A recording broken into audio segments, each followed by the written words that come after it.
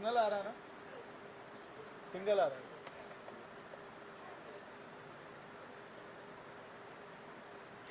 ये वाला फीड आ रहा है, कनेक्ट कर दिया अनिल? आ रहा है।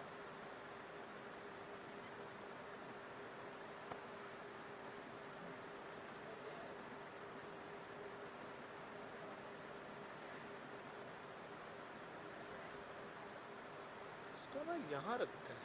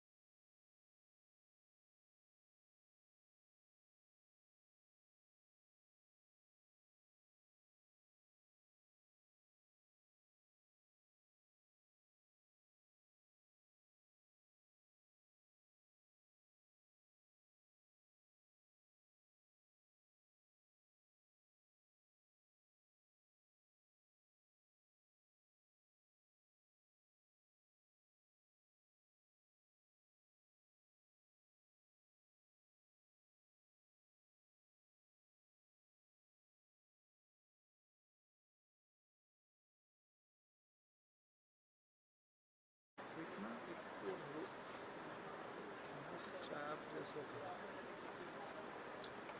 कुछ नहीं रहता, हल्के टाइप।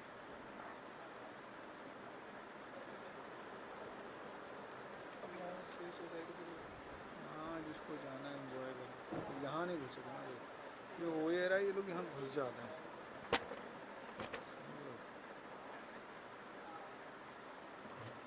यहाँ घुसने की वजह से प्रॉब्लम है सारी। है बड़ा मतलब वेरी रिस्की बिजनेस।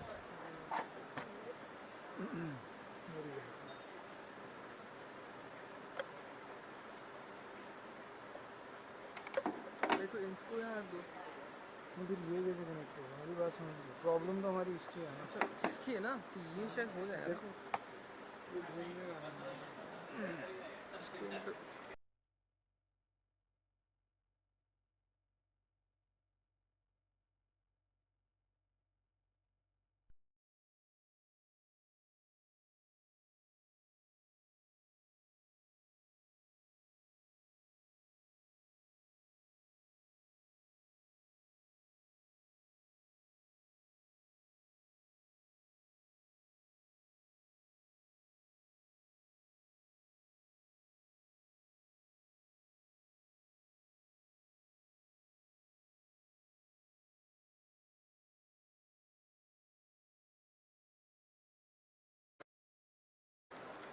बस यही है ना, इसको पावर देने के लिए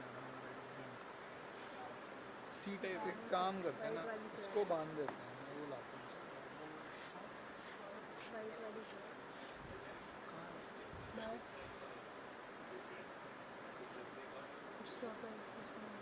अच्छा तो उस पर मतलब ये वही है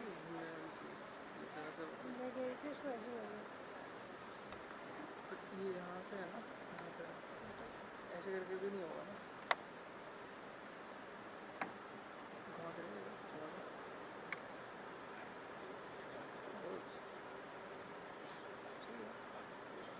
में जाए सर सही है, यहाँ पे टेप लगा कितना ही हो गया पूरा हो गया। ये क्वेश्चन क्यों है नहीं सर मतलब ऐसे करके भी वर्क्स मतलब वो तो ठीक है, लेकिन वापस करोगे तो वो कर रहा है पक्का।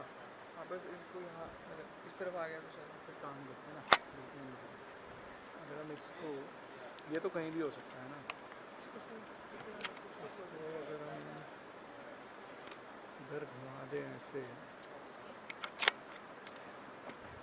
What do you think? Cable कहाँ पे?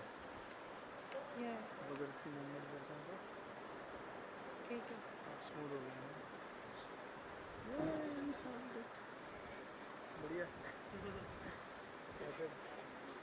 आज यहाँ कोई ना, अरे मैंने अगर रियल के कोई नहीं घुसेगा। अब जिसको जाना है यहीं से चले जाएगा देर। कल इतना मैं देख रहा हूँ ऐसे जा रहे हैं नहीं, एक मिनट तो वहीं बैठा हुआ था। हाँ उसने अपना चार्जर लगा लिया था। फिर कहाँ पीछे ब्रेक नहीं यार यहाँ लगे तो बैग रखना चाहिए। हमारे एक ब्लैक बैग है ना खाली है ना, हाँ, एक बैग यहाँ रखो।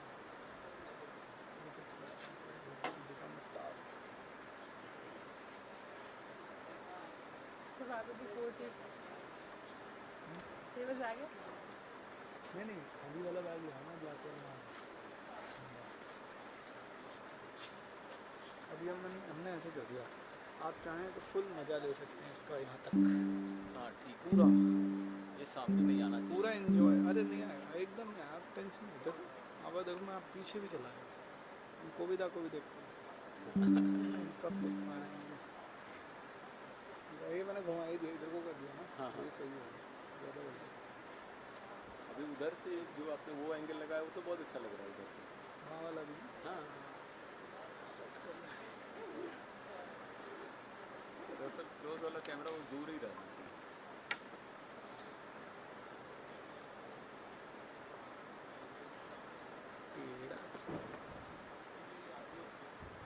इस ट्राइपॉड का तो फिर भी मूवमेंट बहुत बढ़िया है। हाँ, वो ऐसे वो ऊपर वाला तो स्विल है, स्विल स्टैंड के साथ आता है, ऊपर नीचे भी करता अरे इसमें है लास्ट में ऑटोमेटिक। जब इसमें भी लास्ट में ऐसे होता है थोड़ा सा। हाँ वो है हल्का सा बट उतना नहीं। हाँ, इसका गेम वाला इसका और ऊपर करेंगे, नीचे लग रहा है थोड़ा सा ऊपर करेंगे। Should come like this. अभी नहीं हल्का सा ऐसा करना पड़ेगा। लेकिन वो तो उतना ढीला रखिए। नहीं मैं कह रहा हूँ घुमाने में- हाइट नहीं यार रहने दो यार, ये लगा हुआ है फिर पता चला यही है। अरे 3 लोग तो देख रहे हैं, कहा है अरे नहीं वो ऑनलाइन पे है ना, वो बात की उनकी नहीं है, वो यूट्यूब DVR में ज़िंदगी भर रहेगा तो यूट्यूब नहीं ठीक है, 2 इंच नीचे रहेगा ट्राइपॉड तो कोई दिक्कत नहीं।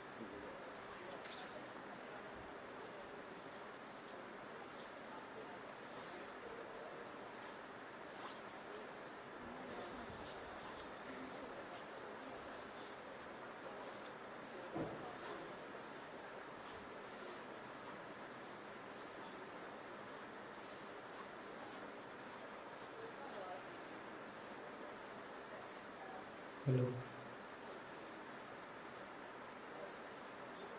Hello check 1 check hello hello check.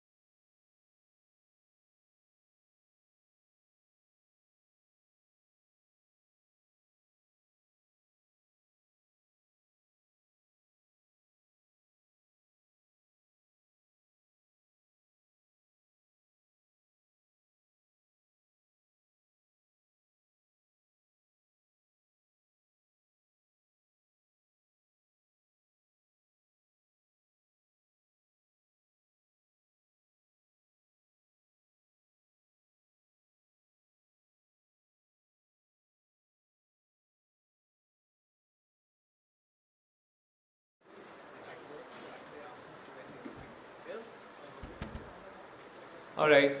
Good morning, everyone. Welcome to day 2, day 3 of the conference, and hope you are all having a good time. So we'll kick off today's day with the keynote. It's a pleasure to introduce Dr. Soumya Swaminathan, who is going to be a keynote speaker. She was most recently WHO's chief scientist, and before that, she was a deputy director general for programs. She's a pediatrician by training and a globally recognized researcher on tuberculosis and HIV. She's an accomplished researcher with more than 480 peer-reviewed publications and book chapters. She's a fellow of the US National Academy of Medicine, the Academy of Medical Sciences of the UK, and a fellow of all the science academies in India. She also serves on several national and global advisory bodies and committees. So throughout her career, one unique thing, she has worked to translate research into impactful programs, something that also resonates with the things that we spoke about in the panel yesterday. For example, as WHO's inaugural chief scientist, Dr. Swaminathan built the science division with a focus on research, quality assurance of norms and standards, and digital health. She played a key role during the pandemic in coordinating scientific efforts at the WHO, as well as setting up COVAX, with a focus on equitable vaccine distribution to low and middle income countries. Currently, Dr. Swaminathan serves as a chairperson of the MS Swaminathan Research Foundation. So today, she's going to share her experiences from the work that is being done at the foundation, focusing on how tech can solve different societal problems. So let's welcome Dr. Swaminathan.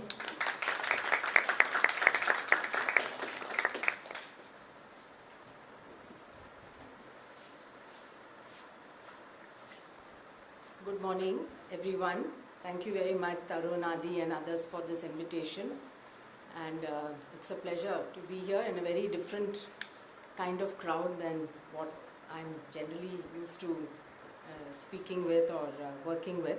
But I think this is exactly what is needed, and I think this whole idea is so innovative and very nice. And I understand it's been going on for a few years now, and whereas people coming from technology are actually trying to connect with people who work on social issues to try to use tech to solve problems. Now, this is what the MS Swaminathan Research Foundation has aimed to do right from its very inception, was to take science and technology to try and address the problems actually of the most marginalized. And so today my talk will I'll try to go through a few examples of what has been done, starting from many years ago, before technology was at the level that it is today. But perhaps given my own interest in health and tuberculosis, I'll reserve the last 15 minutes or so for maybe more off the cuff, where I don't have slides, but we could discuss some pressing issues in health which need, everything can't be solved by technology. So I think we have to start off accepting that premise. Very often a lot of people believe that technology can be applied to every problem. No, there are some very fundamental issues which need much more than technology to fix. But certainly it's a lever, it could be a very good tool to throw light, I think, in many areas of darkness. And the first step always in solving a problem is to have some light on it, have some data, have some clarity on the problem. And so I think, and then of course in tracking and monitoring, I think the tools that we have today are just mind-blowing. And it's very hard to keep up for somebody like me or for any expert in a particular area to keep up with the advances. And this is why we need this type of interdisciplinarity in everything we do. So maybe I'll start with a few examples of what the MSSRF has done to address some societal challenges, and then hopefully we can have even more time for discussion. So I don't want it to be a monologue. So of course, when we talk about technology in the spheres of agriculture, biodiversity, food security, those are some of our key priority areas. Today, of course, we talk about precision agriculture, smart farming, drone satellite imagery, IoT sensors for real-time data on weather, moisture, crop health. And all of this hopefully leads to increased efficiency, reduced inputs and higher yields. I can tell you, however, that in India, majority of farmers are small farmers. Unlike in the US, where we're talking about thousands of hectares, here we're talking, hardly 1 or 2 acres per farmer. Average size, I think, is, under 2 acres. And so for a small farmer cannot invest in these types of tools, obviously, at an individual level. They barely make ends meet. And so I think the challenge for us here is how are we going to bring the tools to help the small farmer. Then we have the biotech tools now again, with CRISPR, Cas9 coming in, the whole field of genetic engineering has been revolutionized, but we've had that right from very traditional ways of crop selection and what was used during the Green Revolution, etc., till today when we can make very highly specific gene editing changes where you can target single genes. Of course, one can use tissue culture for micropropagation. And then the main issue today, again, what's the challenge here? It is a challenge not of yield so much, where yield can still, of course, be improved, but it is the nutritional content and the quality of the crops. And I think there are many studies coming out now which have shown that over the years, if you look at micronutrient content of rice, of wheat, of any of our major crops, it's actually declining. And this is because our soil health has worsened so much over the years. Again, there are many reasons for that which we can go into, but the ultimate effect is on human nutrition, because we get our nutrition from what we eat. So this is why we need to address the fundamental issues of soil health, of water, of crop nutrient quality if we want to improve human nutrition. Then, of course, there are all the new technologies, including AI now, that are being applied for biodiversity, remote sensing, using the space data from there, and using machine learning and predictive modeling, etc. And obviously the outcomes, benefits are that you can do things at scale, data analysis, and help hopefully improve conservation outcomes. And again, here the goal really is that we are facing level of species extinction that we have not seen before. The speed at which species, plant and animal species, insects, etc., are going extinct is the highest it's ever been in recorded history. And half the time we may not even be aware of the species that are being lost, because we still don't even have a comprehensive view of all of the life on Earth. And therefore, I think using technology to map, to track what's happening with certain ecosystems, and I'll give some examples, could be a good way also of understanding our own biodiversity. So our approach to technology, as I mentioned, is really to use it to address developmental issues. And from the very beginning, our tagline has been pro-poor, pro-woman, and pro-nature. And so everything we do must tick these 3 boxes. Our major areas of intervention on the last 35 years have been in the areas of integrated coastal systems management. It's one of the neglected areas. Even though India has such a very large coastline, there are not many groups that work on integrated issues around the coastal systems. There are siloed things that are happening, but how do you connect people and nature over there and their livelihoods?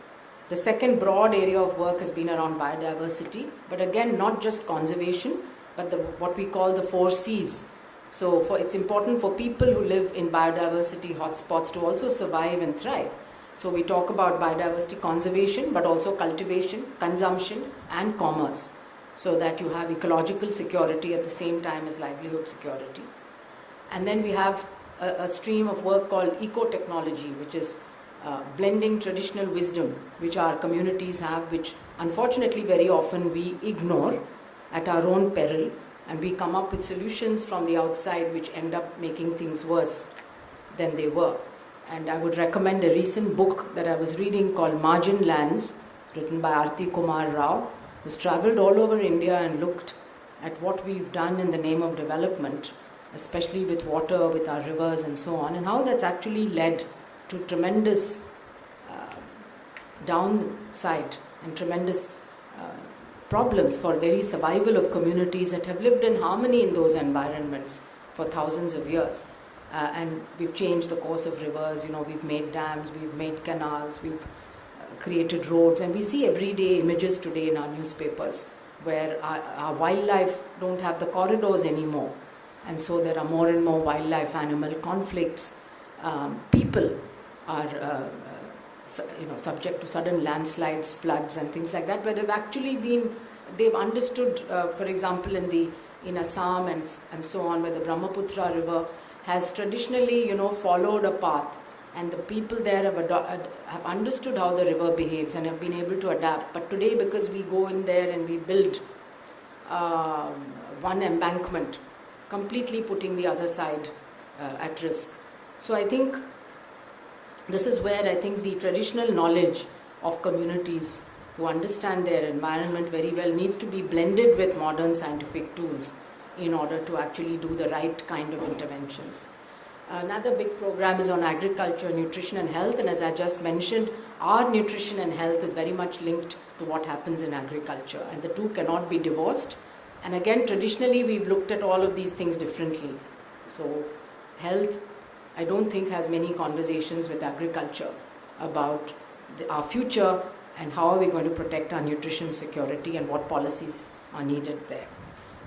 So climate change has been an integral cross-cutting theme right from the very beginning, not just today when everyone's talking about it, but right from 1988 when the foundation was set up, and we do what we call anticipatory and participatory research to address the challenges that are in front of us.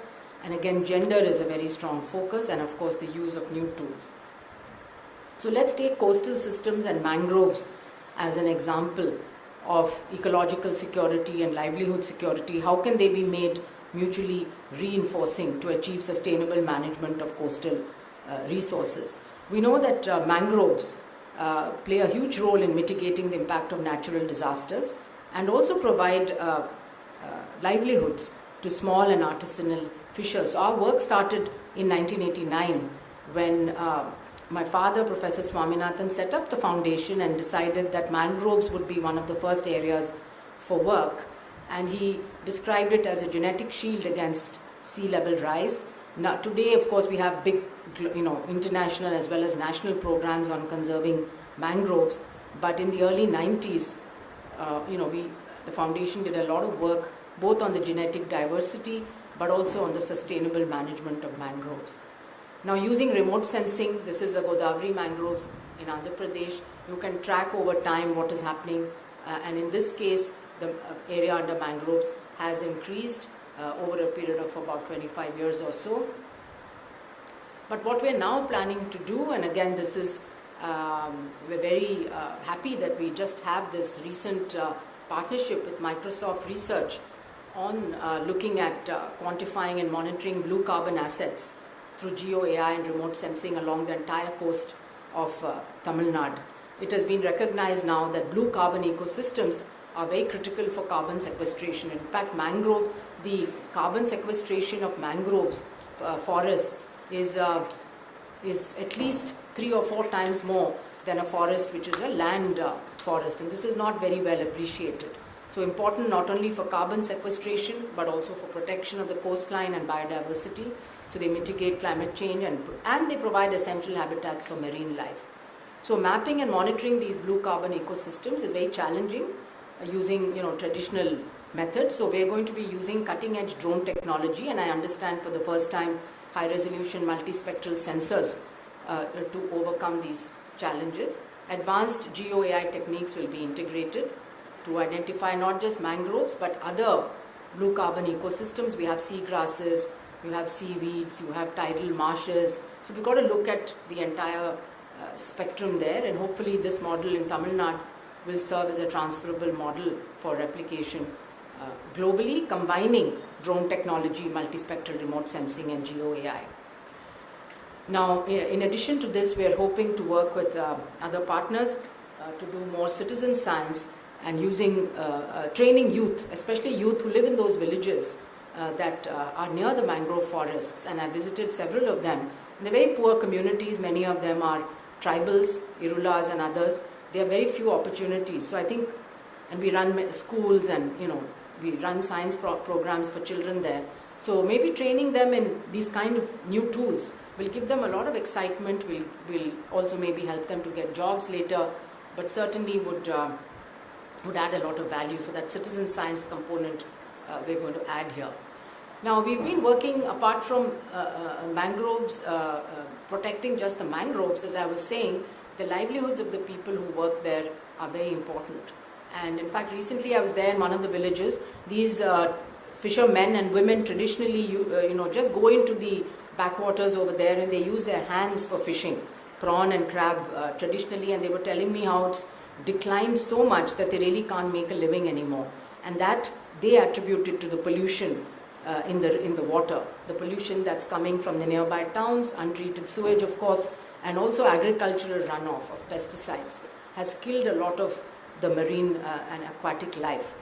So we also need to think about how can we diversify aquatic production systems, saline lands, more and more lands, inlands are becoming saline because of the erosion and the sea level rise, and introducing flood and drought tolerant crops along with fish culture. So we have what we call the integrated fish farming system. So this is inland, it's like aquaculture, but it's integrated in the mangrove areas, and sea bass and these things called the mud crabs have been done, and this provides incomes around the year. So it's like taking these little crabs and putting them into, and these women look after these crabs, and I think it takes about two months or something, and then once the crabs are fattened, they're able to sell them for actually very good prices. So here are some of the women who are doing that, but their problem today is because of the pollution. They say that the survival of these has gone down tremendously, and also some viral infections which need to be dealt with.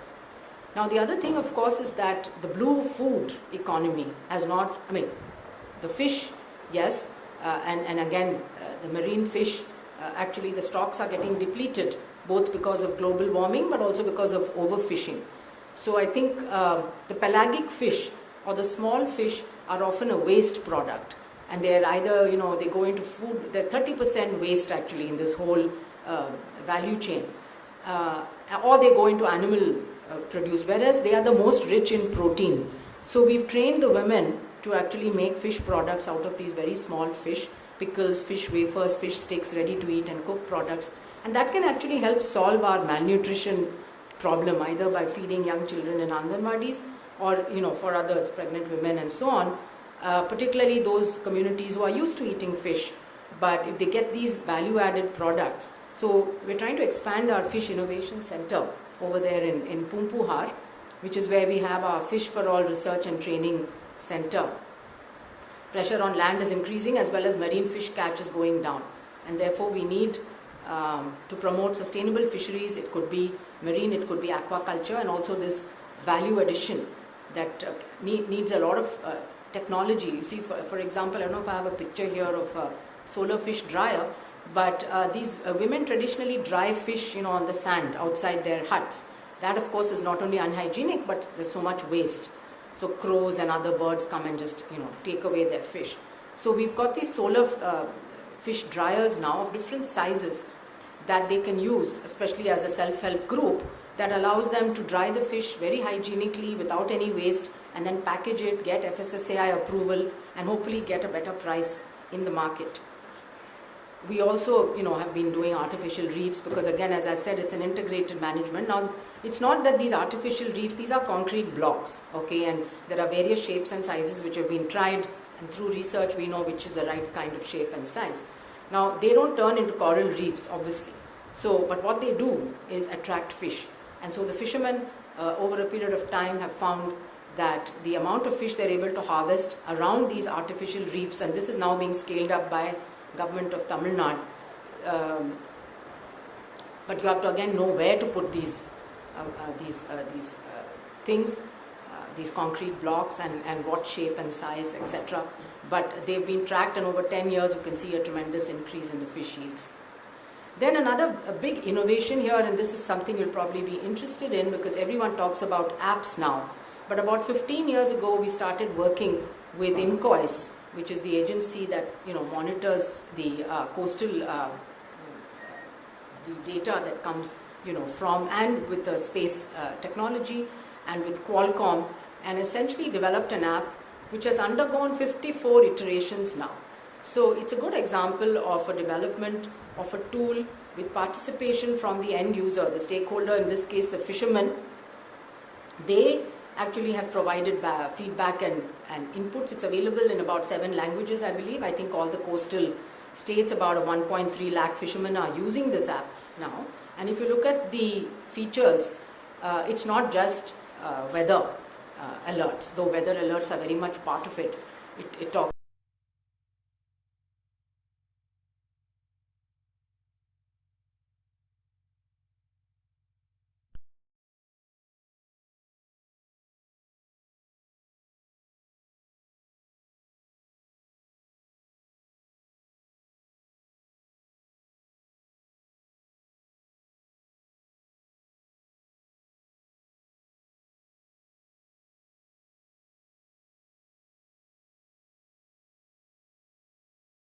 of Sri Lanka.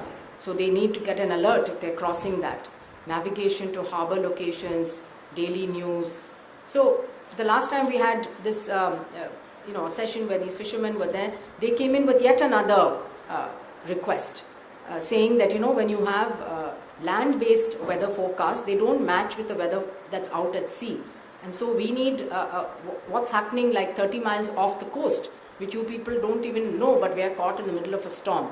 So how can you give us that? So the whole point is that it's not a static app. It's an app that has evolved, keeps evolving, and like I said, it's gone through 54 iterations. Now we have something similar for farmers as well. I mentioned the turtle nesting sites, and these are the different sanctuaries in Odisha, and this again hopefully now helps them to avoid those places. Another area, simple problem, okay, fishermen go out to sea, you're catching a lot of things you're not supposed to catch. They don't want to catch dolphins or turtles, but they are. So, because that's the way their nets are designed.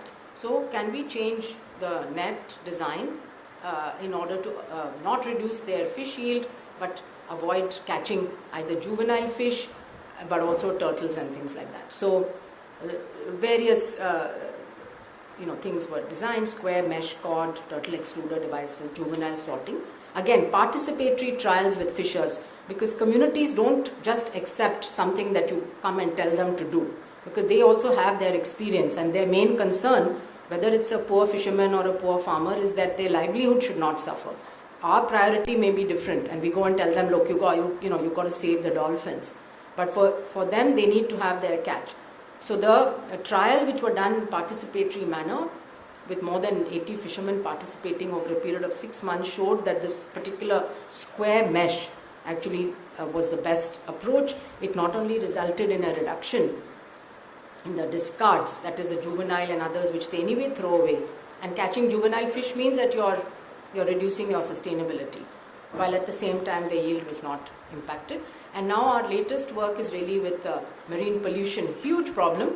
Again, invisible to most of us because it's underwater, we don't see what's going on, but the moment you go in there, you know how much of discarded what is called ghost gears are lying in the environment. And they're not only bad, of course, because the microplastic is getting into everything, but also because they kill a lot of the animals like turtles and dolphins and others who need to come up to breathe. Once they get enmeshed in this, they actually die because they can no longer come up. So we've had volunteers now, who are rescuing these animals from ghost gears, but it's still a very small initiative, and we need a massive circular economy around the recovered ghost gear that's being brought out, and all these nets. The fishermen don't know what to do, so they discard it. But if you had an economic model for the fishermen to bring it back from sea, then they could bring it and sell it, and that could be an additional income. So this is something we're trying to work on. And I mentioned the post-harvest fisheries. You can see the solar dryer and the women working inside the solar dryer. So now we're focusing on women reduce drudgery, because fisher women actually have a huge amount of drudgery in their lives. Bring technology to help them improve their incomes. They need financial training, management training, organizational training, promoting them as fish farmer producer organizations. So that's our work and I just encapsulated, gave you a very quick view. Let's talk about another approach that we've had called Bio Village. And I told you what we mean by eco-technology, but a Bio Village is a place where human development occupies a pride of place. The activities are demand and market driven, and it's an approach that regards rural women and men as producers, as innovators and entrepreneurs. So essentially you've got to look at natural resources. How do we conserve natural resources in a particular area and enhance and sustainable livelihoods? Which means you've got to look at land, water, biodiversity. What are the common property resources that village has? What can you do on farm in terms of improving incomes by diversification, value addition, and non-farm as well? So they need technology, training, infrastructure, links to trade. Okay, I think we'll skip this. Basically, it's agriculture, water resources, soil health. Pollination is something that is very important. Again, because of our environmental damage that we've been doing, loss of green cover, etc., pollinators have been declining tremendously. And once pollinators decline, then of course your yields and everything are impacted. So working on which flowers to put where, intercropping with crops, understanding for example, the lower example is of a mango orchard and having the right kind of pollinator attracted by putting flowers there. Then eco-enterprise development. Again, what we need more of, I think, is this kind of rural entrepreneurship development, because invariably what happens is now a migration from rural to urban because of the lack of opportunities and jobs. And so I think the future really is going to have to be to create good jobs where people can stay in rural areas where they actually may have a better quality of life than in urban or a peri-urban low-income housing, or what we call a slum, but they can earn a decent living there. And so there are examples I'm just going to run through, biofungicide production, what we call biological software for sustainable agriculture, biofertilizers, value addition of different products, mushroom, trichoderma, again, biofertilizers, dairy farming, how to build the value chain. So again, a good experiment. I think I have some slides on the plant clinic. So how can you empower rural women who may be, when we started working, many girls had not studied beyond class 8 or 9, and yet they were the ones who ran the village knowledge centers and the computer centers. So a girl who's done class 10 or 11 is perfectly capable of being skilled and trained, and they're very quick to adopt technology. That's one thing we've noticed. And then they can provide services to the community. So in this case, training women, because again, if you look at social structures, there is gender inequality in decision making, there's gender inequality in terms of land ownership, in being able to get credit, loans, they have less access to mobile phones, and therefore there's a lack of awareness. So I think we have to address each of those and give them the knowledge and the tools. They actually use it much better, and in fact FAO and others have shown through data that if you give women the same tools as men, you actually end up improving the family situation, including income, education, etc., much more. So I think for whatever reason, this has been found to be the case, and yet we find that women are really not in decision-making roles. So traditional ways is of course to train them in making papads and pickles and things like that. But today when I visit them, they tell me we want to be drone operators, we want to ride, drive a van or a motorcycle or an auto rickshaw. They no longer want to sit at home, with the traditional kind of occupations, and it's quite right. I mean, why should they? And so I think the aspirations of especially tribal girls, I find in this country, we are just not meeting their aspirations. And they have so many challenges, in really even finishing class 12. It's a huge challenge. Most boys in tribal areas drop out of school by class 6, 7, 8. That's it. Because they see no opportunity.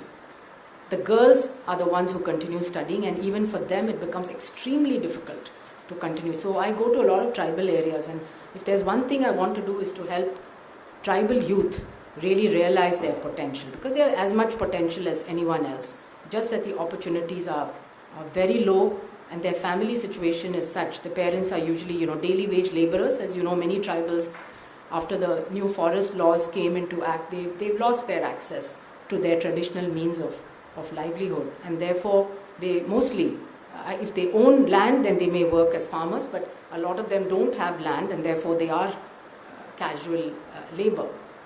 So I think that youth that we have there, who has some knowledge and connection with the land where they live, so we have to think smart about how we can train them. So these are some of the other things. Yes, fish pickle we talked about, integrated aquaculture, backyard ornamental fish culture, pulses value chain. So, India is short of pulse production, oil seed production. We import these things. So we may be self-sufficient in rice and wheat, but we are not self-sufficient in all the nutrients that we need. And in fact, pulses are good for the soil as well, because as you know, they are nitrogen fixers.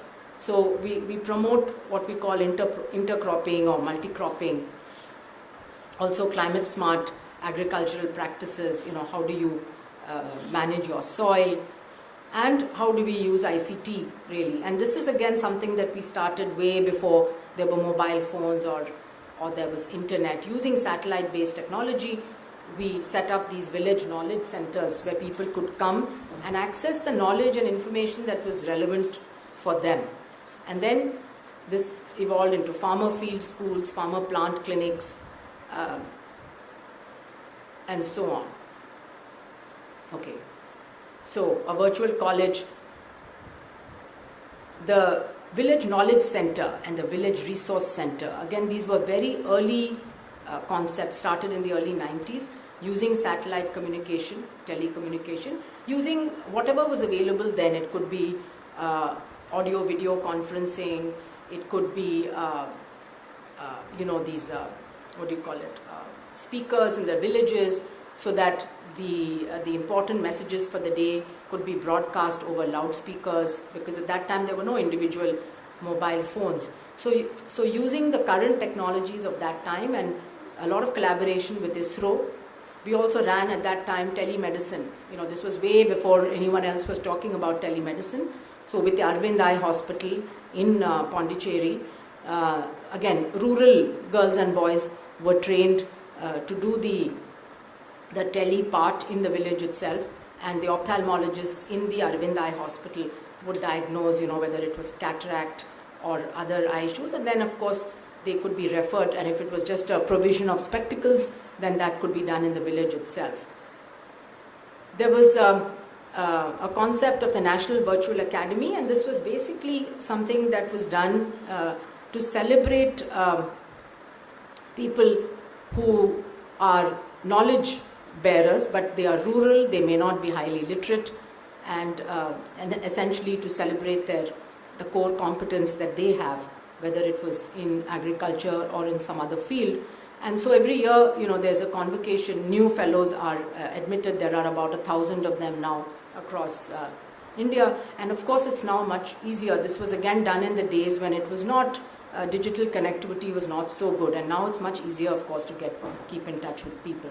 So another innovation is a plant clinic, again training rural women to actually diagnose plant diseases, to give them the tools, to give them a tablet, and they are available in the village, and farmers can bring the crop, the plant to them, which they have some disease. It could be a pest, it could be a pathogen, and these people are then able to examine it under the magnifying lens and provide information, provide advice. And basically what it's resulted in is a reduction in the use of pesticides, unnecessary application of chemicals, because if the farmer doesn't know what the diagnosis is, then there's a random kind of application of broad spectrum things. Whereas here they are told this is a zinc deficiency or this is this particular type of infestation, and they can go ahead and treat that. So these plant clinics again serve many functions: audio advisories, helpline services. There's a phone-in program.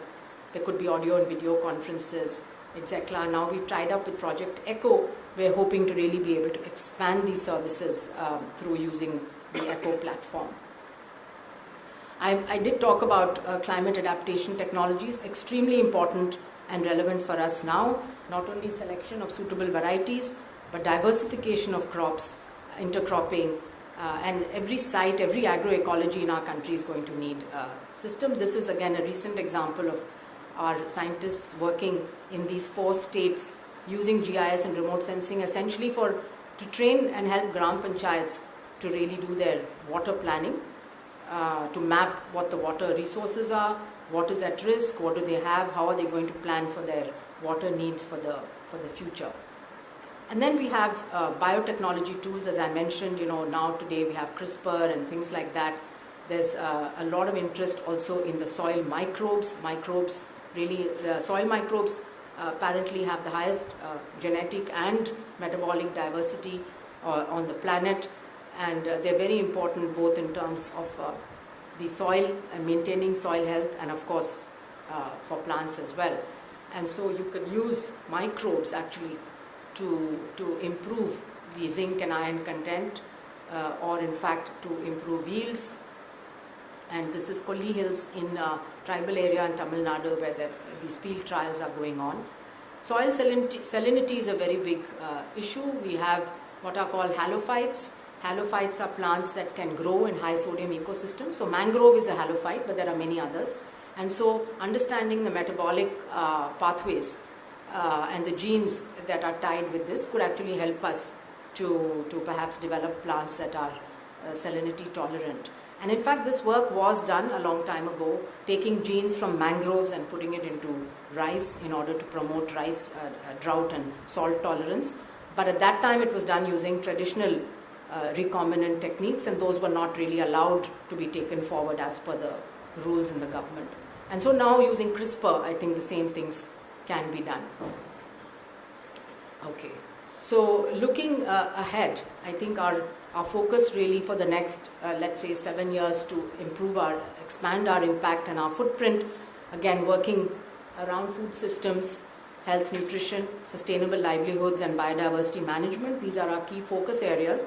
But of course the cross-thematic ones are the use of technology, application of a climate lens to everything we do, the gender lens, and partnering with institutions, government, private, NGOs. Ultimately, we defend small farmers, fishers, tribals, communities.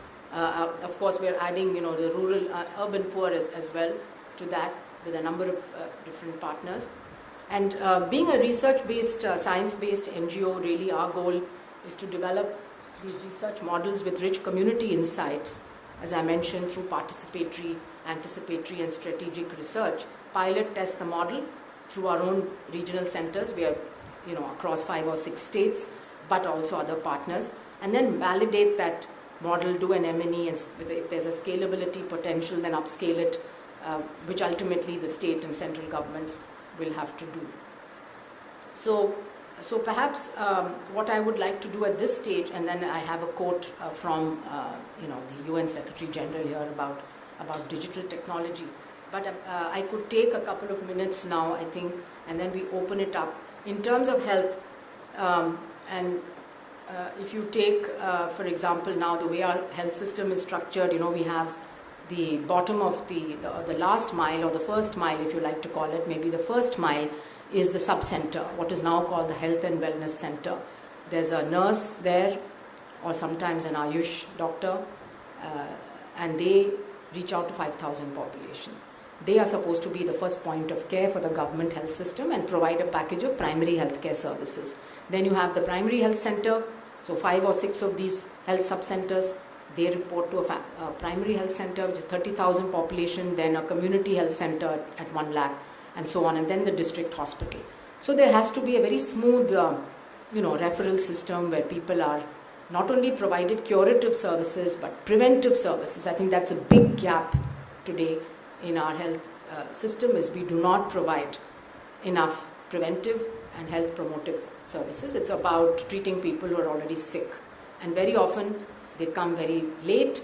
And so what's happening is that the burden on the health system is going to keep increasing. Our insurance coverage program, if you really see the projections, it's really quite unsustainable because we're waiting for people to get sick.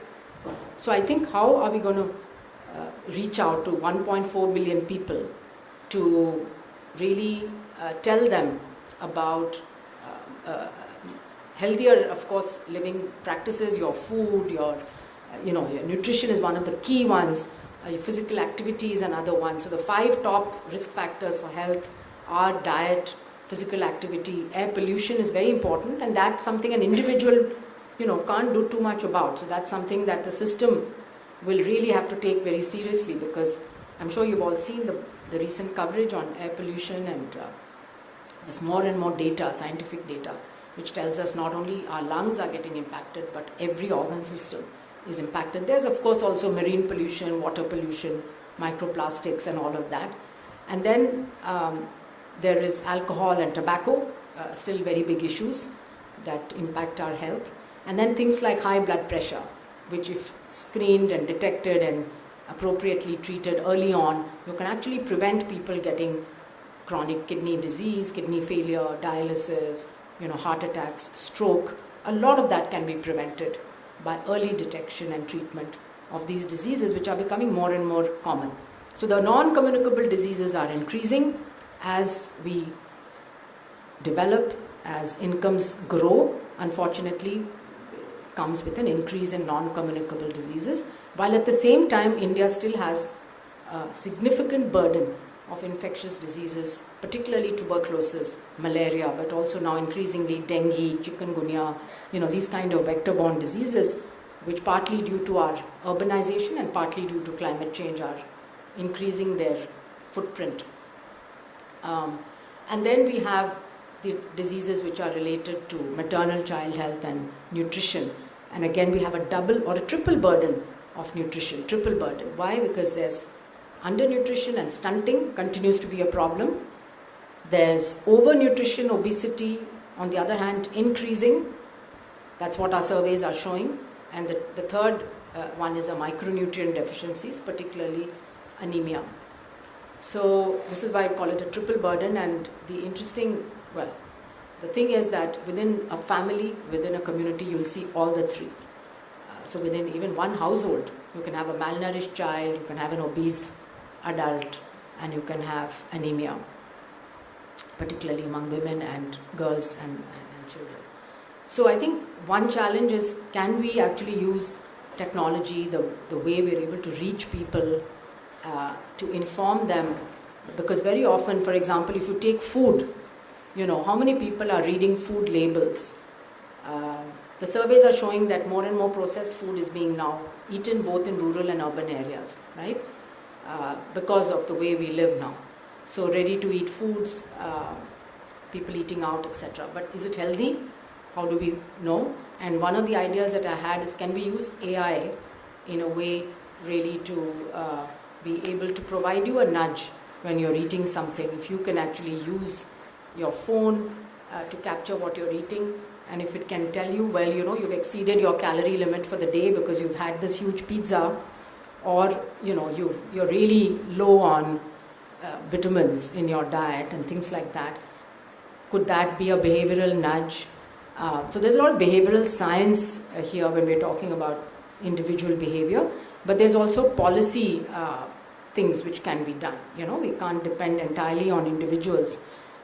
Here the state also needs to come in and have the right kind of a regulatory system as well to incentivize industry to make more healthy products, and maybe disincentivize them if they are not, etc. So there's that whole aspect of behavior change is very much part of public health that's been neglected so far. And then of course there is how can we keep track in real time data to inform the policy makers of what needs to be done where. Nobody is going to be benefited by a report that comes once in 5 years or once in 2 years and tells you what happened in the past, right? So the policymaker really needs to know whether it's TB, there's a cluster of cases here. So, okay, so then there's something going on there. Why so many people getting TB? Let me see if there are some issues, that need to get fixed. It could be that, you can predict that there's going to be a dengue outbreak based on humidity, rain, etc. I think that's something that is becoming more. The problem there is the solution is very difficult. You can predict a dengue outbreak based on past history using machine learning, but then you must be able to act on it. And again, it's a whole of citizen type of response. And then the main thing is, how do we use that real-time data to really provide the tools and the necessary support to the people who are on the front lines. So the Anganwadi workers and the Ashas and the community health workers, they are the ones who collect all this data. In fact, they spend too much time collecting data, and the feedback to them is very limited. And so they're spending so much time, but they're not getting any benefit out of the data that they collect, because that is then being looked at the district level, state level, central level. That feedback loop really needs to improve so that she can improve her performance and she can get insights into things which she may not be aware of. And then can we crowdsource health information, right? I think during COVID, a lot of that was happening, crowdsourcing. But where is it going to be useful? How can it be used to improve programs? Everybody has a mobile now. I know in the TB program that, it's been tried using GPS, can you map, can you find out hotspots and things like that. And then, of course, technology is used now routinely for monitoring supply chains, monitoring, do you have enough stocks of drugs and things like that. But again, that alert must come that something is going on. And finally, after COVID, I think we all realize now that zoonotic infections, new emerging infections, are here to stay. And it's not a question of if, but when the next pandemic will arise. Because at some point, some virus will jump from an animal to humans and will be able to adapt itself to the point where it can spread human to human. So that's what happened with COVID. We still don't know the whole story, of course, which animal, how, etc., because we don't, we haven't seen all that data from China. But we do know that it's most likely, like SARS-1, we know, came from a bat, went to civet cat, and then came to humans. You see what's going on with H5N1 now in the US, where cattle farm after cattle farm is infected. Cattle, of course, is a mammal, so it may not be too far before that virus learns how to survive in humans, and not just survive, but spread. Once you get an airborne pathogen that can spread human to human, then that's it. That's the beginning of the next outbreak. So we have to be prepared. And how do you get prepared? I think you've got to detect on time that something funny is happening, and you have to report, and you have to immediately take action and prevent it from becoming a pandemic. We cannot prevent the virus from jumping. That ability we don't have. But what we can do is to detect and stop the outbreak as quickly as possible, and Kerala has shown that it's possible to do. Recently, they've detected a couple of cases of amoebic meningoencephalitis. So they detected Nipah and they brought it under control by doing the right kind of public health measures. That capacity is needed in every district and every block, because we don't know where the next thing will start. We know there are some vulnerable, hotspots, but could be anywhere. And so I think this is something where you need both human intelligence, maybe coupled with artificial intelligence, to address. So again, as I conclude, I think that the best combination is human and artificial intelligence. We can't do one or the other. I think in today's age, we have to use it wisely. We haven't touched on ethics. I'm sure in your 4 days, you've talked about the ethics of AI. There's so much being written and spoken about that as well. Any new technology comes with its own ethical challenges. It's not just AI. When I was at the WHO, in fact, we came out with 2 documents, and I'm happy to see one of them has been updated. One was on the ethics and regulatory frameworks around artificial intelligence, and the other was a similar thing for genome editing, because again we had seen some examples of scientists just doing whatever they like with genome editing and coming and doing very unethical experiments. That's what the rest of the scientific community felt. So the WHO, we felt that we need to be ahead of the curve and really be looking, anticipating, and putting out these kind of raising these issues and perhaps discussing them in a way in which both the public but also governments and policymakers could start thinking about frameworks to put in place to regulate some of these. So I'm going to stop there. Thank you very much for this opportunity. Tarun, happy to take a couple of questions.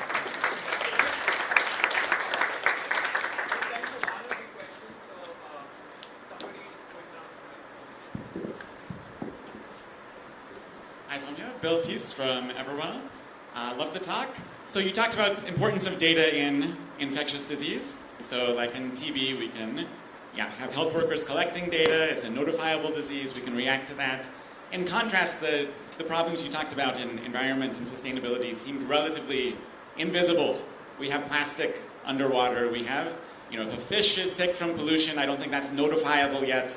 So I'm curious your thoughts. Is it important to invest more in collecting that kind of data, let's say, about the problems you were solving? And if so, what are the kind of approaches either government should take or technologists can take to help strengthen that data monitoring? Yeah, so the simple answer is yes, it's important, because just because it's invisible doesn't mean it doesn't impact us. And in fact, the speed at which things in the marine environment are changing is much faster even than on land. So they've recorded, the highest temperature rise in the oceans since recorded history, and the oceans around Europe in particular, just unprecedented. So when you get 2-3 degrees of temperature rise, that's like a death knell for things like corals and for many species which cannot survive that kind of sudden jump in temperature. So I think we don't have enough data, we don't have enough monitoring, and after all, a lot of our food sources come from, it's all interconnected. So we can't say that, we can forget about the oceans and still continue to live normally. So there needs more awareness. I think with the current tools we have, we can make much more rapid progress. But we also need people who are trained in this type of interdisciplinary science. Yeah, hello ma'am. Thank you for this wonderful lecture. My question is, whenever that we have conflict between the human development and nature, so how to prioritize this? So just me give an example. So in Maharashtra that we were having a huge investment, 3 lakh crores. So one refinery was set up, they were announced that a refinery will be set up in Maharashtra, in Ratnagiri, Konkan. But there was resistance from the locals. So it will take away their livelihood and it will affect the marine life and other things. And from 5 years, like more than 5 years, it is completely stopped. 3 lakh crores, huge investment. It could have impacted the entire Maharashtra's economy and the national economy. How you prioritize these things then? Yeah, it's a very good question, and I don't think that there's a yes or no, a clear answer like this is the solution, no. But this is the whole issue today we face, is development and what's happening with biodiversity. So the major challenges we face today, of course, are global warming and biodiversity loss, but inequality is increasing as well, right? And this is at the global level between countries, but also at the national level within each country. There are inequalities that have been increasing. There's enough data there. So our model of development needs to be sustainable, equitable, and it now has to be climate resilient. So we cannot do in silos. Like one part of the government is focusing on a net zero, and somebody else is trying to do something for development. These have to come together. Because when you build anything new, it could be a bridge, it could be a refinery, it could be, we're blasting the Himalayas and making big highways. Okay, so have we really thought about the long term? And we are seeing the results, right? So this is why I talked about traditional knowledge. If the locals are protesting, then there's a reason for that. So the best thing really would be to sit down and discuss, okay, refinery is going to lead to, this benefit. For whom? If it's not for the locals and it's for someone very far away, who's using all the electricity, right? People in the cities. What do the tribals get? They still don't, in many cases, don't have their basic needs. So I think the whole equity in development has to be thought about, and we have to think about the human species but also other species, because if we ignore the fact that other species will get extinct and it's fine because humans are going to survive and thrive, it's not the case. It's all we're in a chain, in a web. That understanding, I think, needs to come. It is coming. There's much more discussion now about how do you really bring all these things together, the major challenges that face us today, and they are interlinked. So pandemic preparedness is nothing different really from providing universal health coverage to every individual. And so, but the funding, the way that governments work is still siloed. But I think this type of discussion will hopefully bring some of these things together. It has to. So one last short question. Sure. Hi, thank you so much for the talk. Nikki Dell from Cornell. I think my question's related to bills, but maybe a little bit different. There's such a huge focus at the moment on AI and investment in AI. How do you see it, like how do you see incentivizing investment in the larger pipeline? So if we can detect that the coral is dying, or we can detect that there's a TB outbreak, how do we then incentivize funding and resources for the other non-technical action that has to happen to respond to whatever we've detected? Yeah, I mean, again, I think it's a question that, in my experience, and most of us, and I as a researcher used to believe that you uncover the data, the evidence well, then the next clear step is that the policymakers are going to act on it, right? And make the right policy.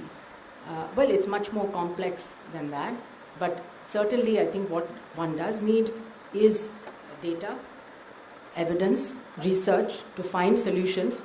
Yes, you pinpoint the problem, but you must also try and propose some solutions and test them if possible. And then go with a menu of options, perhaps, to the policymakers. It's always good to have options, right? And then there's the cost and the cost effectiveness and all of that. And again, the more broad, it's not easy, of course, to have, but the broader the research can be in terms of involving different groups of people, participatory. This is why I now really believe that you need these type of collectives, consortia, you need groups of institutions, individuals to come together and work on a problem and agree that there could be some solutions. So you're absolutely right that just finding the problem doesn't mean it will get solved, but we see how things move. It may take a long time. And a good example is that we've had 28 COPs, right, for climate. It was only in the 28th COP that health had a mention and that agriculture had a mention. It was only last year in Dubai for the first time that they had a health day. So no one thought climate change, so the focus was all on mitigation, reducing carbon emissions, etc. I think slowly that understanding is expanding. And but I think we need researchers, scientists to really talk about the work that is done in the field, because very often we're content with talking to our peers and publishing. We should be writing and talking about it in the media much more, making people aware. I wrote an editorial on this ghost gears last year. It was a small thing, I think, for Environment Day. I got so many emails from people who said, never heard of ghost gears, we never knew there's so much pollution in the ocean, including very senior people. So one doesn't know everything that's going on around you. And so I believe, and you have to communicate. So that's another big skill that scientists need, which we're not trained for. All right, so let's wrap up this session.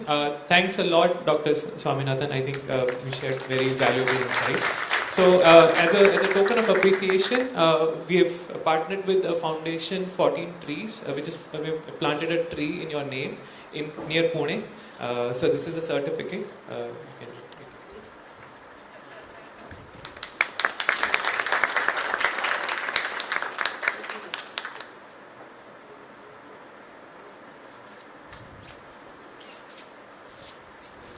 Let's give her a big round of applause.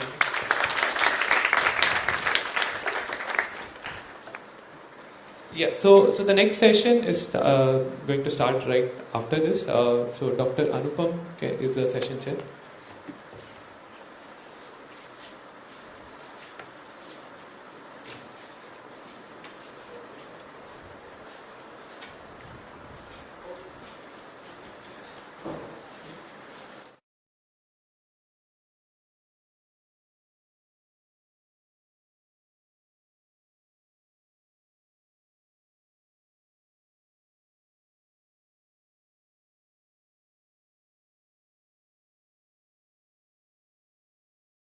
Including some on marine life as well.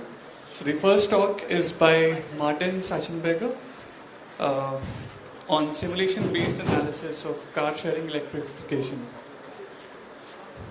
So the talk is going to be 10 minutes and we'll have 3 minutes for Q&A after this. So,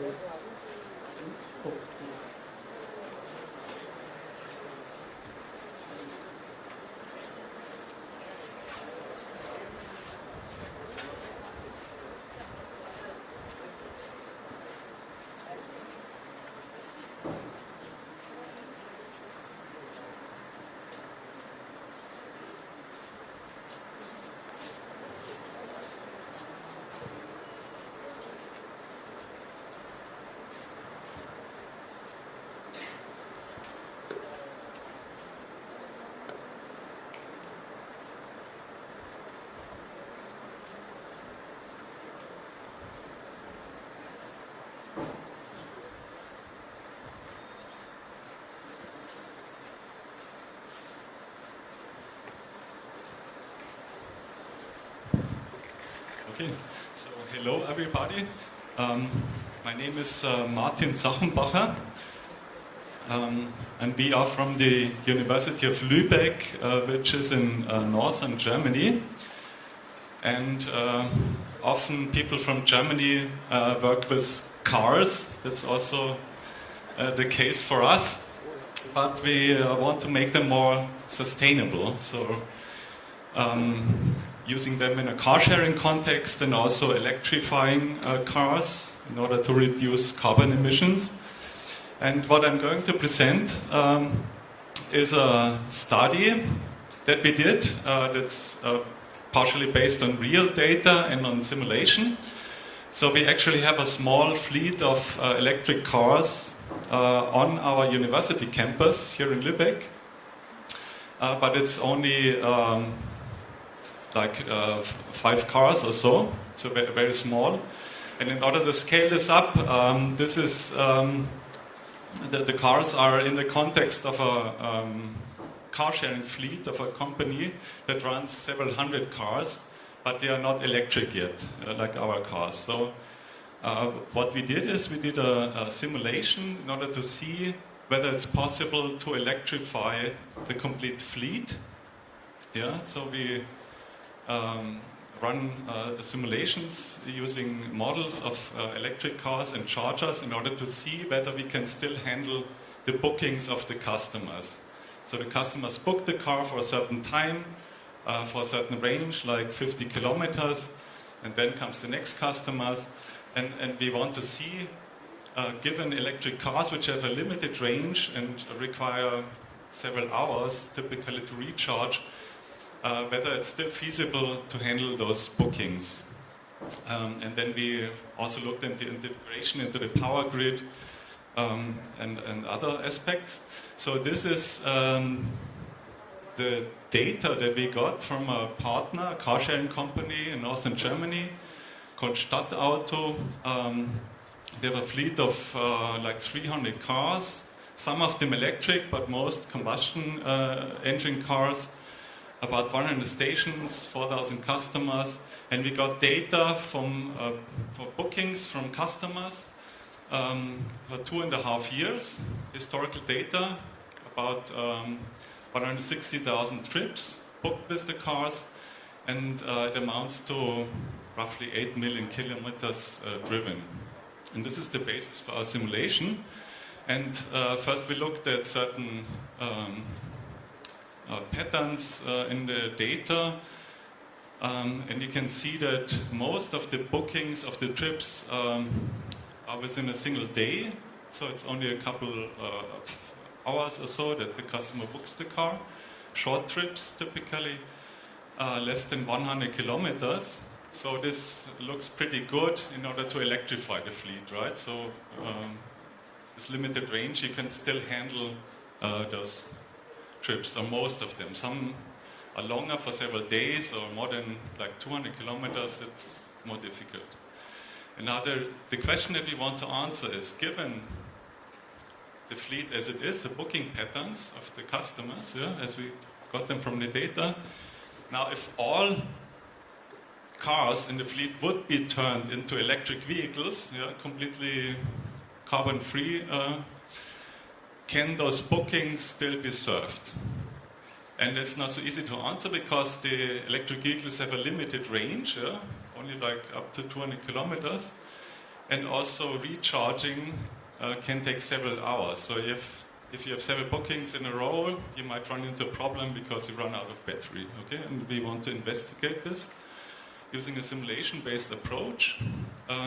So for every combustion engine model in the fleet, in the simulation we replaced it by a corresponding electric vehicle that has similar characteristics. So there are different categories that the customers can book, and for everyone used an electric equivalent. And also for the charging infrastructure. Now, looking more closely at the data, we identified certain critical patterns in the booking data. And one of them, an important one, we call it booking chain. And this means that there's a sequence of consecutive bookings for the same car in the same station, where the time gap between a booking and the next consecutive booking is so short that there's not enough time to fully recharge the battery from 0 to 100%. And here's a formalization, so the time difference between the start of the next booking and the end of the previous booking is less than the time required for the battery capacity divided by the charging power. And now such a booking chain might create a problem because depending on the range that is required, you might run out of battery during the trip. But it's not necessarily the case. It depends on the required range. So it's a necessary but not sufficient condition that the bookings, consecutive bookings, might influence each other and you might run out of battery. But it's helpful for analysis. And you can define additional metrics on those booking chains, like the length, total length of the chain, its duration, and so on, in order to use it for analysis. And here's a real-world example of a booking chain that involves 4 consecutive bookings for the same car. And here you see the state of charge. In this case, it's possible to fully recharge a battery after the first 2 bookings, but the third and the fourth booking, there's no time gap in between. So depending on the range required, you might run out of battery. So that's a critical chain here. So we ran the simulation using the existing trip data. So here you see a list of bookings by the car sharing customers. So the start time, end time, car type, and required kilometers. And then we have our simulation models of the electric vehicles and the chargers. And then we also use different service strategies, how to handle the bookings. So in the first strategy, we accept all of the bookings, but charging is only allowed at the station that the car resides, not in between. Second strategy is to turn down the long-range bookings that are not coverable by even a fully charged battery, and you only handle the rest of the bookings. And the third strategy is the most realistic one, so to say. So you accept all the bookings, but you allow also charging in between outside of the station.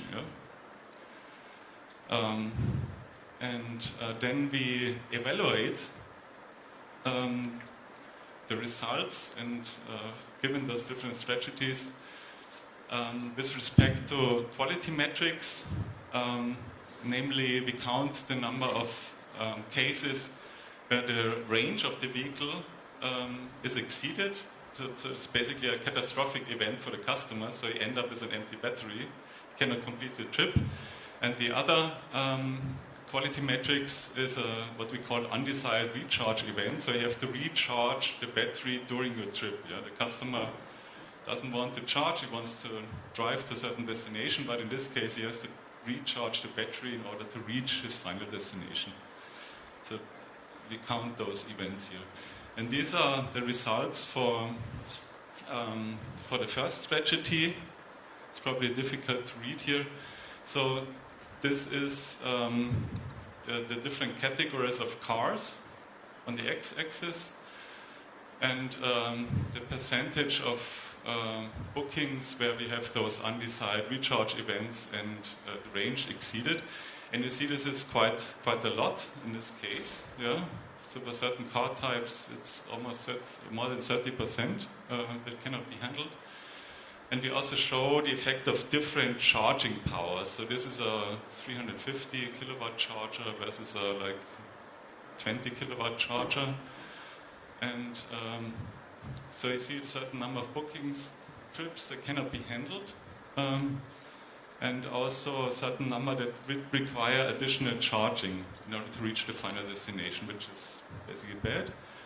But for the other strategies, you see much better results. So more than 99% of the bookings could be covered by electric cars. If you look more closely at the last strategy, you see that this booking chain pattern that I talked about before, is actually a good indication for the service quality of the strategy. So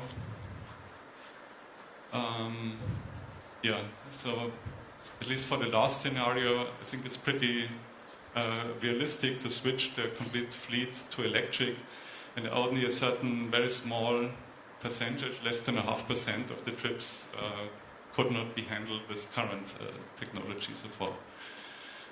Then we looked also at the overall picture, the integration of the fleet into the power grid, because if the vehicles are returned by the customers, they have to be recharged. So we assume they are recharged immediately at the station. So this creates a certain additional load on the power grid. And this is what is depicted here. So this is in the course of a day. And typically in the afternoon, most of the cars are returned and create those additional load peaks in the power grid. And unfortunately, this somehow coincides, at least for the afternoon peak, with certain durations where the grid is already unstable, so where there's already a huge demand in the power grid. So there's a interval in the morning, but also late in the afternoon, where the power grid is under stress, basically, and this additional charging load adds up to it. So that's a problem. So we looked into more intelligent recharging strategies of the cars, and only briefly glancing over it. So on our university campus, we looked at the building power consumption, used machine learning in order to forecast the power consumption, in order to predict certain peaks, and then we used a strategy that adapts the charging in order to avoid those peaks and do peak shaving. But this is in another paper if you want to learn more about it. Okay, so I should finish now, and conclusion is we did a simulation-based analysis in order to investigate the effects of electrification, found booking patterns as a good indicator if the transition is successful, and currently we are working with more and more recent data in order to compare it to this more historical data. Thank you. Thank you so much, Martin. We have time for maybe a quick question.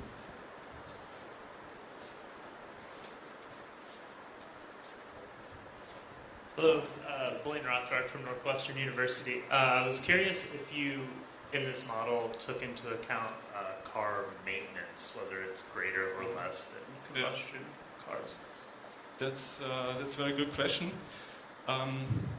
So maintenance for electric cars especially means a degradation of the battery. So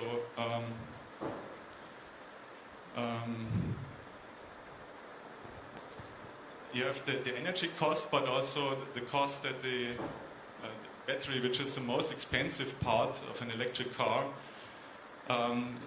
degrades over time, but also depending on the stress, basically from trips. And so far, it's an interesting aspect, of course. It should be added into the cost of the bookings also, yeah? Not just the energy cost and so on, but also the battery degradation.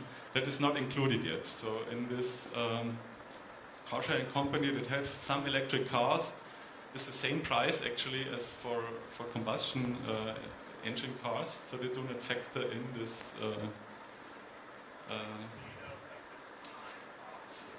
Could we please take it offline? We are running a slightly short of time.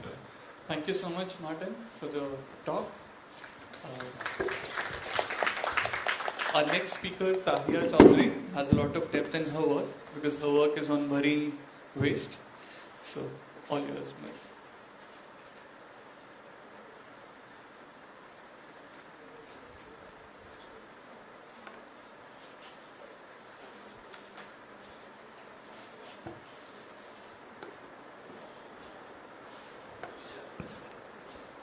Can everyone hear me? Good morning, everyone. Thank you for joining this session. I'm Tahia Chaudhary, currently an assistant professor of computer science at Colby College in the United States. This is my first time attending SEM Campus and also first time visiting India, so very, very excited. And also, I think I'm really glad that I'm going to present this work today because today is National Fish Farmers Day in India. And this work is related to sustainable fish farming, in particular lobster farming. And it's also related to the ghost gear problem mentioned in the key talk. So this talk, this work is led by my student Raymond Wang, and it's a collaborative project with Dr. Whitney King from Colby Chemistry Department and Dr. Nicholas Rickard from Bigelow Lab for Ocean Sciences.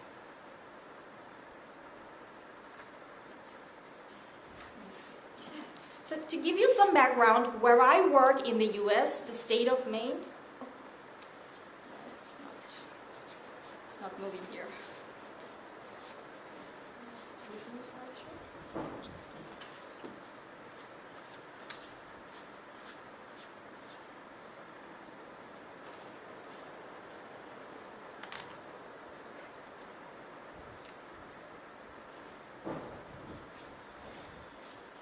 Sorry about the interruption. I think my slide deck needs morning coffee. To give you some background, in the US where I work, the state of Maine, it's a beautiful state surrounded by oceans. When we think of oceans, we think of something that looks like this. Oceans cover 71% of Earth's surface. It hosts diverse biological species, sustain marine life. But this precious ecosystem is threatened as various human-made materials enter the ocean. Let me see. I think it's not working yet.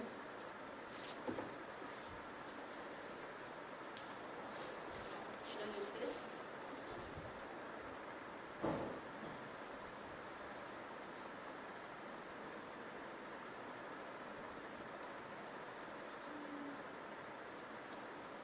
Let's see. It's just to make sure. Okay. So this precious ecosystem is threatened as various human-made materials like plastic, rubber, fishing gears that are called marine debris enter the ocean. Approximately 75 to 199 tons of plastic is currently found in Earth's oceans, resulting in severe environmental, social, economic, and health consequences. Marine debris problem is influenced by ocean currents and weather patterns, so climate change also plays a role in this problem. Now, what are we doing to mitigate this? Government, industry, and community stakeholders are developing marine debris action plans tailored to the local community's needs. However, these initiatives can be expensive in terms of funding and human efforts. As an alternative, with recent advancement of deep learning in computer vision tasks, prior work have used object segmentation, detection approaches for automating marine debris monitoring using satellite and drone image.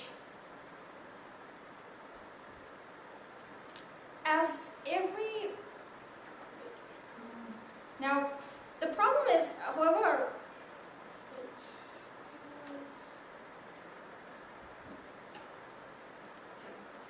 most debris items are often obscured by natural objects, as you can see here.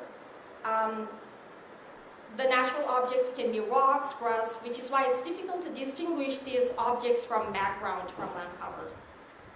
Also, marine debris can be highly diverse in shape, size, color, texture, depending on economic, industry, and marine activities of the specific region. For example, at areas with high fishing activities, fishing gears and traps are the most common debris items. As every area has its unique debris items, human levels are typically leveraged as a sustainable approach to detect and identify debris items without making a physical visit to the area. And these human-provided decisions can be used as ground truth for training machine learning algorithms so that we can identify similar debris items in the future. However, human annotation is time-consuming. How many of you have labeled data for computer vision tasks? Raise your hand. Was it fun? Probably not. It is costly and does not scale very well for diverse geographic regions. Most custom ML-based solutions involve data preprocessing, annotation, training, and validation procedure that are led by technical teams. And these solutions are still challenging to adopt by local communities. There is a need to design a sustainable, user-friendly framework for this problem that combines state-of-the-art automated tools and local stakeholders' knowledge.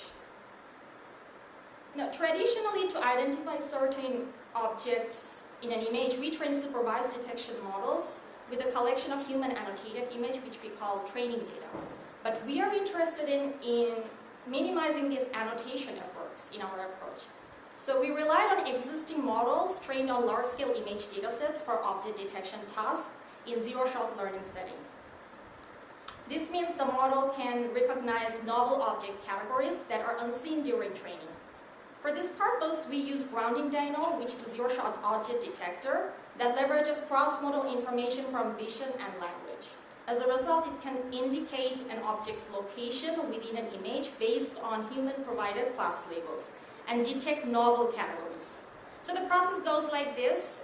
You give grounding dyno a set of image and text pairs into the model, and it detects all the instances of that text query that are within that image. And the output would look like this.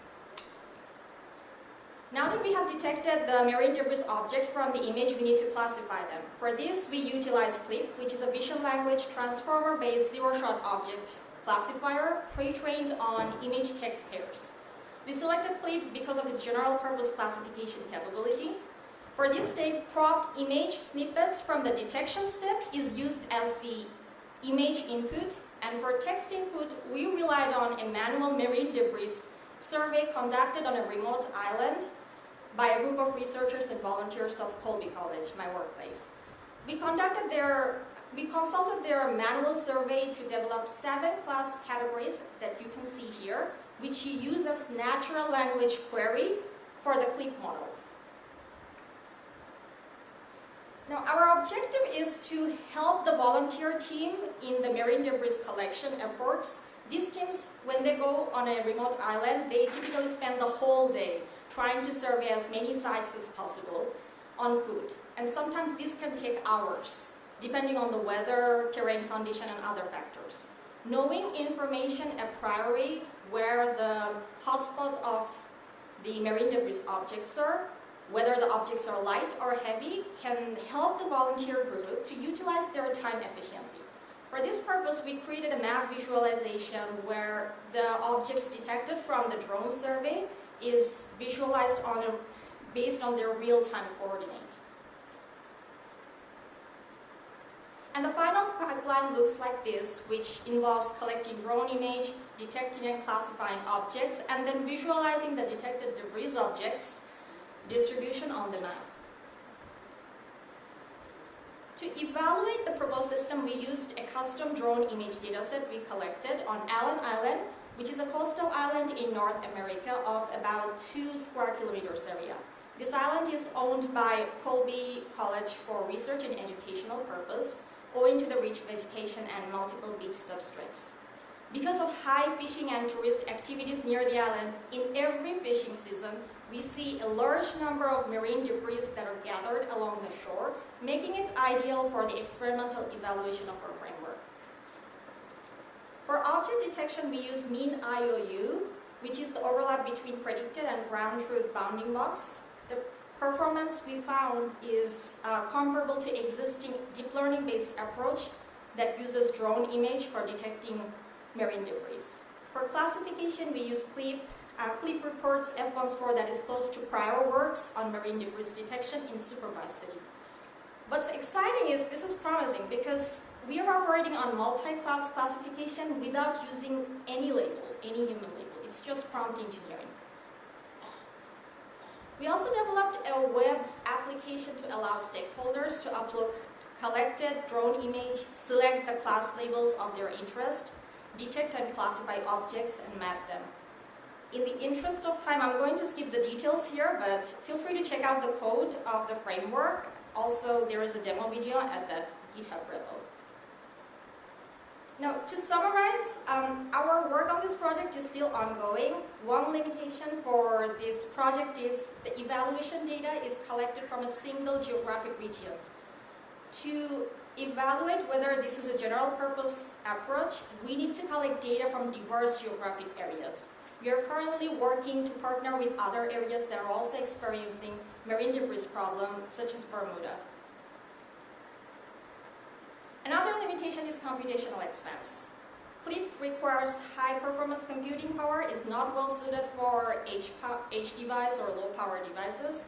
For this research to benefit communities and local stakeholders in the global south, we need to find economical solution for running these models.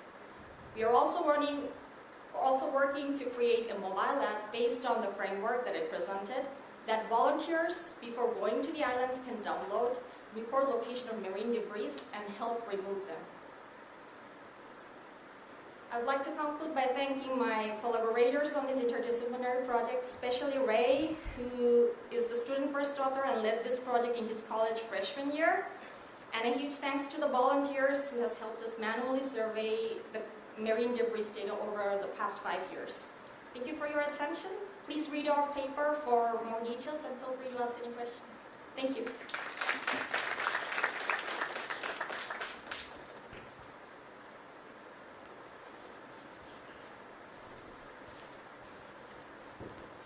Hi, my name is Yogi. I'm a RFet clinician. I wanted to ask you, like you showed that this synthetic label set you created using a different dataset, it made the performance of your target dataset that was of your island make better. Would you prefer to use SSL-based approaches or do synthetic data generation if we want to beat some benchmark, or what is your opinion regarding it? Thanks for the question. I think that's an important point because you'd notice that when I mentioned the evaluation, I did not compare it with any existing, because there is no benchmark data for this problem. Different projects collect data in different regions, and it depends on the area, what type of activities people do, what type of trash would accumulate. So when we reviewed the literature, we found the number of classes, the type of trash items, they would vary a lot. So right now what we are doing is, because this is the two models that we have used, those are trained on large-scale data, it we want to empower the community to figure out what labels will be most relevant to them and use those as the class label. That's where the prompt engineering comes into play. That's where the local stakeholders' knowledge would come into play. Does that answer your question? Yeah, that answer. Can I ask one more? Sure. Can we take this up offline? Yes, sure. Okay. Thank you so much, Tahir. Thank you. Let's thank the speaker, please. So up next, we have Atul Dubey, who's going to be talking about sustainability in textile.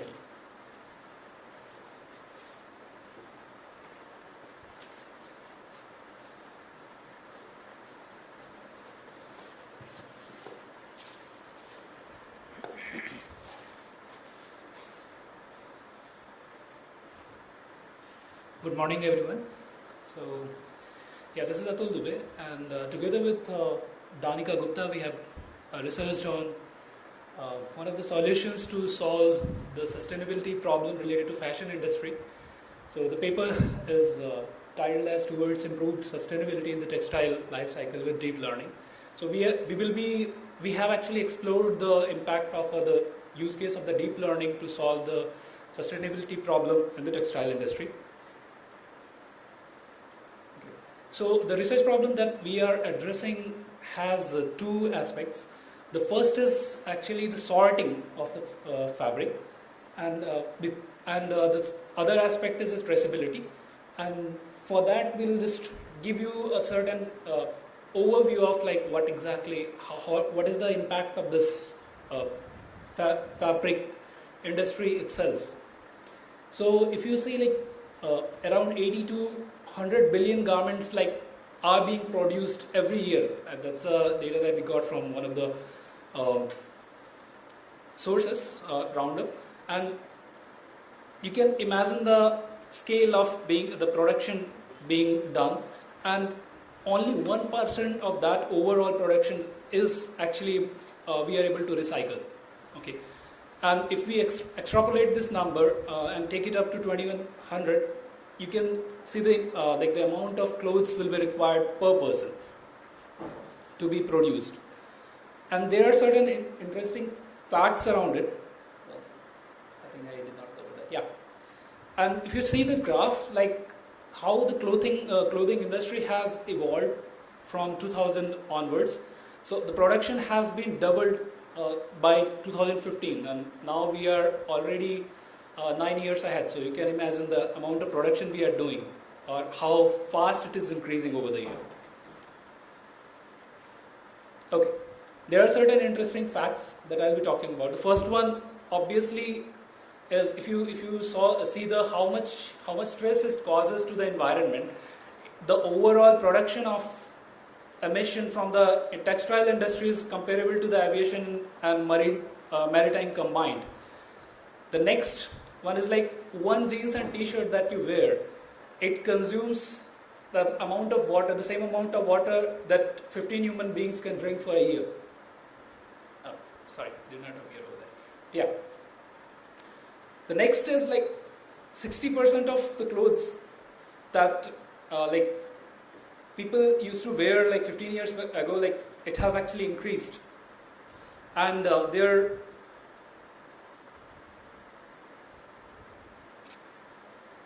and obviously the production has been increasing. Okay, so the last fact over here is that the unchecked fashion production that we have, it actually going to account for the 26% of the total carbon emission or total environment impact that you have by 2050. So to prove the point, like textile industry cannot be ignored if you talk about the sustainability and the environmental issues. And there are a few images that I'll show which are showing the grave impact of it. So there is an RLC, and if the image shows that the before and after image, like when taken in 1989 and 2014, you can see the whole sea has been dried just by the cotton production being done around it. And this is actually the largest landfill for the textile waste in Chile. It's called Atacama landfill, and we can actually see it from the satellite. So it's a pretty big pile of waste that we are generating out of fashion industry. Fine. So yeah, coming back to the key challenges that we are addressing. So first thing is obviously fabric sorting. Okay.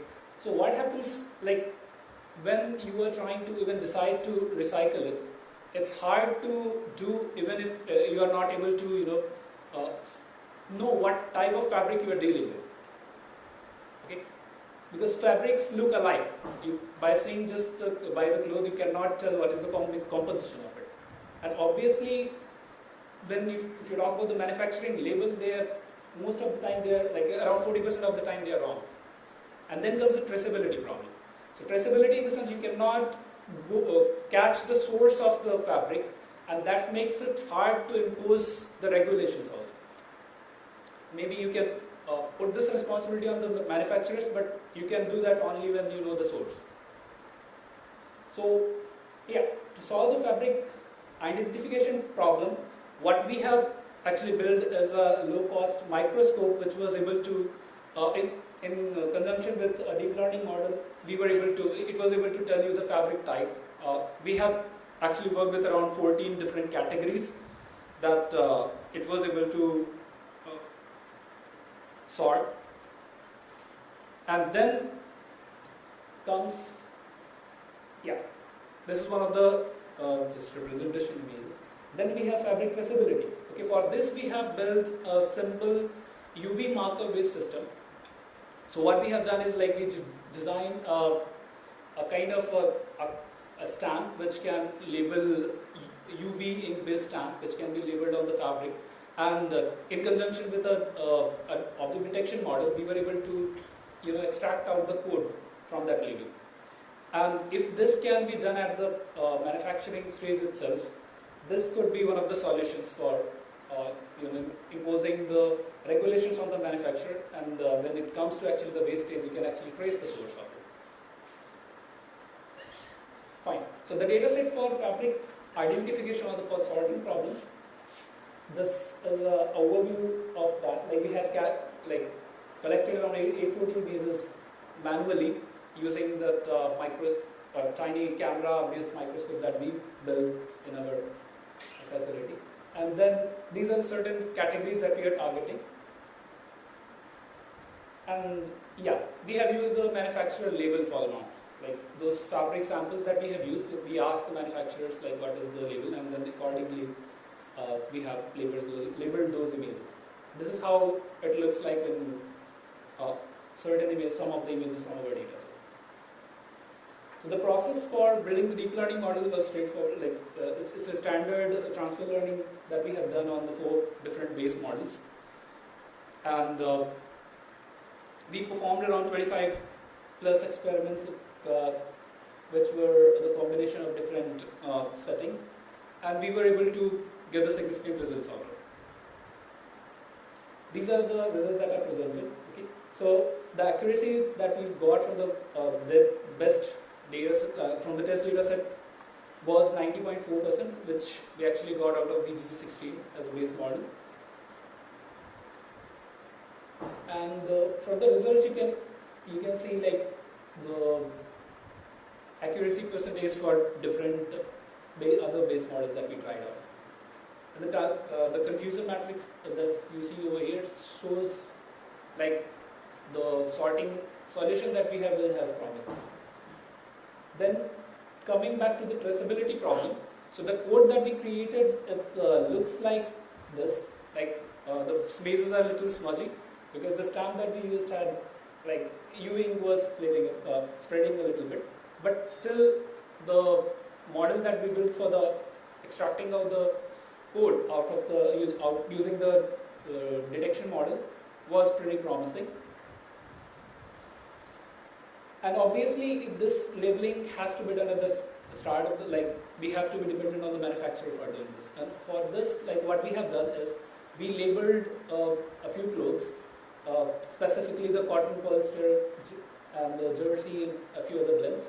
And we have created a setup of UV, the other dark light and the camera to capture these images. And one of the interesting things that we tried out is like we washed the clothes for around 10 times, and even after that the UVing was sustaining, and we were still able to extract out the code effectively. So yeah, this is the cycle. Again, we did the transfer learning on the YOLO V8, one of the object detection models, and for both of the categories, like one without washing and the one with washing for 1 to 10 cycles, and that's the process we followed for doing the research on this. And this is the result. For new fabric, like we were able to get a mean average precision value of around 98%, which is a really good detection accuracy. And then coming back to the washed fabric, even with the washed fabric, we were able to get up to like 93% of MAP.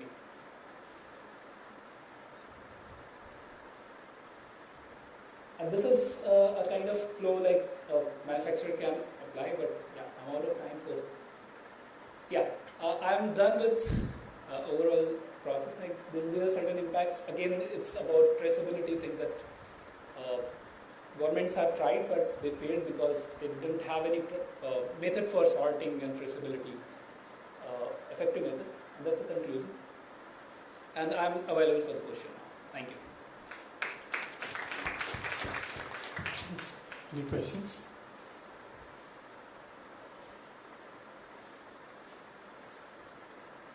So maybe I'll start with one. So how much time does it take to actually put a cloth under the microscope and image it? So it's like right now for collecting the data set, we did it manually. Mm-hmm. So obviously it totally depends on like how fast your camera is and how fast. If you talk about the sorting problem, obviously it's about camera, how fast it works, and that much the time. But for again, like if you see the future work section, again, if you want to implement it in the production line, it totally depends on like how much automated process you have for putting the fabric, capturing the image, and actually putting it in the database finally. So yeah, it totally depends on how you automate the process. Any other questions? Okay, thank you so much, Atul. Thank you. So up next we have Ambika Shahul. She will be presenting her work on carbon rebellion, empowerment using data-driven narratives.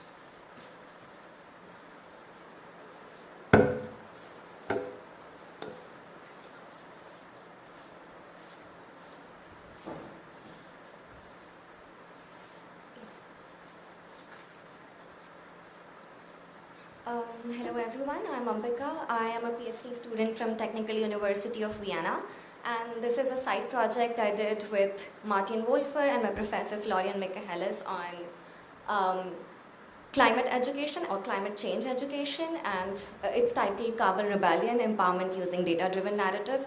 It is in line with what the keynote speaker was saying, that there are a lot of models that are out there and a lot of people are working on it, but what about the dissemination of the information, or what about really reaching out to people and explaining them the impact and how they can make a difference? And this was the motivation for our work, that we wanted to motivate people for climate actions and through storytelling, and I will explain it more in detail. Yes, climate change is a wicked problem. Wicked problems are those problems that are related to socio-ecological systems that are very complex and are very poorly defined, often involving conflicting information and disagreements among different stakeholders about norms and goals and values. And climate change is one of them. They share several common traits. For example, the problem, the potential solutions are not very straightforward or not very determinate. As a result, climate change emerges as an urgent and formidable challenge that humanity is facing, and it is primarily driven by our actions. A lot of research indicates that there is a growing sense of climate anxiety, and there is a lot of pessimism and hopelessness regarding climate change and future among younger generation. And Grits magazine dubbed climate anxiety as the biggest pop culture trend in 2019. Scholars have extensively explored storytelling as an effective method of scientific communication. Stories not only align with the innate way people process information, but also enhance information comprehension and retention while fostering different belief systems, attitudes, and behavior. However, despite these findings, there are not a lot of research on storytelling related to climate change. And often scientists are skeptical when it comes to storytelling because they are not based on objective data and are not very close to the real life scenarios, which was also the objective of our work. And it is imperative to maintain objectivity and be as close as to the real life impact of stories. So that's why we utilized fact-based results or fact-based arguments in our stories. We posed the following research questions. How can we create engaging climate change narrative that shows the seriousness of the issue? To what extent do personal anecdotes combined with the data-driven narrative that I talked about impact the user's engagement level? And how does interaction with the data-driven narrative influence an individual's attitude and behavior towards climate action, which was briefly explored in a user study that we did. I would like to show you the story that we told people. And I think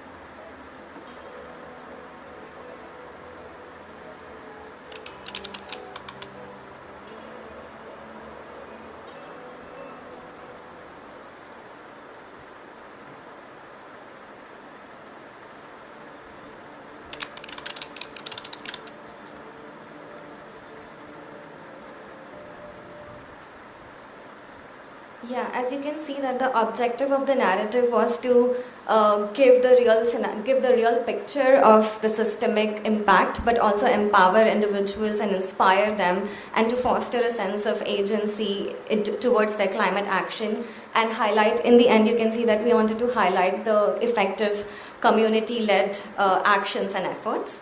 The game narrative the story narrative had three elements.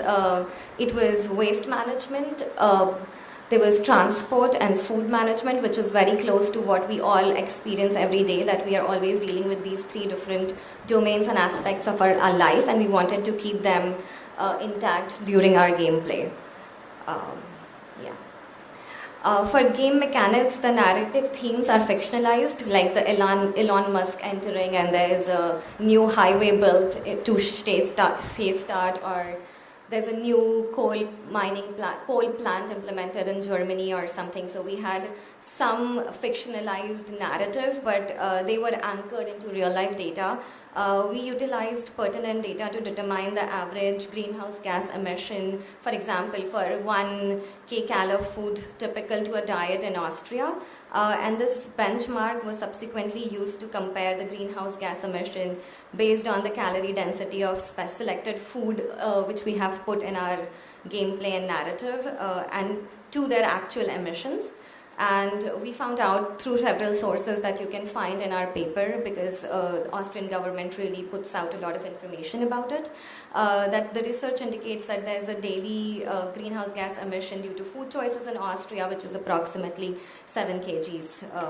Similarly, we used similar data adjusting the values to Austria's population, and we found when we derived different values for our games, which were very close to what the report said.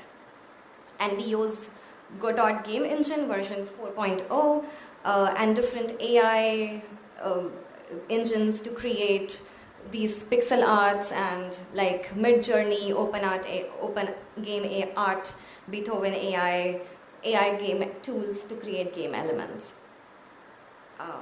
Then we did a qualitative user study where we invited 21 participants, 15 males, 4 females, and 2 non-binary people between the age of 25 and 34. Most of them were invited through word of mouth. In the invitation form, we asked them some questions about their current climate actions, their current narratives, like how do they feel about it, very briefly, and then they were invited to experience the narrative and the gameplay. Which lasted approximately 20 minutes, followed by a semi-structured interview, qualitative method, which approximately the whole experiment lasted around an hour. I would show you guys some results in the interest of time, but if you can go and read more about it in the paper. So most of the first takeaway was that most of the participants got the intended message. For example, one participant said, my main takeaway is that collective action is more useful than individual contribution. There was a lot said about the attitude, but it was still there was still a very pessimistic tendency towards climate change. For example, one participant said that we are divided, but a big part of society still thinks that no matter what we do, if big corporates or big countries don't reduce their impact, then it's all for nothing. The game really fostered some sense of agency, because when we compared it with the pre-interview questions that we collected to the one-on-one interview that we conducted, there was a sense of agency based on this learning that collective actions can make a difference. So one participant said that typically we do not concern ourselves with our community CO2 emission, as we tend to fixate on our personal impact, which in isolation appears inconsequential. Yet when one calculates this cumulative impact across an entire population, the results can be staggering. Similarly, it also evoked a lot of critical thinking, and there were lots of topics that came up and in the discussion related to nuclear power, politics, and trust. And most participants still think that it's very complex to do individual and society-based action, and one participant said that the game was very political for me. Playing a game can never change my political opinion, especially with the recent disappointments in politicians. So the key takeaways related to the first research questions we posed is developing an engaging climate change narrative rooted in factual data involves providing individuals with diverse perspective from various stakeholders. It is essential to give a honest portrayal, and it is essential alongside actionable strategies to promote individual involvement and actions. For the second research question we posed, the narrative demonstrated the interplay between personal narratives and data-driven narratives through the design play that contrasts individual actions with systemic issues. And for the third research question, interaction with the data-driven narrative can foster critical thinking, evoke emotional response. For example, whenever the Elon Musk thing happened, all our participants started laughing.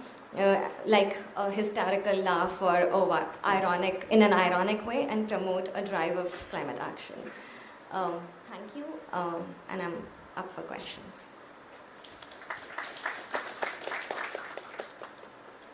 Questions? Hello, thanks for your presentation. My name is Deepak and I'm from Indiana University. Where are you? I cannot. Oh, I'm here. Oh, I'll stand then. Okay. Oh, hi. So thanks for your presentation. I just have one question. So what was your intent on selecting this specific media for your study, like creating a video game narrative for the whole study? So I just wanted to know, like, what's your intent for that? The intent was that there is like a lot of literature on how stories can foster and change one's belief system, especially among younger adults. Okay. And that's why we wanted to do storytelling and narrative along with some game elements, so that there is like an involvement of it's not like just one directional storytelling versus there's some kind of action that the participant has to take and is more involved in the story. So that was the intent. Did you consider any VR-based or AR-based storytelling methods for this work, or are you considering in the future? Not really. We do a lot of other AR, VR-based work for skill building and other things, but we are now considering more about empathy-driven narratives. So like really, like you have to play a role of a farmer, and then there are different scenarios that can happen based on actual data, and then you have to take actions as a farmer. So we are working towards more empathy-driven narratives, but not in VR as of now. All right, thanks. Okay, thank you. I think we'll take further questions offline. Thank you so much. So up next, we have Siddharth from IT Delhi, who will be presenting his work on evapotranspiration.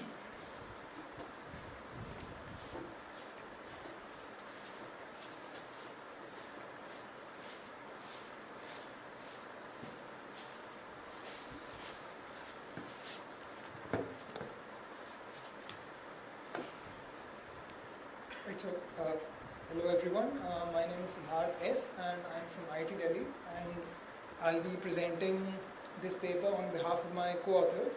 The title of this paper is Initial Experiments with a Scalable Machine Learning Based Approach for downscaling the Modis 16 evapotranspiration product. Right, so with the increase in population and the amount of cropping, and by extension the amount of water that is used for cropping has intensified and increased greatly, and this has actually led to a decrease in the amount of groundwater, because most cropping includes, like farmers actually use a lot of groundwater for cropping, and so in order to measure the amount of water that is used in different regions of India, the evapotranspiration hydrological variable is an important measure that we can use to actually as a metric for the amount of groundwater that is being used in a particular place. So evapotranspiration is an amalgam of the words evaporation and transpiration. So it consists of various components like transpiration of water from vegetation, evaporation of water from soil, evaporation of water from forest canopies, etc. And such component-wise analysis of ET can actually help us in precise quantification of water losses in different regions of India. And there are multiple data products that actually provide rasters of evapotranspiration, or ET as we call it, and ET from different sources is actually available at different resolutions. So during our research we use the MODIS data set, which is available at a resolution of 500 meters, and there are different data sets that are available at resolutions of 1.3 kilometers, 13.1 kilometers, etc. And the thing is that these data products use a combination of meteorological data and satellite data to estimate ET. And they make use of equations like the Penman-Monteith equation, and they estimate ET at coarse resolutions. So they take meteorological data and satellite data and they plug it into equations like these to get an estimate of ET for different regions. And however, these, as I discussed, these are available in very coarse resolutions, and these resolutions and these scales do not actually help us to propose specific solutions for water management. And the solution that we propose from our research instead is to downscale the MODIS ET to a resolution of 30 × 30 meters instead of the already available 500 meters. So once we do that, that will actually help us in the downscaled ET, will actually help us make better local decision making for local water management related issues. Right. So why do we need downscaling in the first place? So this is a satellite image of a region in India, and this is the MODIS evapotranspiration output that we get, and this is available at a 500 meter resolution that we discussed. And this is the output of our evapotranspiration, like downscale output model. And this provides ET at a 30-meter resolution, as we discussed. And as we can see in this image, the downscale ET actually allows us to observe finer relative differences in ET, as picturized in this slide. Right, so, we'll discuss the methodology for the downscaling now. So we use satellite data derived from the Landsat satellite and also meteorological variables from the GLDS system from NASA. And we use these as features for our model. These are available at different resolutions, spatially and temporally. So for aligning them spatially, what we do is all the variables were first brought to a resolution of 500 meters by aggregation of their rasters. So 500 meters was chosen because MODIS data is available at 500 meters. And for aligning them temporally, we made sure that only the data points where both MODIS and Landsat data are available are taken, and there we made sure that the rasters that we take, the data acquisition for them begins on the same day. So that's how we align them temporally. And what we do is we train a random forest model using these input features from the MODIS dataset that we discussed, and we get a trained model. And then for inference of this trained model, what we do is we aggregate these input features to a resolution of 30 meters, and these features are then provided as an input to the trained random forest model, which now returns an output raster image at a resolution of 30 meters. This raster at 30 meters can then be aggregated. We can take the mean, and it can be aggregated to a resolution of 500 meters. And this final raster can then be compared with the MODIS output to actually validate our results. So in the context of our research, we have mainly focused on the different regions of India in terms of AEZs, or agroecological zones. So we focus our attention on these AEZs particularly because AEZs are areas with diverse land uses where we could train our model, and they have a mix of LVLCs, including cropping types and forest or tree type regions, and we mainly focus on the LVLC numbers 10, 11, 12 and 13 as picturized in this slide. So here we see satellite images of a region in the AZ11 region, and the MODIS dataset actually provides ET outputs of these kinds at a resolution of 500 meters, and this is the output of our trained model. And this downscaled ET is at a higher resolution of 30 meters, and this can actually help us make out the variation in relative ET. So we can make out the differences in relative ET much more easily in the images on the right.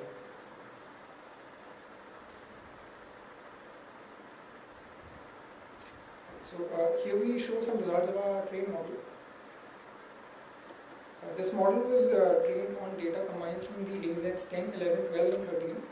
So the training and the testing of the model is done for different years. The training is from the years 2016 to 21, and the testing was done for the year 2022. The x-axis in this case is the actual evapotranspiration value, and the y-axis is the predicted value that our model predicted. And we trained this model for multiple AZs, and so AZs 10, 11, 12 and 13, and the results for all of them were satisfactory. So for example, this is the validation result for the AZ10. So this was validated only on the AZ10, and here we got a good R-square score of 0.83. And for validation on only the AZ11 region, we got a good R-square score of 0.87. So the model was trained on combined data from all the AZs, but the validation results shown are for each individual AZ.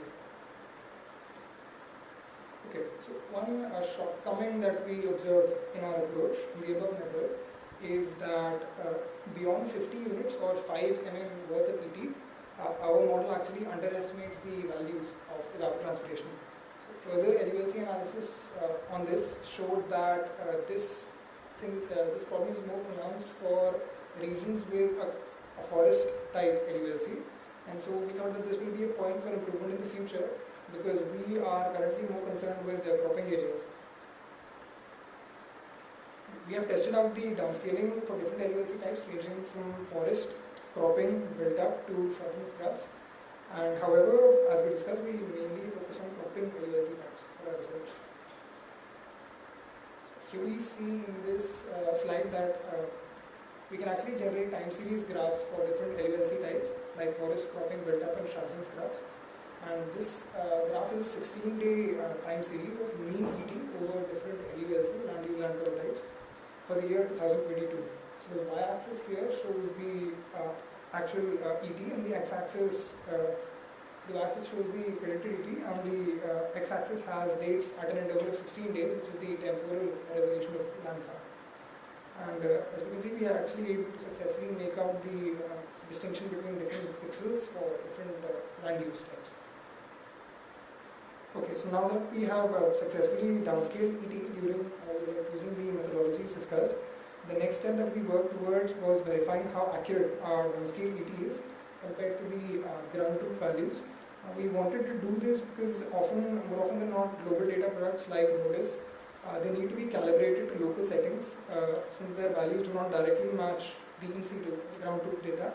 This is the reason why we calibrate the downscaled ET output to the IMD or the Indian Meteorological Department's data. And we do this by using higher resolution meteorological variables and satellite data as covariates. IMD provides in situ data for about 48 stations all around India, and these stations have been picturized on the right. The IMD daily data that we calibrate on is very sparse, and the data for some years is even missing. We used K-fold cross-validation with 5 folds to split the data into training and testing sets. Moving forward, let us look at the methodology quickly. The trained downscaled ET model from our previous slides will generate the downscaled ET at a 30-meter resolution, and we use high-resolution meteorological data from FLDS and even finer satellite data from Landsat 7 at 30-meter resolution. We use them as input features to train a calibration model, which accounts for local variations in ET. Now we train our model using these input features on the IMD daily data, and after aggregation of the data to 8 days, we can thus train a model and get our calibrated outputs for it. So here we see a graph of the location Lucknow in AZ13. On the x-axis we have the actual IMD ground truth values, and on the y we have the calibrated values. It is evident in the graph that the calibrated ET does not match very well with the in situ data. However, as we discussed in the earlier slides, the downscaling model is successful in capturing the trend seasonality in the other patterns present in evapotranspiration, and it can be used for relative comparison of the of ET at the very least. The calibration model, however, still does not provide accurate absolute values for ET properly. This could be due to the need for better calibration, too coarse meteorological variables which don't capture fine-grained locational variations, and perhaps also poor quality in situ data. So to summarize, downscaled ET, as we saw, allows us to observe fine-grained differences in ET, and we are able to observe relative variation of ET in a small region. However, even after calibration, our ET values still do not match absolutely with the in situ data. This means that there is a need for more measurements and for experimenting with a combination of downscaling fitted with spatial interpolation of measurement data. One direction that we would explore further would be to interpolate meteorological data more finely, which can then be used as input in the downscaling model. Since the ET data has missing values, interpolation of ET is also something that can be performed. So, we will also explore methods that work with local in situ measurements and work with coarse data like we have to make even more precise predictions at better resolution. That's it from my side. I'm open to any questions. I have time for maybe one question.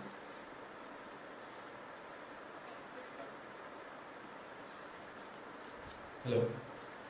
Hi Siddharth. Great work.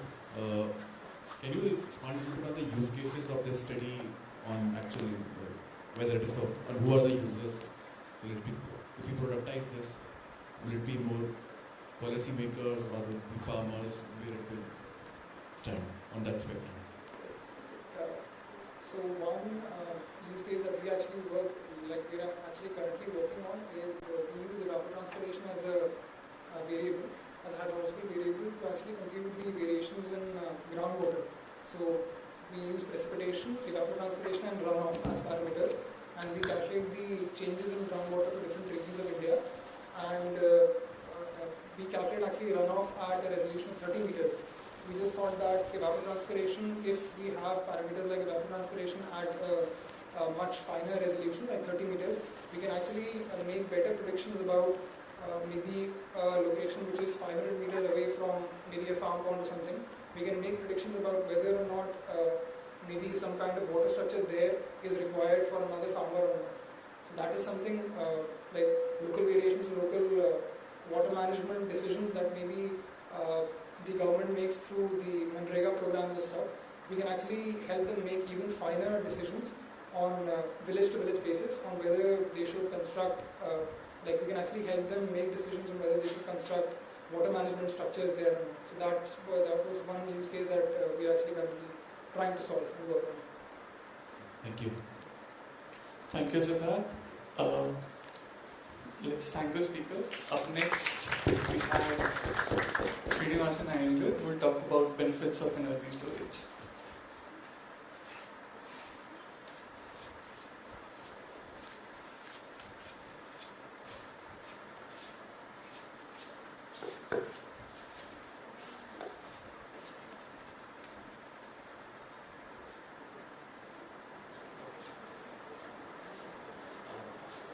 Hello everybody, my name is Srinivasan, and in front of you is the title of the paper, and as you can see there are other co-authors.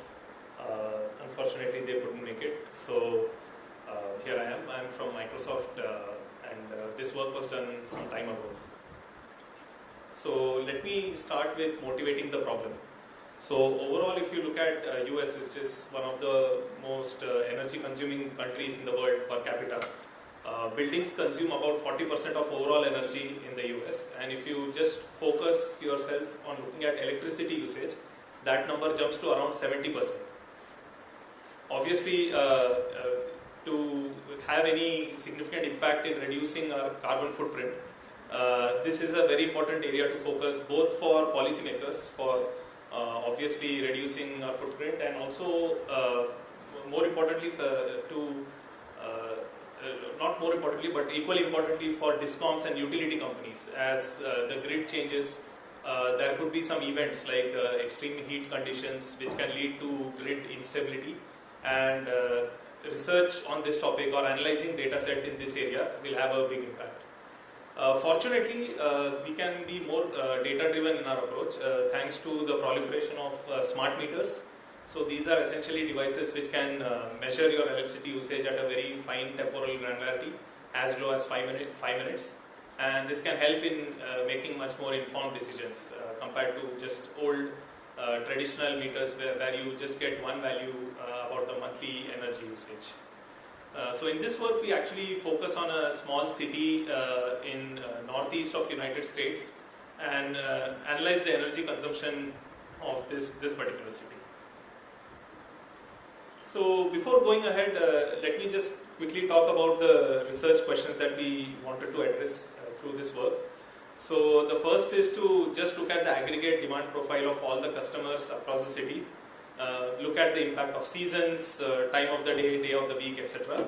And also, as we have seen in this country as well, when there is extreme weather events, that can lead to shortage of electricity, and that may lead to blackouts. It's a very undesirable state. Similarly, one of the things that we discussed, we worked on, is to look at extreme weather events and its impact on energy usage.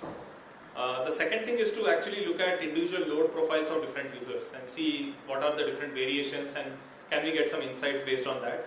And of course, can we use something like a simple energy storage at a transformer level.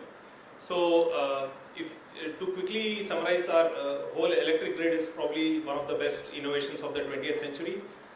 We just assume that things work by just plugging in our devices.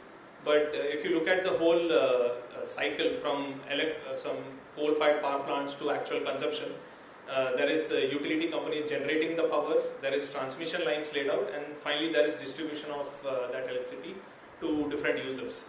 And the weakest link in this whole chain, if I can call it, are the edge transformers.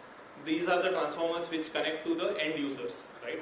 And that is where the grid is extremely fragile, and if there is excess power used by someone, that can lead to a failure. And of course, another thing that we wanted to look at is, can we reduce that cost? So let's imagine that we got magically governments try to give you some money to install some lithium-ion batteries on different transformers. What would be the best approach to provision that particular energy storage so that you don't waste a lot of money, right? So every government is trying to optimize their decisions, and of course there is argument made on the other side that there is climate alarmism. So always there is a limited amount of budget available to take any informed decisions out here. So let me briefly talk about the data set that we used.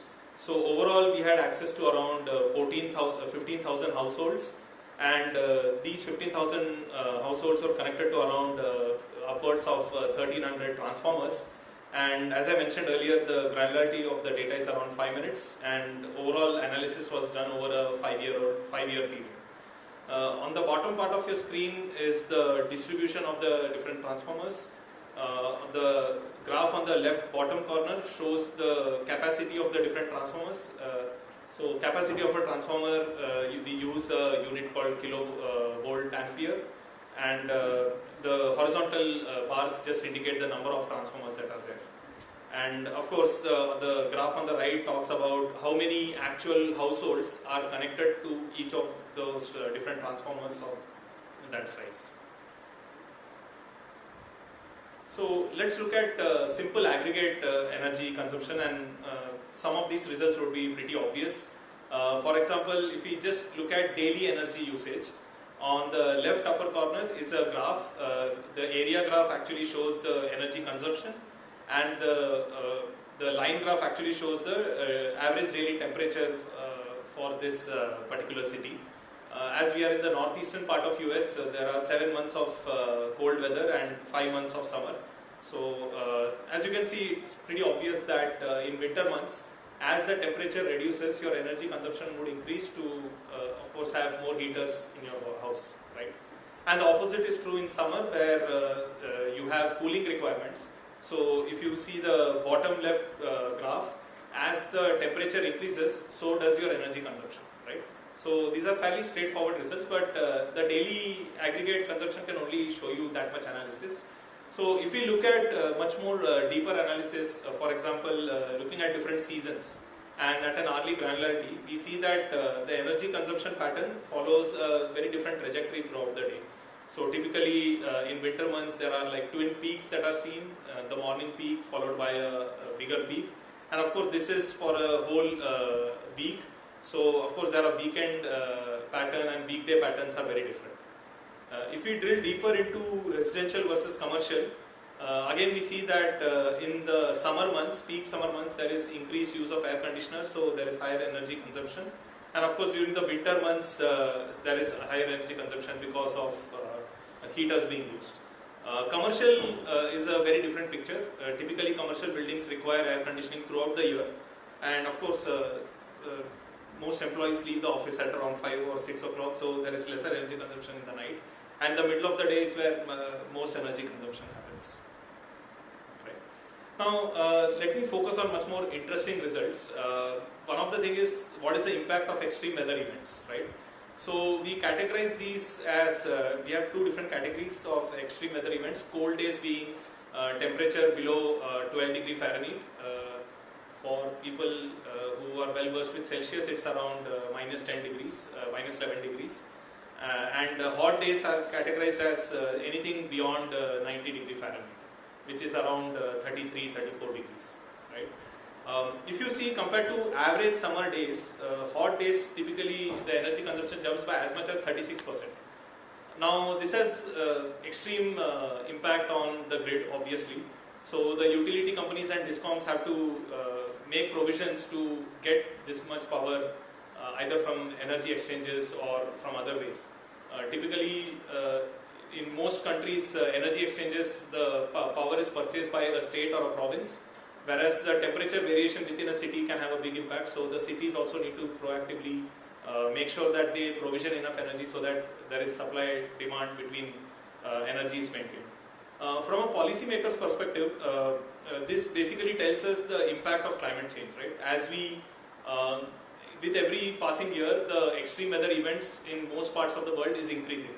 So this can guide them to say that we can put dollars to any event, right? Typically, people stop the analysis by just looking at some newspaper articles saying that, okay, there is climate change is happening and this may lead to loss of habitat, etc. But to this kind of analysis can actually put dollars. We can tell people that you will actually lose power on certain hot days. Also, we did another analysis where we just applied simple k-means clustering, and of course when we apply k-means clustering we used something called as AIC measure to decide on optimal number of clusters to see what is the nature of energy consumption in a given day, right? So overall we found that the optimal number of clusters was 8, and interestingly there were 4 such clusters which showed this bimodal energy consumption. Some of them consume more power in the morning and much higher in the evening, and some vice versa, right? However, there were also unimodal patterns that were seen, like some households had this daytime peak and some of them had evening peak, and there were some nocturnal peaks as well.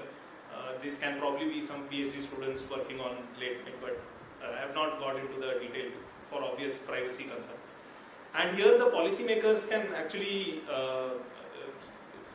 possibly have some interventions such as time of use pricing. So ideally for grid stability, grid is very similar to computer networks, right? And as we know, computer networks, they break when there is like congestion, right? And similarly in electricity networks, you have to make sure that there is no congestion. And unfortunately, currently the grid is provisioned for peak consumption, right?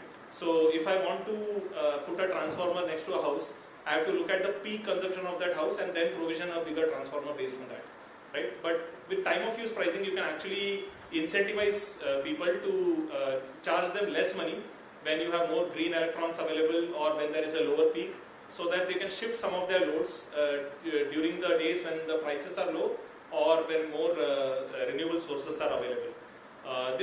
These things have already happening in the US and many parts of the Europe. For example, there are smart washers and smart dryers which turn on when the prices are below a certain level. So this kind of interventions can lead to reducing the peaks that you see and possibly flatten out this peak so that you don't have to provision for the peak capacity.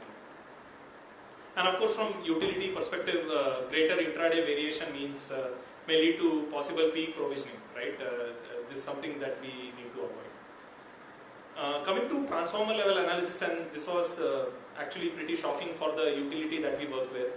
So the first graph that you see, actually on the x-axis you have peak utilization divided by the actual capacity of the transformer, and what they noticed was almost 25%, or in fact almost close to 40% of the transformers, the peak energy usage was greater than the capacity of the transformer, and some of them were like heavy utilized between like 10 to 20% more, whereas in some cases the peak was as much as twice that of the actual capacity of the transformer.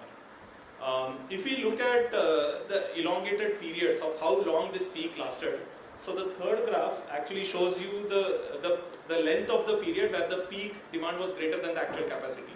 And in some cases this lasted more than 2000 hours. So clearly this could lead to a catastrophic failure of a transformer. Just to give you some numbers, small transformers can cost around a couple of $1,000, whereas large 750 kilowatt ampere transformers can cost $2 million. And it's not that it's available in Amazon, right? It has to be provisioned and you need to buy in advance. So this can lead to significant issues for the utility companies to serve the customers. So in this case, they can take some preventive actions, right?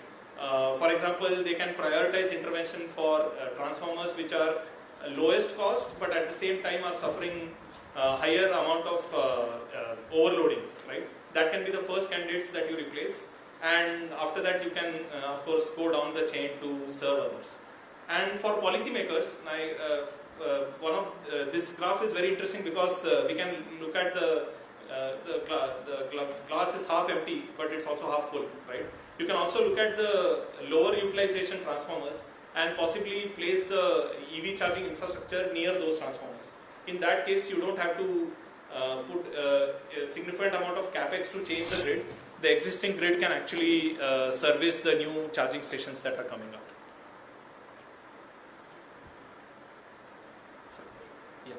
So just to finish off, we looked at the impact of energy storage if we place it at each transformer to shave off the peak that you see, right? So what we did was we looked at just different battery sizes, and this battery scale factor is essentially related to the size of the transformer. So if the transformer size is of certain kilowatt ampere, if we put a battery capacity of similar kilowatt hours, what would be the impact? And what we see is that with just 10% of that transformer capacity, we can reduce the number of overloaded transformers by almost half. And just the final point is, again, the money that we have is very limited, right? How can I intervene to make sure that I can reduce the number of overloaded transformers? So this actually neatly can be modeled as a simple classic knapsack problem. So essentially, with the minimum number of money, minimum amount of resources, we want to make sure that not just the number of transformers that are being affected reduce, but also the bigger transformers. So an ideal case would be a very small battery attached to a very big transformer which can eliminate the overloading. If we go by that particular logic, it can be modeled as an knapsack problem. And what we have seen is that with just 25% of the budget, we can reduce this overloading from say 40% to as low as around 4-5%. So clearly this is a non-linearity that is being, that we can clearly see. So you don't have to spend equal amount to reduce the impact of overload. So in conclusion, we looked at like energy consumption by season, time of day, impact of extreme weather events, and the number and amount of edge transformers that are overloaded. We looked at energy storage, which can alleviate transformer overloading. And finally, the deeper electricity usage pattern analysis can help not just discom companies avoid catastrophic failures, but also policymakers in making their decision making more data driven. Well, that's it from my side. Thank you.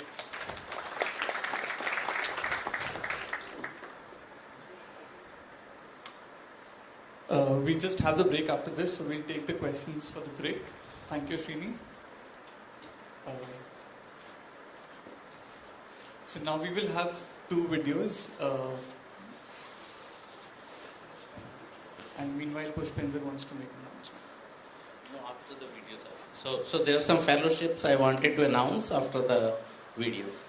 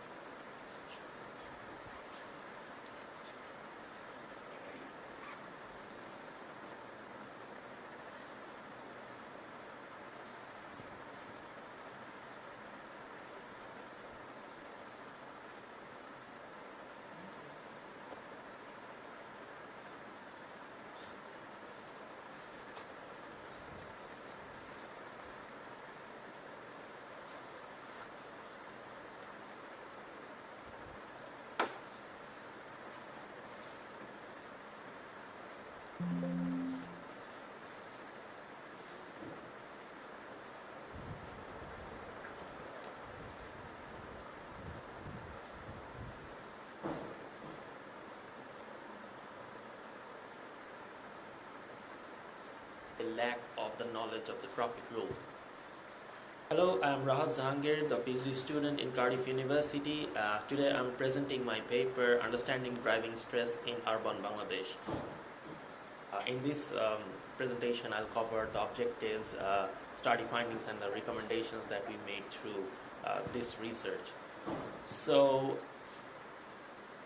beginning of the objective, definitely driving is a challenging task everywhere, and the road factors impact the driving behavior significantly, and it is even more difficult in the developing nations and challenging also. So in this research, we are considering Bangladesh as a research field. Dhaka is the city with a massive population, and traditionally the roads are not well maintained, and even our transportation systems are not good. And we have many vehicles and drivers, but they lack of the knowledge of the traffic rule. This results in road violation, and all the population in the city are suffering mostly. Significantly for aggressive driving, every year we have many causalities. So definitely there are road factors that significantly change the driving behavior and that results stress, and we definitely need to measure them. Wearable technology can help to find the bodily stress which previously used in the research, so we followed the same process in this context. That is why we made the research questions like what are the factors for the driving stress and how we can measure the bodily stress in the context of Bangladesh. We did exploratory study including qualitative and subjective feedback. So we found factors for the discomfort, stress indicators, stress intensity that are related to the road and passengers, and come up with traffic rule violations. So all this motivated us to know the stress from the physiological factors. We moved on and developed a low-cost wearable stress wear that could collect the heart rate from the airlobe. We did field experiment and compare it with the Empatica E4, and we found very good results for stress wear. Lastly, we analyzed heart rate variability from heart rate. The lower the value of heart rate variability, the more the drivers are stressed. These are some experimental data that we have collected from the roads. So we have marked some anomalies that heart rate are changing according to the road conditions. Particularly for stress wear data, we have seen how HRV is changing according to the road conditions. So this proves that stress occurs due to the road conditions and all other stuff. So this stress wear can help the low-income drivers for their stress management by improving the feedback technique, for example, verbal commands, pop-up text, visual representation, or making an overall stress report for monthly basis. That will further help them in overall well-being. And thank you all.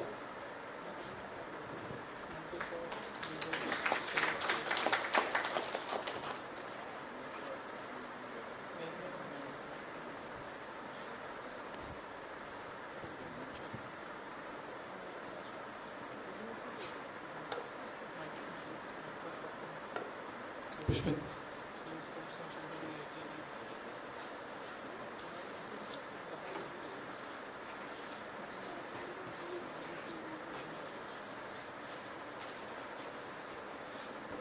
All right, so sorry for taking your time, but I wanted to announce few things. So number one, I have Anbhuti IIIT Foundation. This is our Technology Innovation Hub of IIIT Delhi. It was set up by Government of India through a large grant, as you can see here, and it is supposed to support both research and innovation in the field, and some of these areas are very much relevant for our Compass participants, and because we have some fellowships for both entrepreneurs as well as for students, I just wanted to take this opportunity.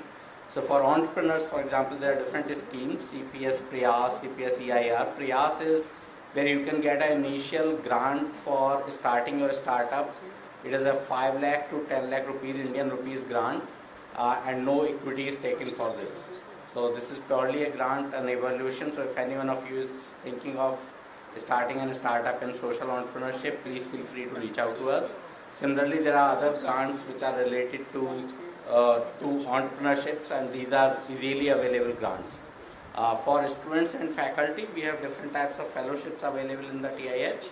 So for example, for students at all levels, UG, Masters, PhD and postdocs, there are fellowships. So you have to only apply, and there are calls which I can forward to you. After basic checks, if the positions are available, then they are given to you, and this is a fairly good amount for an Indian student to receive. And another thing that we have, that even for faculty members working in the area of health and education, or in general, we are open to other areas as well, but health and education are our focus. So if you are an assistant professor with 2 years of experience post PhD, you can be a faculty fellow. We have 3 such positions, and we have 2 chair professor positions which require slightly senior person. But then there is a monthly honorarium, there is a contingency support, and there is a research associate support. So if you want to apply for any of these things, you can let us know. The call is already out on the TIH website, but you can further contact on this email. So I wanted to announce it a little earlier, but I thought still maybe some students and some faculty are here. So please feel free to reach out. TIH is here on the 4th floor only. So while you are in campus, there is an opportunity also to meet and find out. Okay. Otherwise, I am here. I can direct you to the right people. Thank you. So now we have the break. We have the break. Okay.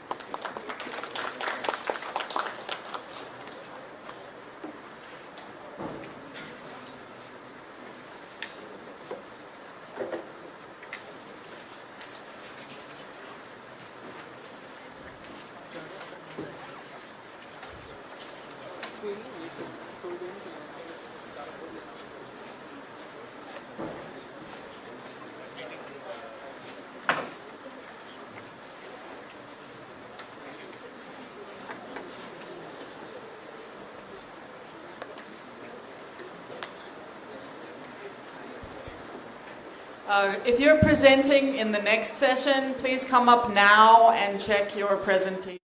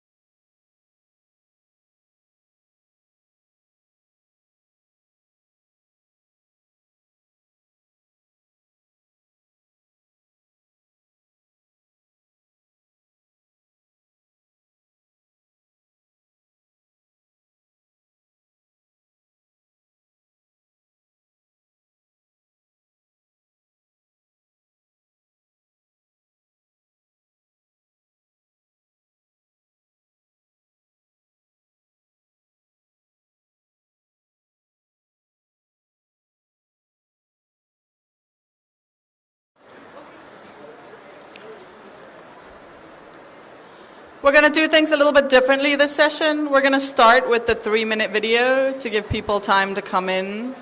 And after that, we will have our live talks. So let's get going with the video. Hopefully the audio works.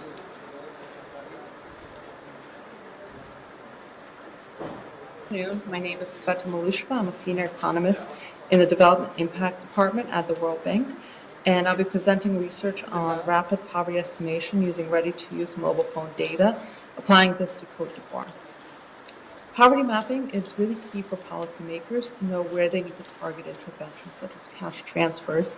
But oftentimes we don't have data that allows us to map poverty at a lower spatial granularity that is necessary for effective policy making.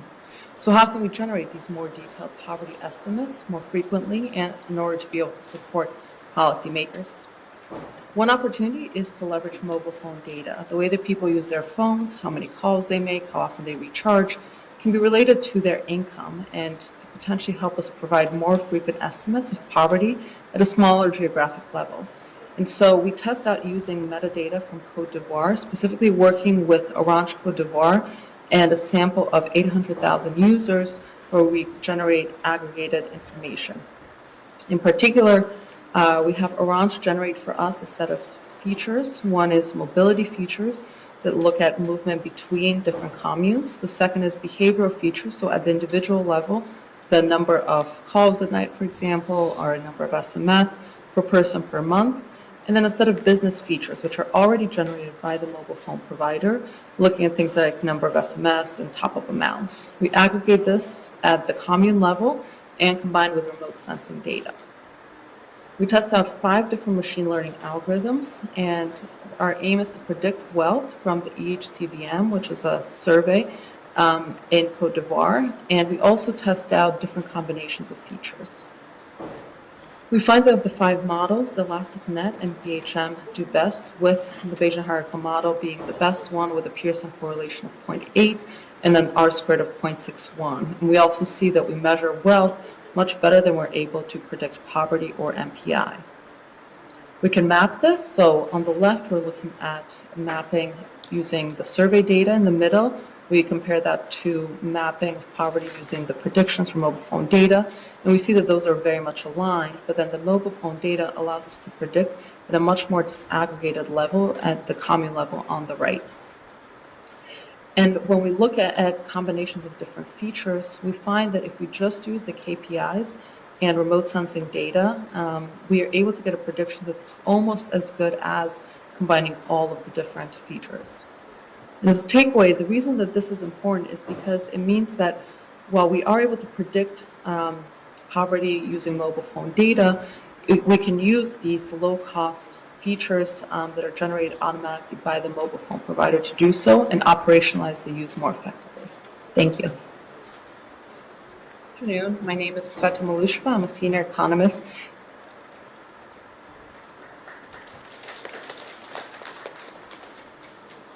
Switch over. How do we switch it?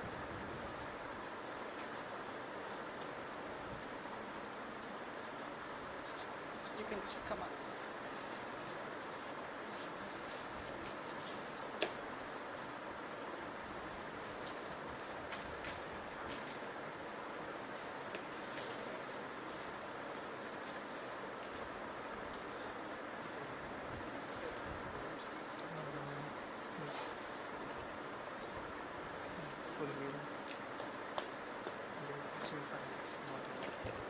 Okay, while we sort out the slides. So we have 4 talks loosely grouped under finance and labor. The first is going to be from Tanmay from IIIT Hyderabad, and I will turn it over to him. Good afternoon, everyone. So I'm going to present this paper here, Unveiling Twofold Gamification, Exploring the Agency of Delivery Workers in Urban India. First, we try to understand the research question. So digital platforms have often been seen to lead to precarious working conditions, and there are delivery workers who try to adapt to these precarious working conditions and exhibit certain kinds of agency. Now, there are several factors which affect this kind of exhibited agency. Also, platforms use a lot of gamification tactics to manipulate the labor, but what we explore is the side of delivery agents as well, trying to gamify the platforms. First, we try to understand what is the precarity in platform-mediated labor. So, decision-making processes such as performance evaluation and task assignment are extensively being powered by algorithms. And algorithms nowadays do not merely match consumers with with service providers, but also seek to control their behavior. Dynamic pricing and matching algorithms also have a direct impact on the earnings of the delivery workers, who have also been called as agents here. Algorithms have been functioning as a form of biopower. We will take an example of Instacart. It is a grocery delivery platform in USA, and it discriminates by learning each worker's reservation wage, which is the minimum age at which they are likely to accept an order. And then what it will do is that the algorithm will start giving orders to the particular worker at that reservation wage itself. Again, there is absence of traditional employment benefits, so like such as health insurance, paid leaves, and retirement savings. So like all these are a notable disadvantage. Also, there is some kind of an information asymmetry. So digital platforms inherently possess and control vast amount of information regarding market demand, customer preferences, and worker performance as well. Now, this data allows the platforms to optimize the operations, set prices, allocate tasks with precision, but this kind of information is not available to the delivery workers, creating some kind of an information asymmetry here.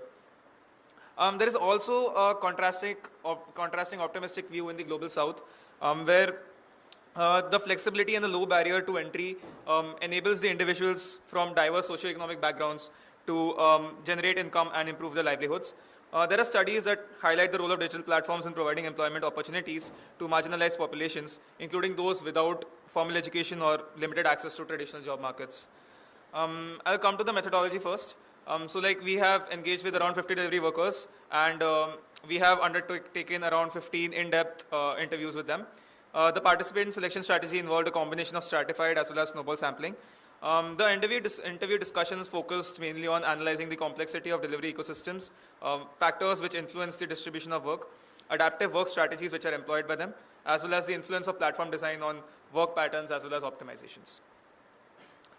Now coming to our findings. So like firstly, we have discussed the precarity in platform-based labor, but now delivery workers are not passive workers, but they are rather active agents. So in a gradual manner, they are adapting to the stringent algorithmic conditions and are finding means to overcome the repercussions on a daily basis. So we developed this notion of agency here, which is exhibited by these workers, and then later on discuss the gamification strategies that are derived from this agency. So these are the factors which we have understood that these are the factors which affect the agency. We'll go in detail. Firstly, we need to understand that food delivery workers do not usually perform multi-apping because of how the incentive structures have been placed by these platforms, which motivates the agents to maximize the number of deliveries in a single platform itself. So in such a system, multi-apping results in lower earnings as agents are unable to obtain bonuses from multiple apps and can only try to get from a single one. So now which single platform to choose is again a lot of factors are taken into account by the delivery workers, and they can have a variety of reasons for their preference. So the agency that they can exhibit greatly varies from platform to platform. So we have an example here of P2. Although we are around 22 people living in a 2 BHK apartment, Eat Club gives me a place to stay, which no other platform does. Also having people around is very helpful when you work most of your time. You need friends to talk to, so we share our daily experiences in the night. So primarily we have analyzed 3 platforms, Swiggy, Zomato, and Eat Club. So we'll go into that. So the quote here shows the significance of interrelational support, like basically activities that can provide feelings of involvement and acceptance. Now coming to trip length preferences, grocery deliveries and cloud kitchens like Eat Club usually only have a single pickup point. So also the delivery location ranges from around 4 to 5 kilometers from the radius of pickup, like maximum 4 to 5 kilometers from the grocery store or whatever it is. So food delivery is not good for your health, as you will have to ride for 30 to 40 minutes straight without any break. In grocery delivery, where you get to rest after every 10 minutes, because no order is more than 4 kilometers away. So here P13 shows a preference for grocery delivery, highlighting the importance of minimizing physical strain and stress. On the contrary, a decent segment of the workforce demonstrates a preference for longer trips because of higher financial rewards. We also make an observation about agents with multiple jobs who prefer shorter trips in order to minimize the time commitment. There is safety in unusual times and locations. I log after 9 p.m. During night deliveries, you have to deal with a lot of drunk people. As the only earner, my safety isn't just about me, it's also my family's future. Another P6, however huge the earnings might be, I would reject the order. Some risks just aren't worth it. So the quotes here explain the significance of safety in determining the agency exhibited by these workers. Next is familiarity with neighborhoods and routes. I prefer working in areas I know at the back of my hand. It makes me more efficient and satisfied. I talked to my friends who were already delivery agents and they told me that Gachibowli was the best place for delivery in Hyderabad. You get orders very fast. Now conceptualizing gamification. So now the derived agency is utilized by the workers in the form of gamification techniques, which we understand as the application of game systems, competition rewards, quantifying player user behavior into non-game domains such as work, productivity and fitness. So these gamification techniques have a twofold view. One side of gamification is the one we just discussed, which is exhibited by these workers, and we'll discuss these further in the slides. On the other hand, we have gamification in which the platforms gamify the entire delivery workflow using language such as incentives and bonus points, giving the workers an illusion of choice. An example of such a gamification strategy is the medal level structure, which is exhibited by Zomato. So Zomato employs a tiered level structure here and divides the delivery agents into 4 medal levels: blue, bronze, silver and diamond. This classification is based on a combination of 4 performance metrics: percentage of gigs completed during peak hours, percentage completion rates for deliveries, percentage completion rates for gigs, and percentage of orders delivered on time. Here a gig is nothing but a specific time slot that delivery agents book in advance, where they get orders and they must remain logged in during that time. This medal system is recalibrated weekly and it creates a competitive environment where the agents are motivated to improve their performance metrics in order to move to a higher tier. With each ascending tier, the benefits for the delivery workers increase. So a blue partner receives insurance and an advance one-day booking for gigs, whereas a diamond partner gets a 4-day booking in advance, increased order volume, and also good customer support services. Coming to the first gamification strategy, rejection and transfer of deliveries. After we reach the restaurant location, we have to wait for the order to get ready. Now, most restaurants are on the mall's 3rd floor. This talks about a mall in Mumbai.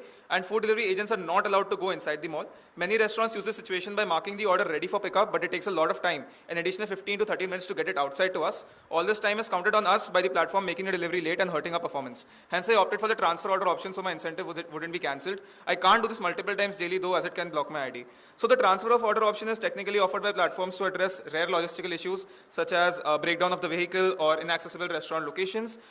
This method is in turn used by agents on a regular basis in order to improve their performance metrics. Manipulating the performance metrics, again by letting the customers know I'm almost there. I shave off about 5 minutes of each delivery. It's not just about being quicker but also smarter at the job. So as we discussed before, the performance metrics is evaluated by the systems and in turn used for preferential order allocation. Hence customers use such techniques in order to improve the same. Coming to waiting time reduction, delivery agents have to engage in the labor of waiting, where they wait to get their next order allocated. And they use several kind of strategies to reduce this time. So we'll discuss one of the strategies here, which is the technique of specialization. So cakes must be taken very carefully, as even little movement can ruin it. I took extreme precautions when I got the first couple of such orders and received excellent order ratings from them. Now the algorithm has started to prefer me for any cake orders, even if the other delivery agents might have been waiting longer to get any orders. So consequently, the average waiting time for P12 is less than other delivery agents in the similar category. So now navigating incentive structures, this is the last finding. So the only incentive scheme available for the new year was the completion of 280 deliveries in a week. This is impossible to achieve unless you do daily deliveries for more than 16-17 hours. The minimum guarantee sum offered for this was 24,000, attracting many passive agents to resume delivering. This reduced the number of deliveries per delivery agent. Adding to that, quite a few people go on vacation during New Year, which led to meager earnings throughout the week. Also, one more quote here. A lot of my friends working in Swiggy started registering for a cycle ID. Seeing them, I wanted to give it a try as well. Now I can regularly complete 32 deliveries in a day, allowing me to grab the highest possible bonus in the market. So I think the second quote here requires some kind of an explanation. So in order to deal with such challenges, whatever challenges they are facing, delivery agents try to manipulate the platform's order assignments. So the order assignment algorithm tries to allocate more time-taking orders to the agents at as they are nearing incentive completion.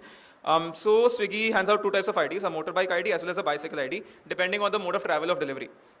So agents, what they do is they register under the cycle ID, but actually start delivering on the bike. And people under the cycle ID receive orders at a closer and less time intensive due to obviously slower vehicle speed. So they're able to complete much more orders as compared to those people who are registered directly under the bike ID. Coming to discussions, just 30 seconds. we explore the complexities arising from the apparent dichotomy between the challenges and the opportunities of gig labor. Delivery platforms continuously adjust incentive structures and compensation models, significantly increasing the precarity. Platforms can also be seen to make constant efforts in undermining the exhibited agencies by these workers. Despite the algorithmic management and the gamified nature of work, delivery agents demonstrate resilience and innovation in asserting agency, leading to their side of gamification. However, these gamification tactics in no way reduces the precarity or despotism of the platform-mediated labor, which we had just discussed. So the underlying issues of job security, lack of worker protections, and power imbalance are still very much prevalent. Also, we notice an area of blurring ethical implications when agents employ strategies to exploit the loopholes in the platform. Some of these include registering under the cycle ID while delivering on a bike, performing non-essential transfer of orders, and even manipulating performance mandates. So, although these behaviors can be interpreted as a resistance to harsh algorithmic conditions, they also incite some open-ended ethical questions here. Thank you.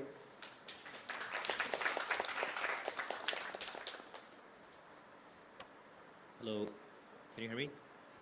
Louder. Hello, Arjiv Chauhan, that's my name. So I was just wondering if you have, I really liked how you talked about the various problems and the forms of hostilities that arise from these platforms. Can you speak a bit louder? Yeah, can you hear me now? Yeah. So I liked how you talked about the various kinds of hostilities that arise from these platforms, but I wanted to know if you found any trends or themes of ways by which, like... If you found any ways by which communal relations and collective action can be possible in times when these platforms are trying to distance human relationships. I can't hear. I think, if I may, do you see opportunities for collective action, like for workers to kind of come together in order to...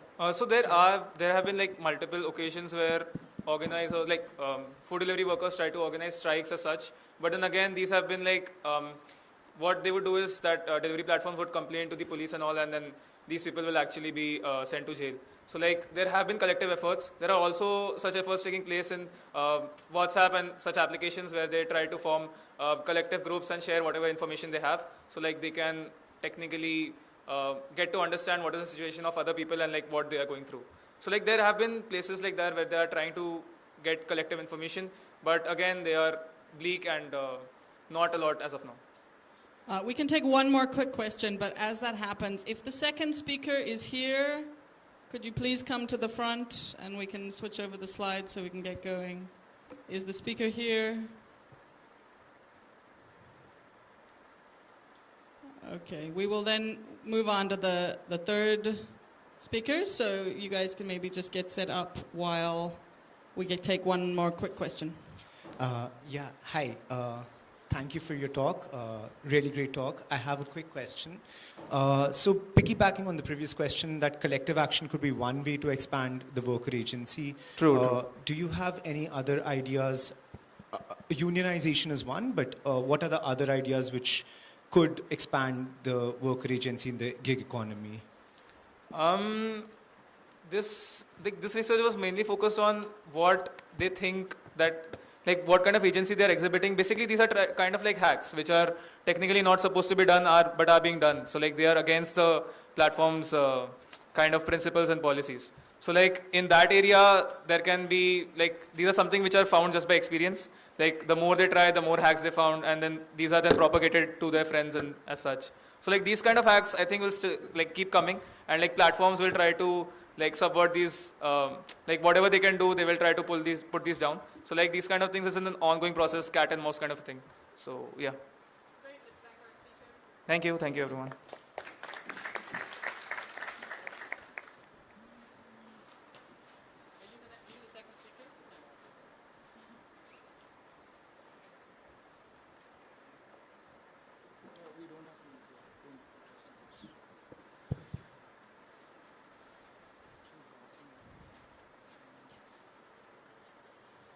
Okay, while we switch over the slides, so we are moving to what in your program is the third talk in the session.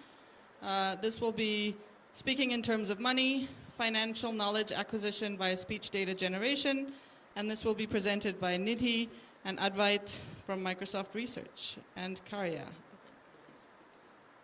Go ahead.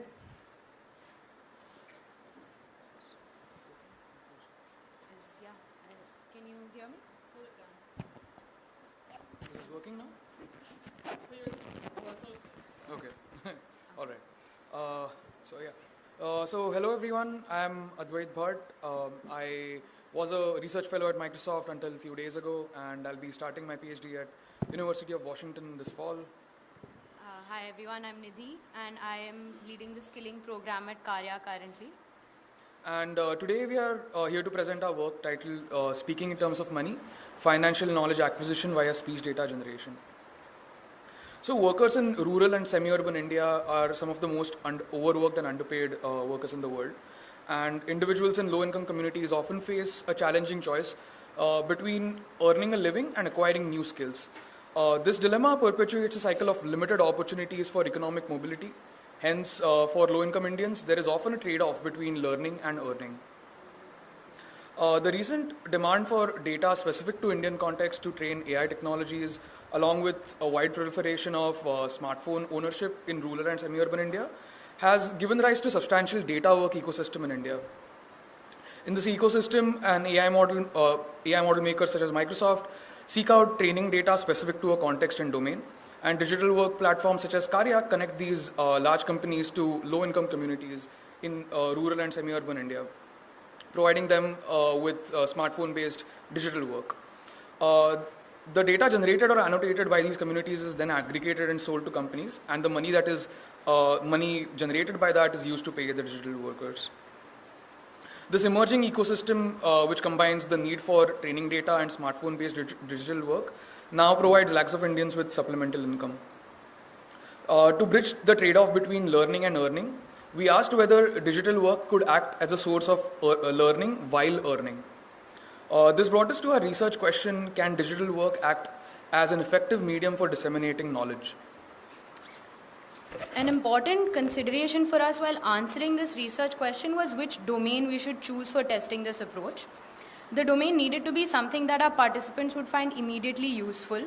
It could not be a very sensitive domain, as it might confound the learnings, and it should be able to generate valuable speech data. This is why we chose financial literacy, because financial literacy has already been shown to lead to improved economic well-being in low-income groups. It is less likely to contain content confounders. And finally, speech data with financial terms can have market value. For example, this data can be used to develop voice-based banking and finance applications. So for this study, we chose to answer the specific question: can speech data generation act as an effective medium for disseminating financial literacy? Coming to our methodology for answering this question, we'll cover the 5 critical aspects that we considered, which were, the first was curriculum development, the second was the task and intervention design, the third was the participants and the context, the fourth was the design of the study, and finally, the methods that we used for the data collection and analysis. So to make sure that our intervention was educational as well as engaging, we used the Sabido method for education through dramatized storytelling. This has been successful in the past for disseminating awareness on family planning and HIV through televised soap operas and radio programs in Mexico and Tanzania. So the curriculum we developed followed a serialized story of a relatable protagonist who went from being in debt to becoming a financially independent small business owner. This curriculum was comprised of 9 chapters, and each covered a key financial concept such as why saving is important, how to open a bank account, and how and when to take a loan.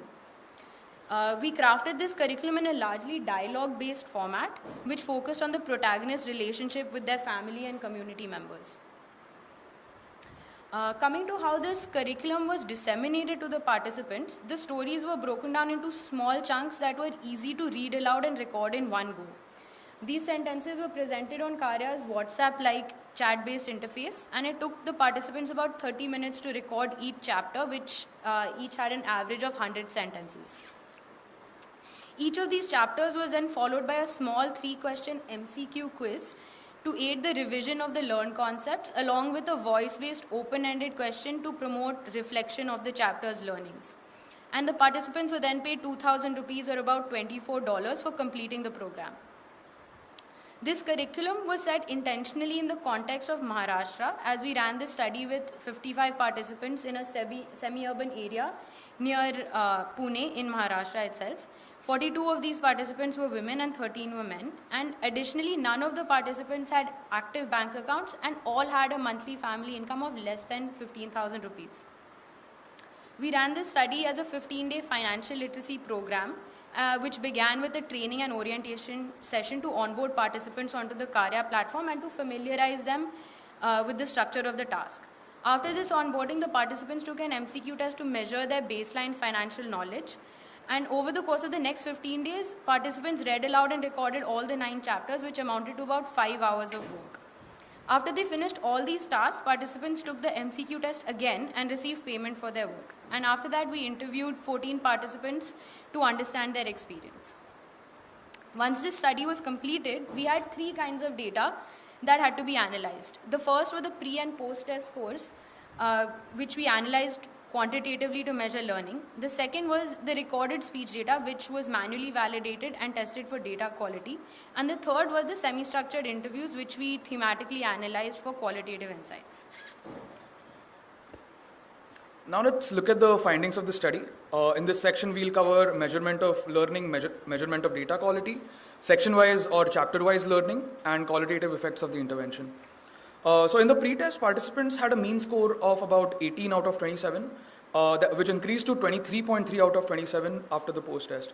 That's a 5.3 point increase in the scores, and this improvement was also statistically significant. However, as you see in these raw scores, participants with low pre-test scores had a higher scope of improvement, and they improved as such. And participants with high pre-test scores, on the other hand, experienced a ceiling effect due to the maximum score being capped at 27. To account for the ceiling effect, we calculated how much participants improved out of how much they could have improved. For this, we used a measure of normalized score gain called Haig's G. We got a G score of 0.58, which indicated a medium normalized score gain. And additionally, the intervention yielded a large effect size of Cohen's D equal to 1.32. Along with testing knowledge gain, we also tested the quality of the speech data that was generated. In manual validation, 85% of the data was found to be good quality. To put this in context, crowdsourced speech data generated usually produces about 75 to 80% of good quality data. To a large extent, these findings validate that digital work, particularly speech data generation, can enable learning along with high quality data generation. To further understand our results, we also measured the section-wise learning. We found that participants learned the most in the sections that related to banking, UPI, and borrowing. The high learning seen in these sections was reflected in the feedback that we received from our participants. And through our interviews, we found that the intervention effectively dispelled misconceptions about these concepts. For example, in the banking section, participants reported an improved understanding of the safety of formal banking over informal methods of saving, along with the newfound knowledge of the interest on savings. In the UPI section, participants who earlier thought of UPI as a scam were now more willing to try it out now that they had gained an understanding of how to safely use the instrument. In the borrowing section, participants were now able to understand the benefits of formal borrowing, like from a bank, over informal borrowing, like through a money lender. They also learned responsible borrowing can act as a potential tool for financial development. Apart from an increase in knowledge, we also observed some interesting qualitative effects of the intervention. These mainly revolved around the themes of the ease of work and accessibility of content, the emergence of community behaviors, and the beginnings of behavior change. The participants reported finding the stories accessible as well as relatable and were able to see themselves in the characters. Along with this, they found the work convenient to do as the flexibility of work hours and location allowed them to fit the work into their individual schedules. And we also saw some interesting behaviors.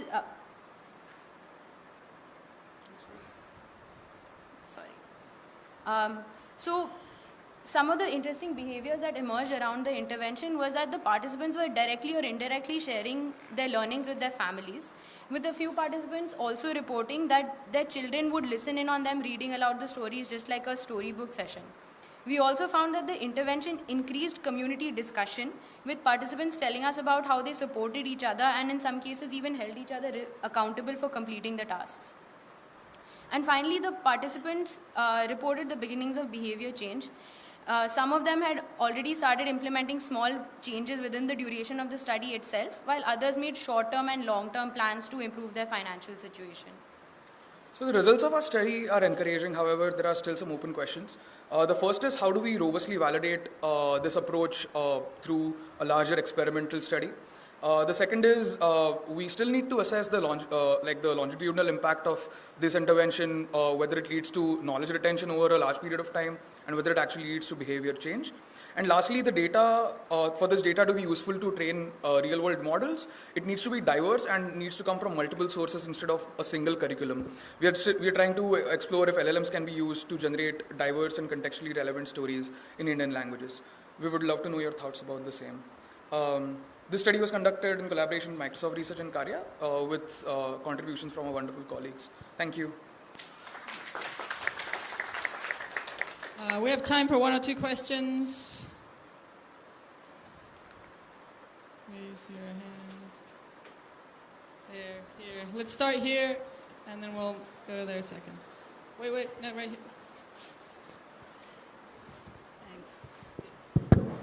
Thank you for that.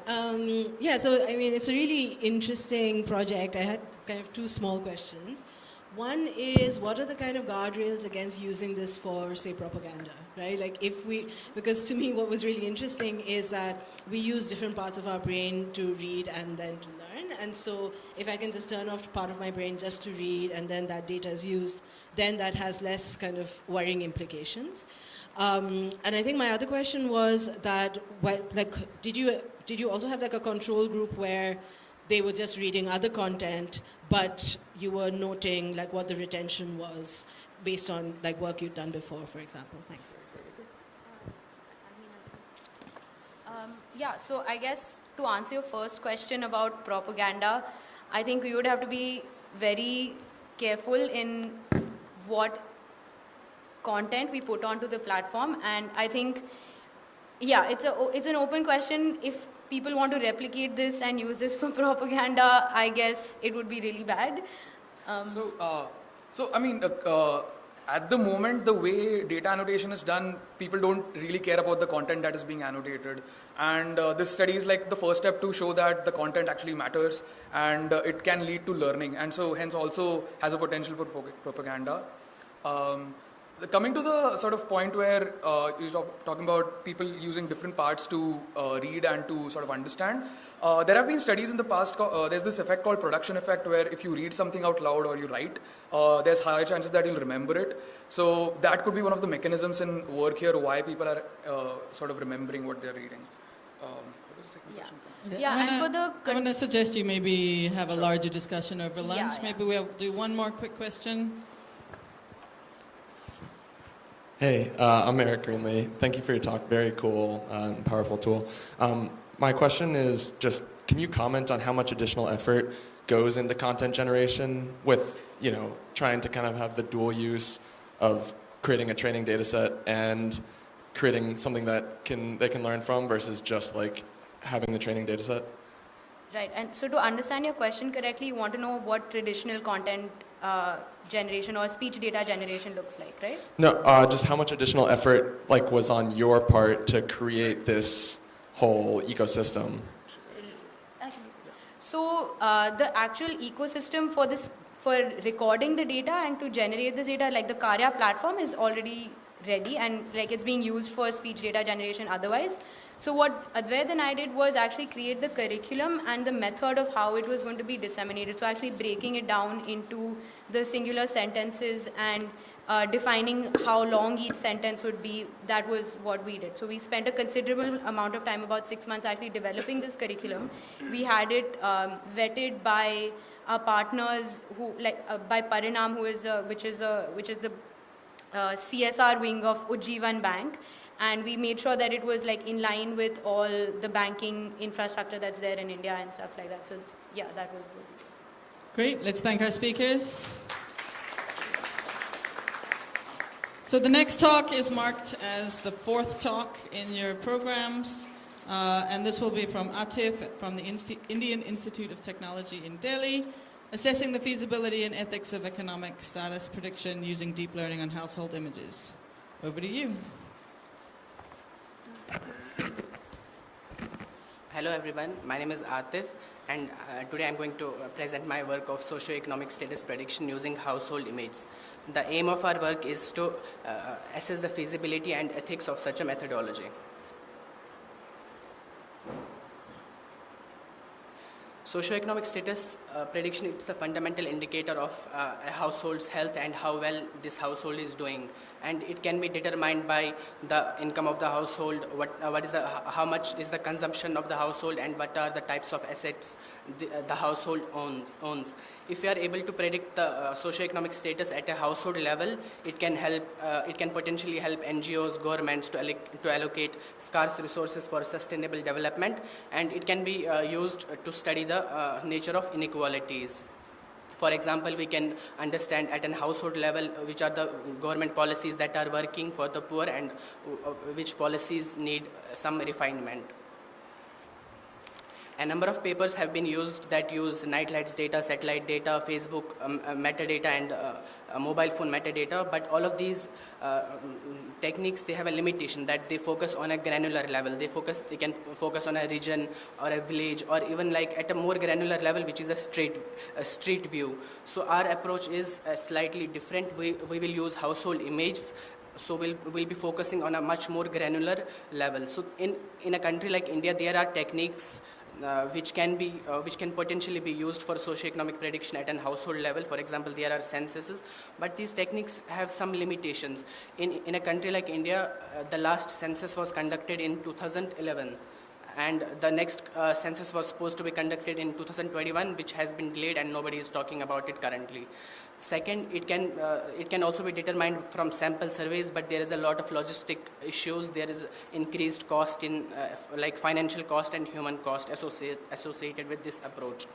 The third, people have used like income tax data, but it cannot be used in India, because in India, majority of the population, they are exempted from paying income tax. So our objective was simple, that we'll collect household images from houses, and we will assess the feasibility whether this can be a good technique to predict socioeconomic status. Our study will address three main objectives. What is the level of accuracy of this approach, that is using household images? What are the predictions when we compare it with benchmarking approaches like machine learning models trained only on asset information of the household, or with human accuracy? And third, what are the ethical and privacy concerns of such an approach? We collected data from approximately 7,000 households, which belong to they were mostly from tribal areas of 4 northeastern Indian states. The data was 3 types of images: the interior of the household, the kitchen of the household, and the front of the household. Along with collecting images, we collected economic labels, farm income and non-farm income, and 52 list of assets, whether they own a refrigerator, washing machine, internet, two-wheeler, etc. So researchers have talked about ethical and privacy concerns that should be addressed while collecting data. For example, there should be a clear communication with the participants, informed consent should be there, and there should be an opt-in, opt-out policy. That is, at any time during the data collection, or maybe even after the data collection, the participants, they should have an option to completely ask the data collectors or enumerators to delete their data. The data should be it should be secured, and at some time after your research is done, it should be disposed as well. Ensuring these ethical and privacy concerns, it's a demanding task, especially when we are dealing with household images.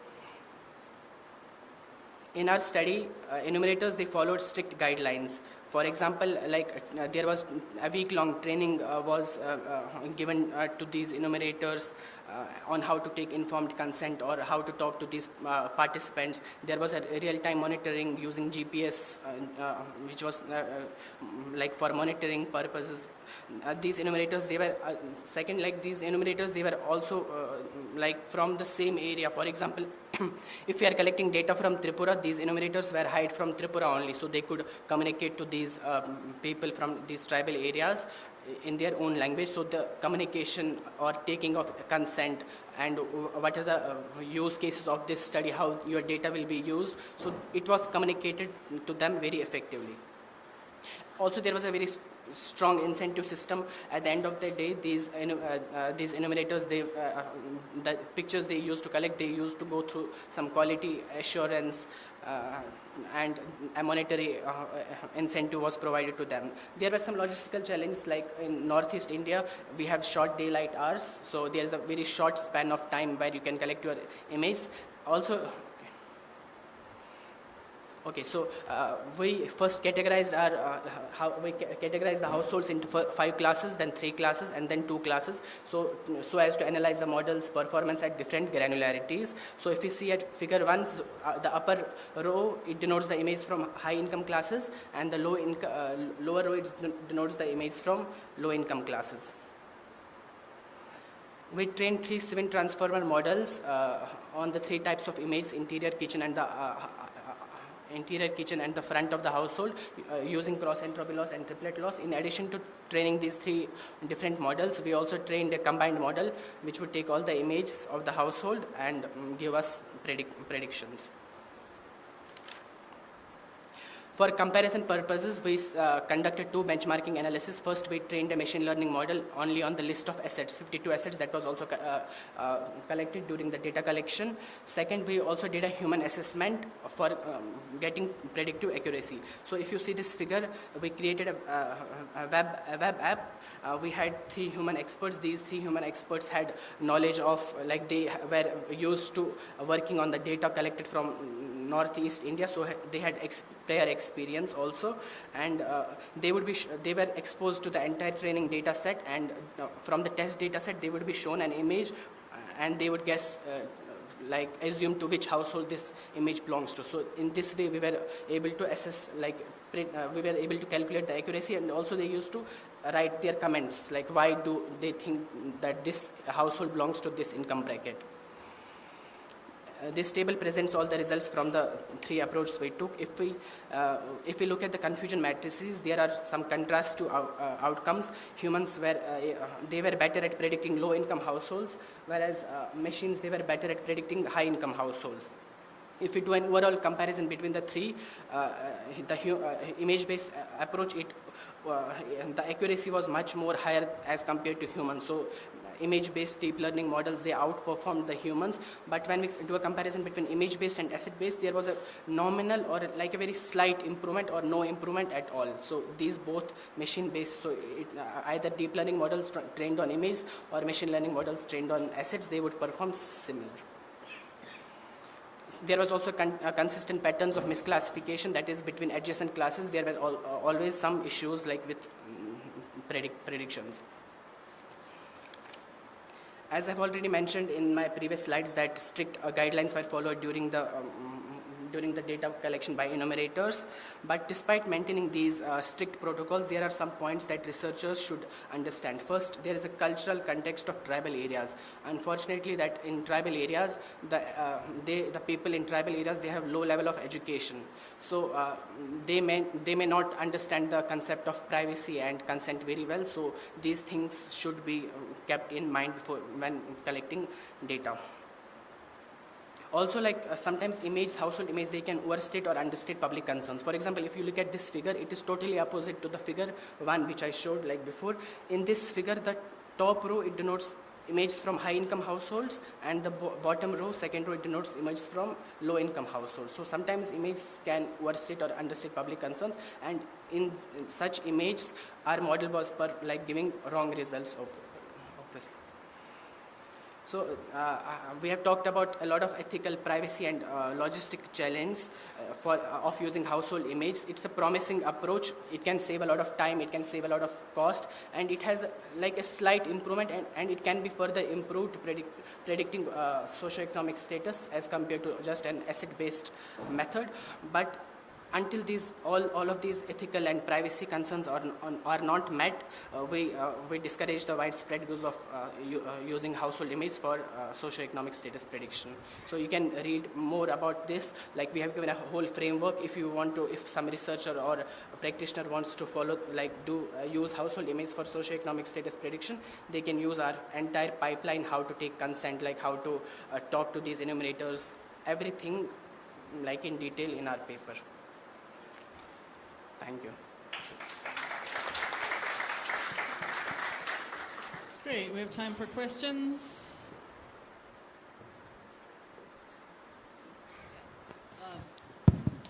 Yeah, this is a fascinating. Maybe a bit research. closer to your Can you mouth. hear me? Can you hear? Put the microphone a bit closer to your mouth. Yeah. I think it's on. Now, this is a fascinating research question using image processing to deliver some kind of a social prediction about status and asset ownership, etc. So, do you think? See, I see there are a lot of problems as you were explaining. Apart from ethical issues, there are other issues. So, do you think this is these questions can be resolved if technology can improve? Is it a question of image processing, better image processing, or do you think it's a question of using mixed methods? It's a question of bringing social sciences into the picture. What is it? Is it only about technology? You know, if you have better annotation, better modeling, will this problem be solved? You know? So, definitely, technology plays a role. If we have more better results, there will be less amount of discrimination if such techniques are used for policy making. But we discussed also, there are a lot of issues, other issues apart from technology only.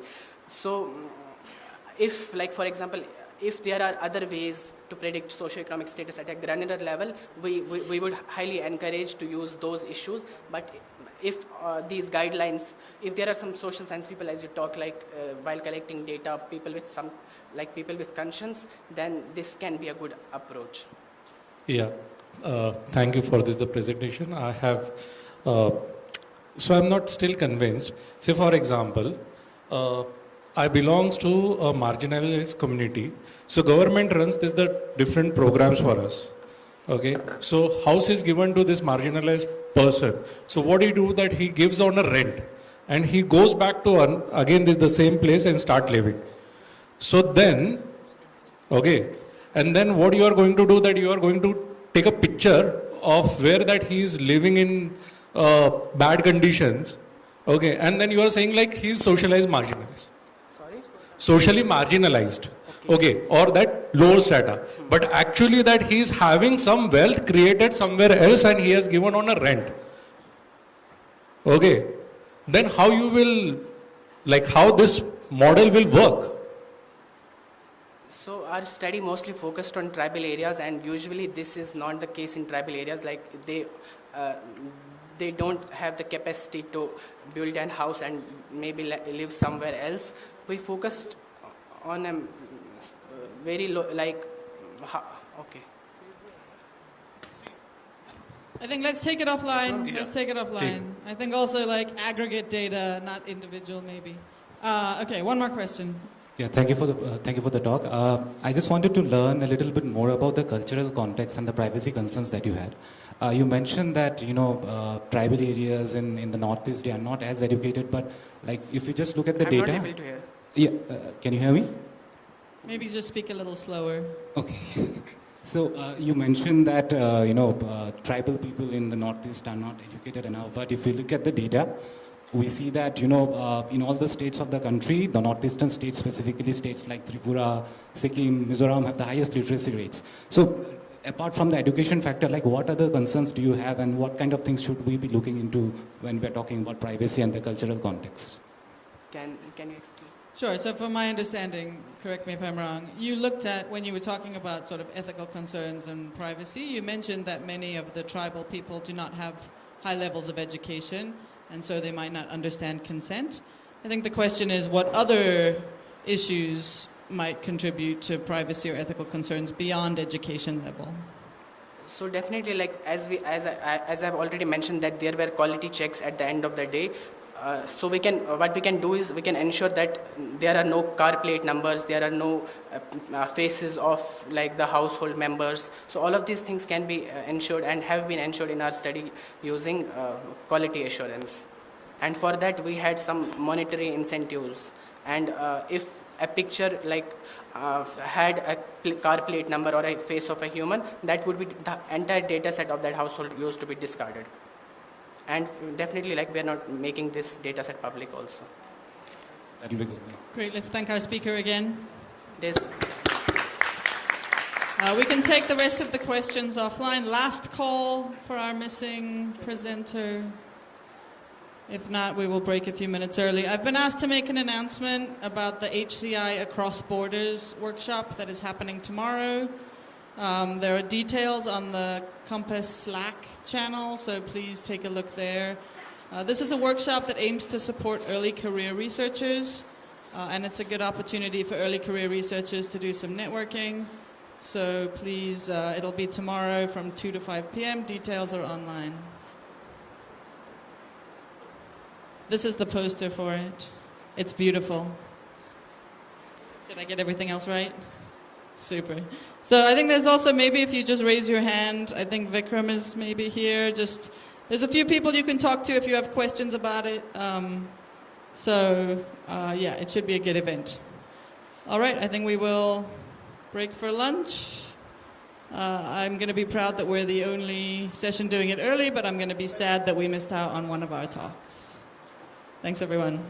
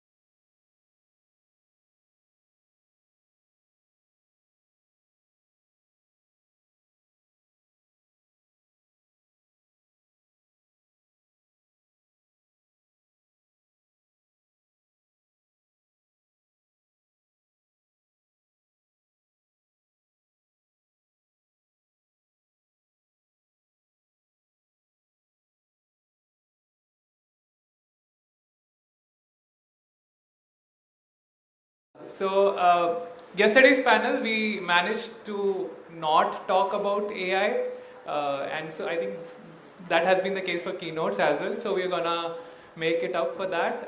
So the next panel is on AI, but we're going to talk about AI governance, the challenges and the future trajectory of AI governance. So like yesterday, I'll introduce the moderator for this panel. So moderator of this panel is Dr. Praveen Priyadarshi. He's faculty at IIITD. So Praveen completed his PhD in Development Studies from London School of Economics and Political Science. His work is at the intersections of the categories of space, institutions, and policy, especially in the urban context.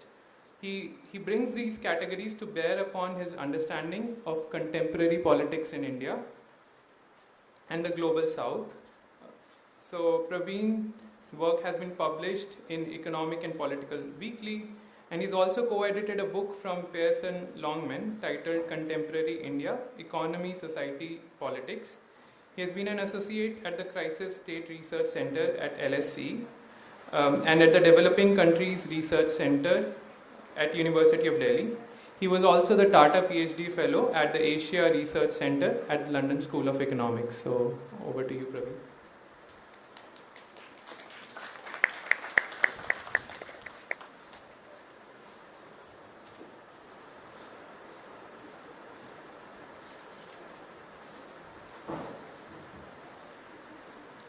Thank you, Tarun. So let me start by inviting my co-panelists on the stage, and then we'll take it from there. Vivek, Azra, Dr. Subramaniam, if he's around, and Dr. Nimi Rangaswamy. Yeah, please.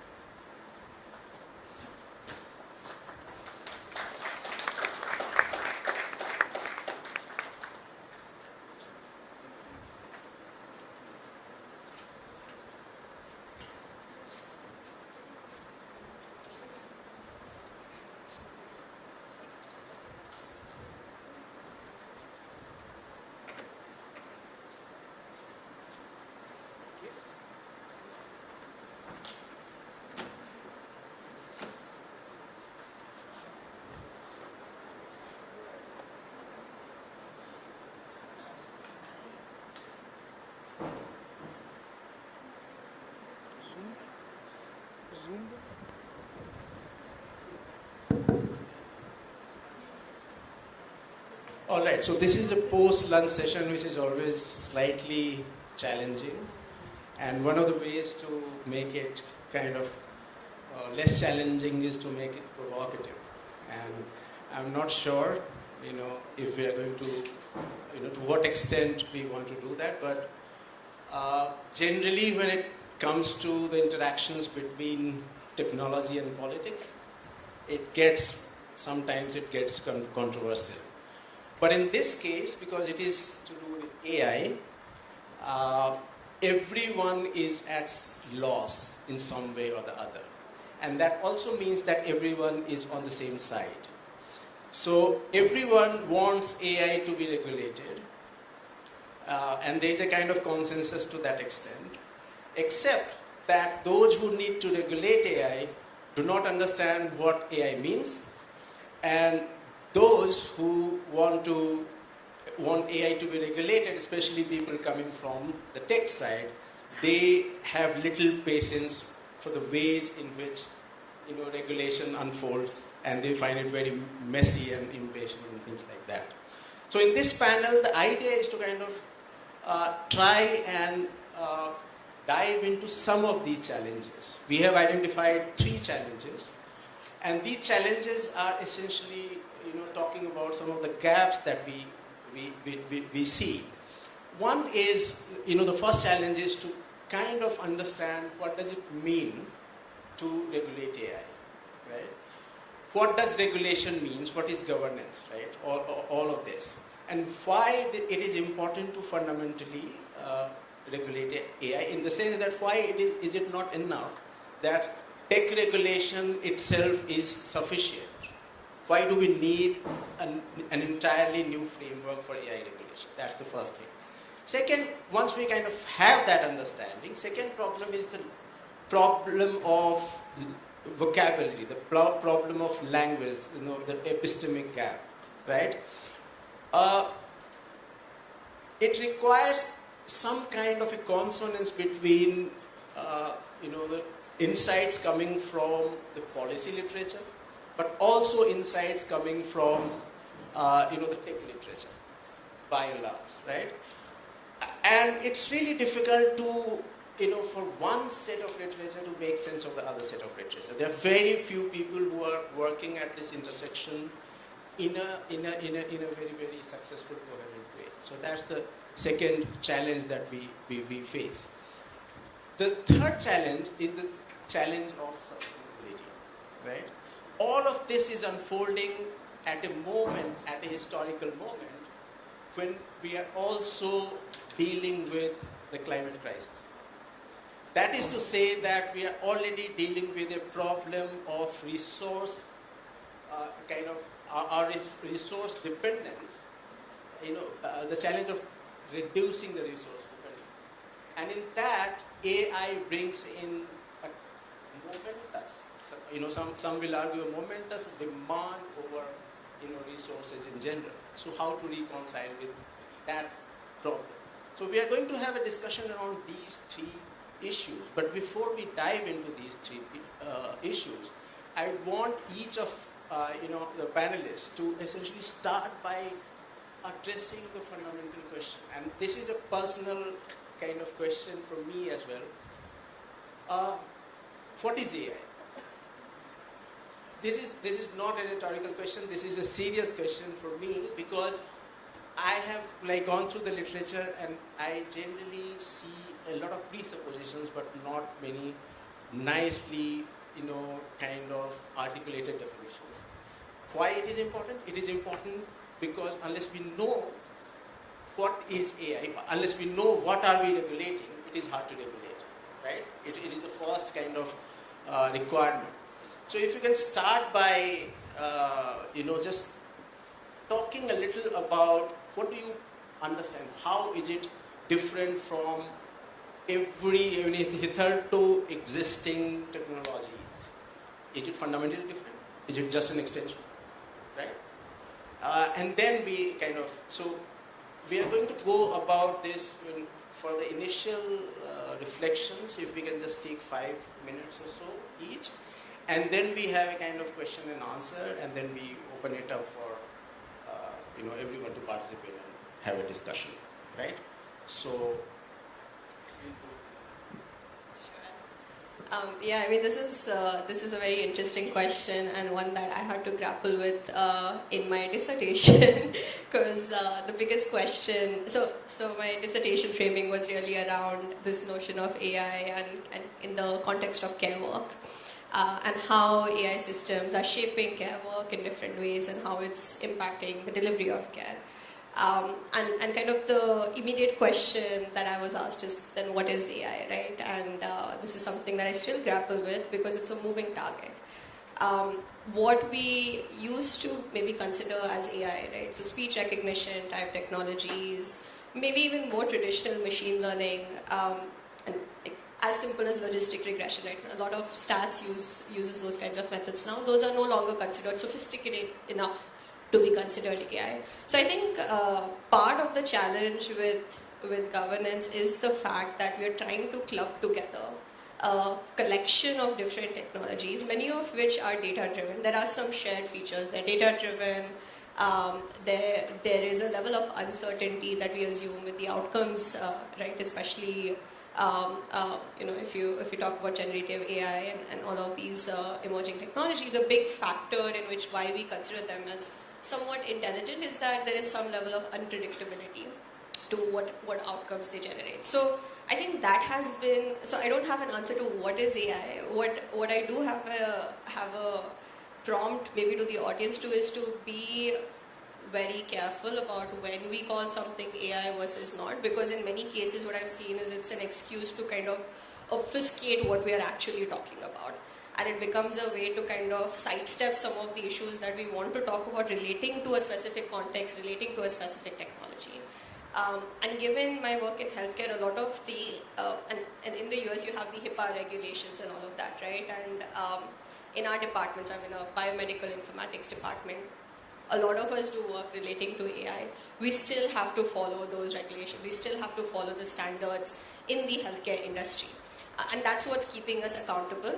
On the flip side, that means you move more slowly, right? You have to deal with a lot of those kind of IRB and all of those ethical approvals and deal with regulation. But it pushes us to think about regulation, think about our technologies beyond just like, okay, this is AI, so we can do whatever we want. This is held to the same standards as any other technology or any other non-clinical intervention also that's being pushed into the healthcare sector. So that's the headspace that I'm coming from, where I'm actually, like, I would love to see that term really be broken down further and really for us to be able to talk in concrete aspects of what exactly are the specific kinds of technologies we're talking about, what exactly are the contexts in which we want to talk about them, and then what does regulation mean in that context, right? Because then we can have some clear steps, otherwise we're kind of talking in the air. But yeah, those are just quick 2 cents. Yeah, thank you, Azra.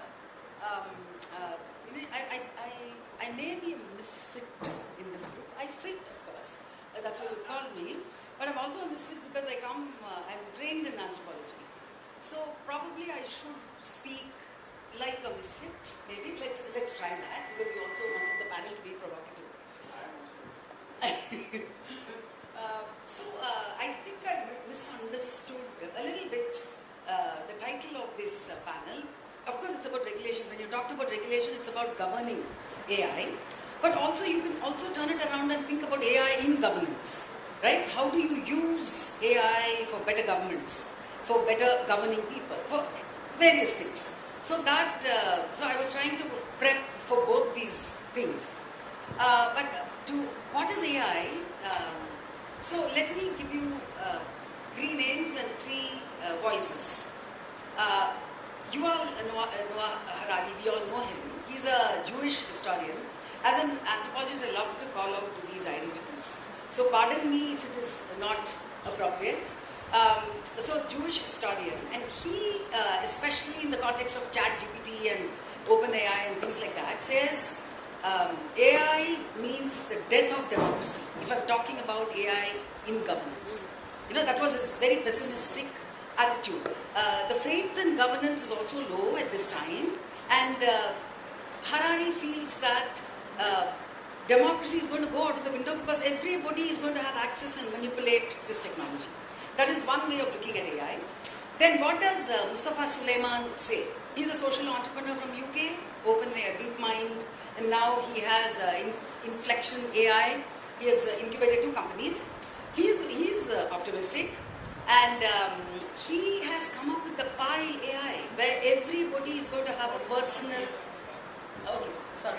So everyone is going to have a personal AI. So if you look at hundreds and thousands of companies and apps that have a web page or something like close to that, will have a personal AI.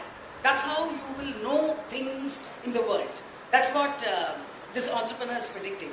And also, incidentally, to your question about resources, in one of the podcasts, I think Mustafa Suleyman said that Google and Microsoft are eco-friendly. They don't burn any carbon. They invest in wind farms. So the whole issue of resource depleting AI is insignificant. So that is another kind of opinion that's coming from people in AI, right? These are all people players within the AI system. So how they look at AI is kind of very different from how Yuval Harari looked at it, right? So the third voice is one of my students is doing a PhD. I'm examining her thesis, and she is trying to understand all these digital technologies and AI in governance. She's working in rural Maharashtra, and she's looking at how are these gram panchayats using intelligent technologies. Right? And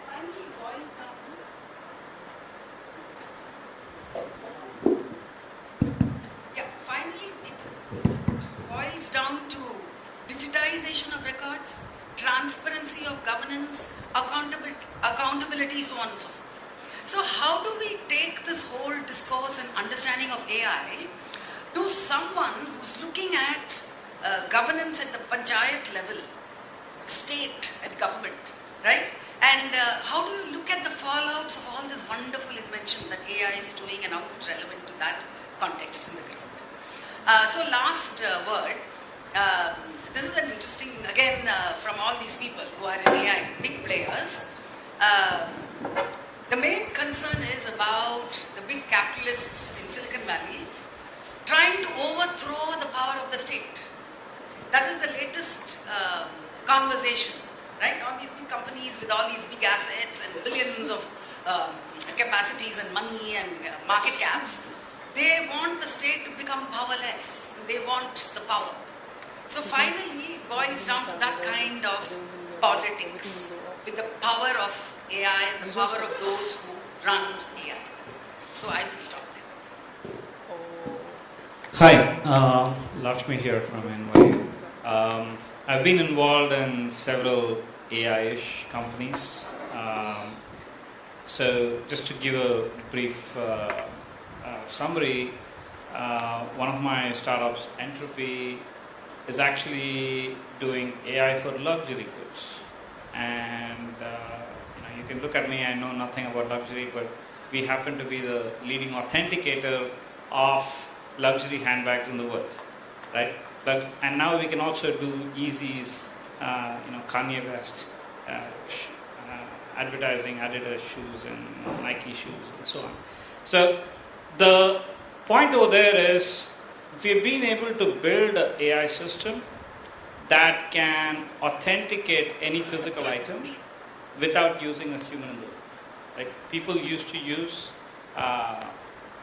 human authenticators to say whether something is fake or real, and we've done a pretty good job. Last year we authenticated almost $2 billion worth of items, and it's growing. That's one company. Second company is actually into the recruitment space, and we're actually trying to build a formal logic layer of how does a recruiter actually think.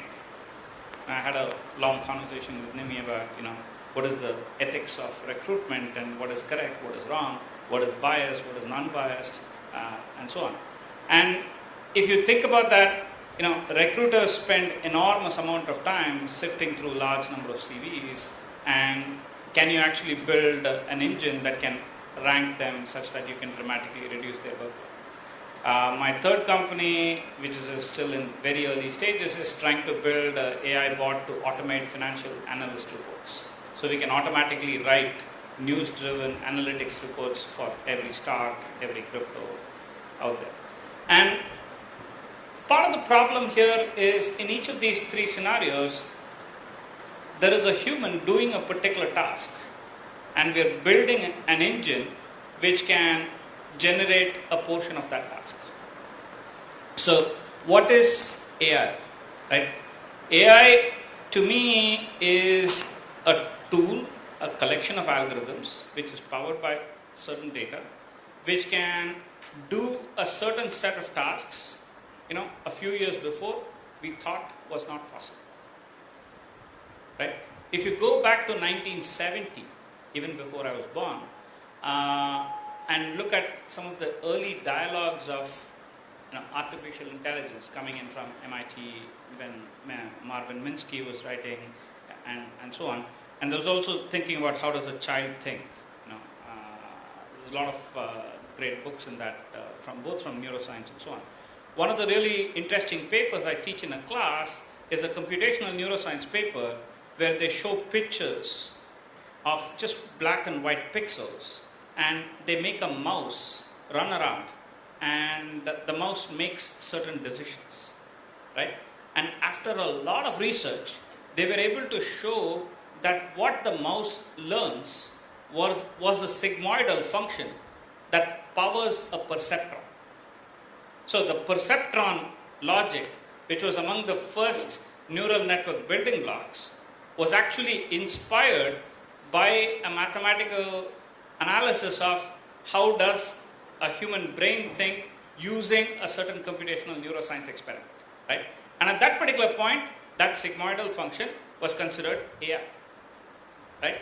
And if you fast forward today, the reason we are in the midst of, should we control AI or not, regulate AI or not, is we are really caught in a little bit of a dilemma where we are training massive engines which we actually algorithmically do not understand how they work. And if you leave it another 10 years, whatever engines we have built today, people would have actually deconstructed full logic to actually describe how an LLM would work, right? I would be very surprised if there is not a paper that comes out saying, here is a memory of 100 billion rows, and here is a formal logic code. Go look at this function, go look at this function, read this data, and here is a program. And that program might have nothing to do with the AI engine, right? And once we deconstruct and we understand that logic, we as humans don't call it AI. So we actually are sort of getting to a point of being slightly scared about AI because we are actually training models where we are not able to understand why they work, why they don't work, right? So in entropy, when a customer calls, why did you say this item was fake, right? I actually have to build an interpretable logic saying, the geometry of this logo doesn't match with what looks like an authentic, right? So we had to build an interpretability layer. When we do recruitment, if somebody doesn't get a job, you need to be able to explain why the AI engine classified somebody as a fit and somebody as not a fit. And if you're able to deconstruct that, then suddenly it doesn't look like AI. Because we as humans actually understand that. So in short, I think, should we regulate AI? I personally think regulating AI is basically getting to the same question of should we regulate stem cell research? The regulation actually comes down to what are the privacy policies for a particular domain, what are the policies in healthcare. So as and where we use, which discipline we use, the systems we build have certain norms which will define what we regulate. Beyond that, given if a researcher follows those domain constraints and strictly adheres to those principles, they should have the flexibility to be able to innovate. And we should deregulate to the point where we can enable that innovation as long as they don't cross that boundary. So let me pause here, and those are my thoughts. Okay, so I come in from a human-machine interaction background, human automation background, so I'll try to point out a few ideas from there about how we think about humans and technologies per se, machines per se. So when we think about AI, it's not simply an entity per se. Okay, so there's a continuum between the human and an intelligent machine or automation. So at the extreme end, we have the machine as the other, an agent. And on one end, we have the human. And in the middle, we have a lot of mix of all these things that have been going on for the past 20, 30 years. Issues related to intelligence, pseudo-intelligence, cyber-physical systems, you name it. Okay, so this whole AI continuum is not a new question that is being asked.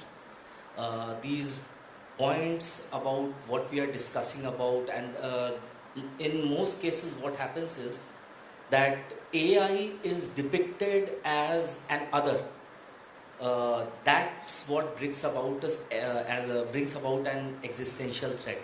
So will you lose your job if you have a lot of AI, or if will you lose your job if everything is automated? These questions were being asked 100 years back also. Right?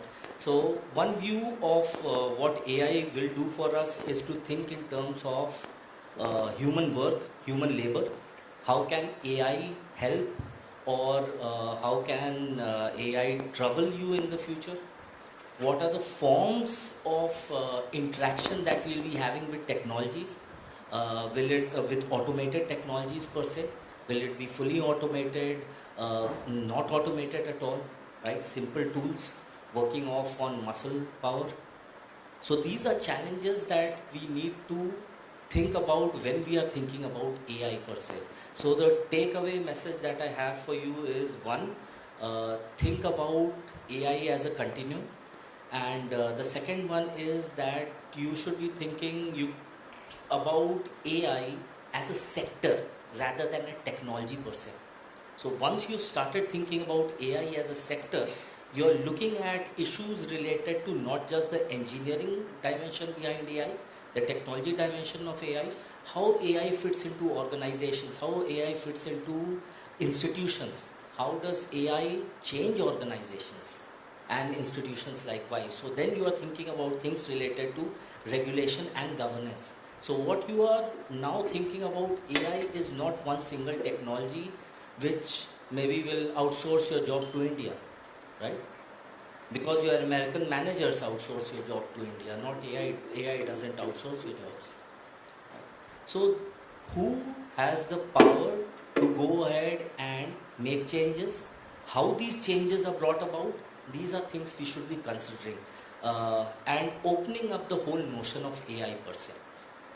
So, thank you.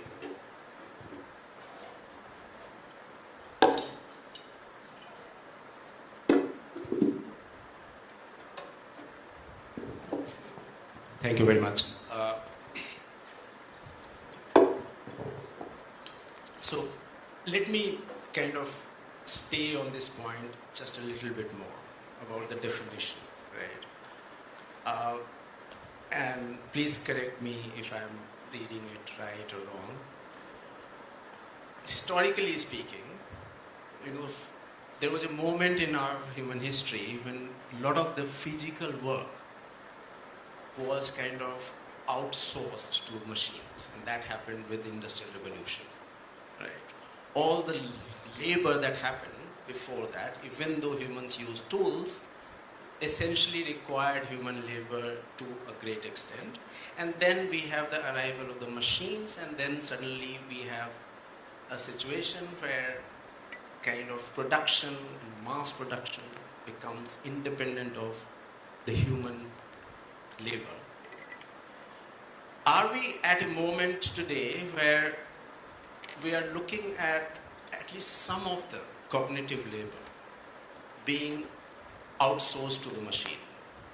is this a way to understand artificial intelligence? We know that not all of the cognitive labor can be outsourced yet. But is that also the danger that we are looking at? Because that has significant ethical, philosophical, political, social implications. So am I correct in reading this moment in the way that this is the moment when a lot of the cognitive work which was monopolized by human labors is suddenly now independent of it. It can be conducted by the machine. And that is where we are looking at. Is that the kind of watershed point that we are looking at? If any one of you have a thought on that.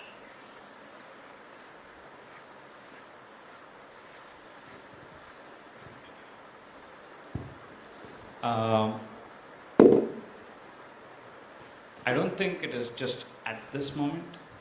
This has sort of been happening all the way from 1980 till evolution of computer, evolution of cloud, evolution of internet.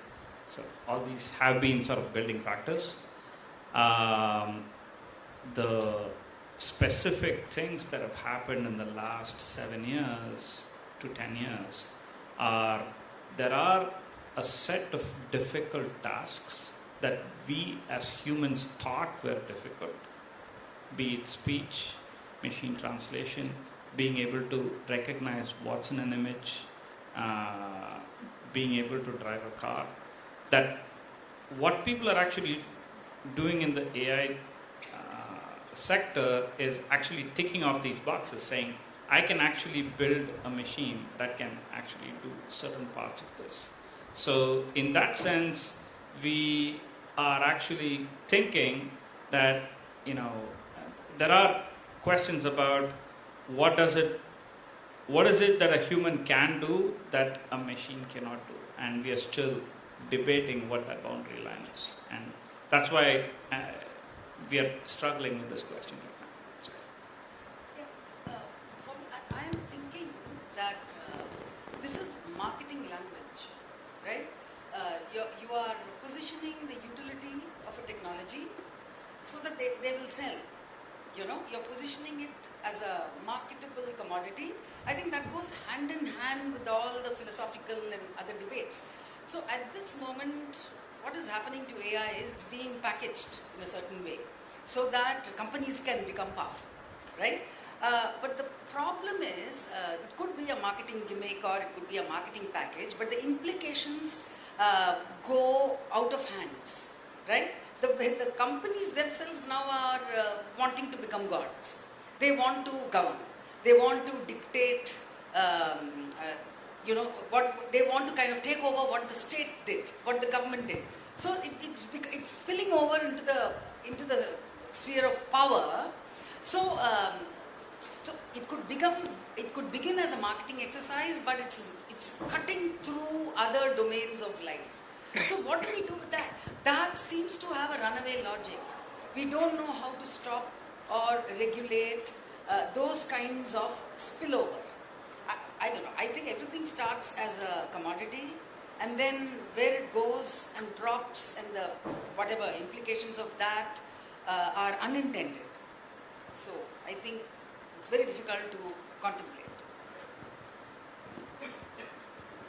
Yeah, I mean, I agree that cognitive labor is not necessary. Like, this is not the first time we're starting to automate that, right? It's happened for a long time.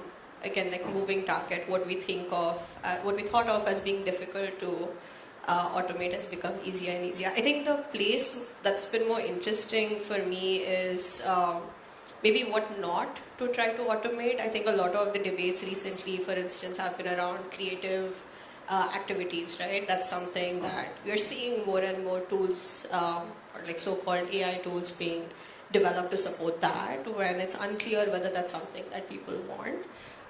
Or even if they do, what are the downstream implications of that? That's one space. The other space that I think a lot about being in healthcare is around socio-emotional support and caregiving, right? So that's one thing where we've kind of traditionally assumed that a human touch is what's required. But we are now seeing that there's some work showcasing that there might be some scope for AI to play a role here, especially in the case of things like social isolation and loneliness, where maybe people actually hesitate to reach out to a human actor, and maybe that's where. So it's an interesting kind of dilemma there, where exactly we want to implement AI is also unclear and sometimes goes against what we think is obvious. And I think for researchers, it's a productive area to kind of look into, but those are some of the things I've been thinking about more recently.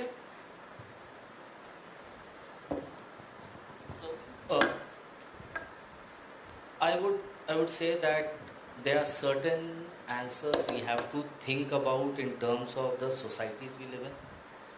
This is very important. So, Japanese would spend a lot of money on automation because the society itself wants that, and because of the changes in demography, right?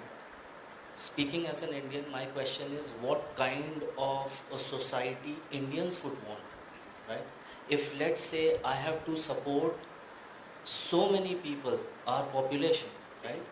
So instead of bringing in technologies that mimic human, what I would want to bring is technologies that augment human work.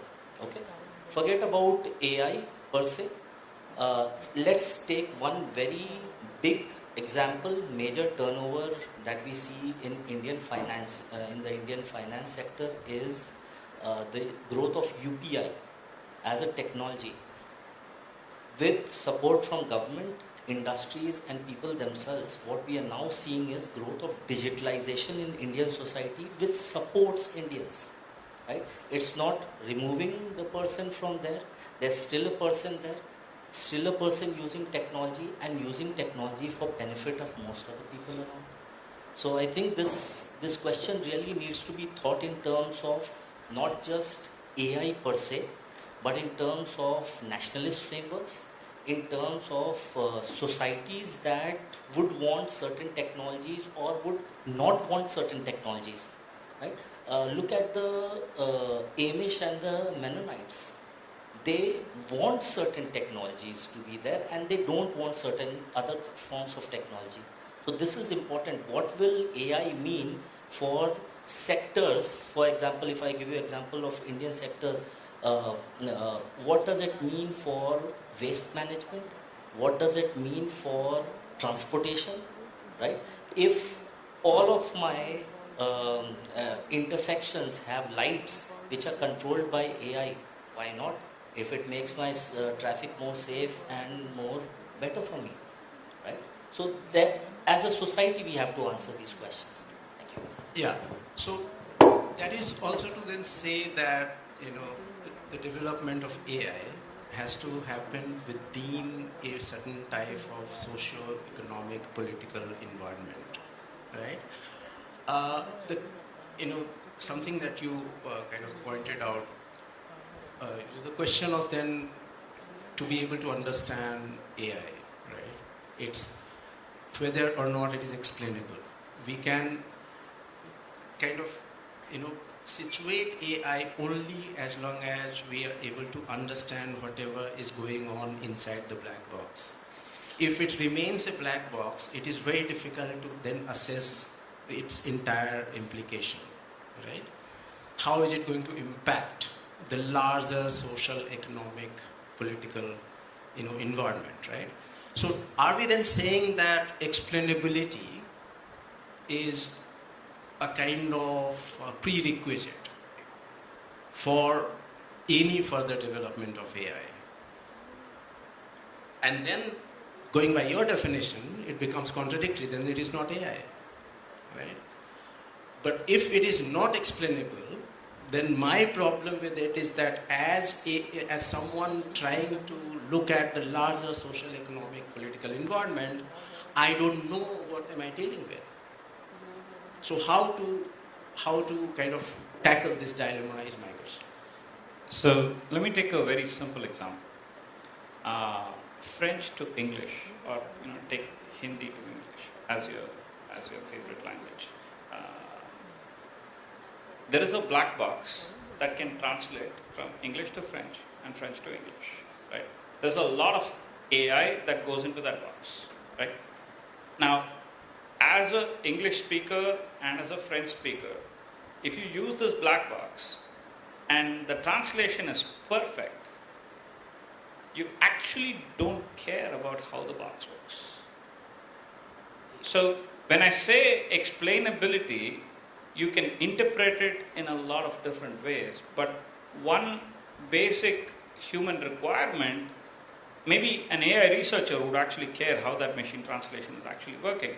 But for the common person, if that actually satisfies the requirement of what we mentally think as what they should do, we consider that safe. Yeah, we but consider that is fine. But problem is, I know it is a perfect translation today because I know both French and English languages. Tomorrow, my reliance over AI for translation will also mean that my cognitive, memory is going to go down, and tomorrow I'll not be able to tell whether or not it is a perfect translation. And then it becomes a problem. I'm just taking your example further. I mean, I have been driving on Delhi roads forever. And there was a time when I knew each and every street, by heart. Today, if you ask me, I will not, because I have started using Google Maps. That's another example. The question is about, human memory and its limits, and, whatever shared common public goods that we have today, and that going into the domain where it becomes a black box. So that raises, as 11-year-old, I have 11-year-old. I have very deep concerns about exactly the point that you raised, right? If you look at kids today, and as a teacher, attention spans of students have dramatically gone down, right? And students are looking for shorter and shorter, solutions for, you give a paper, these are the 17 most important aspects of the paper.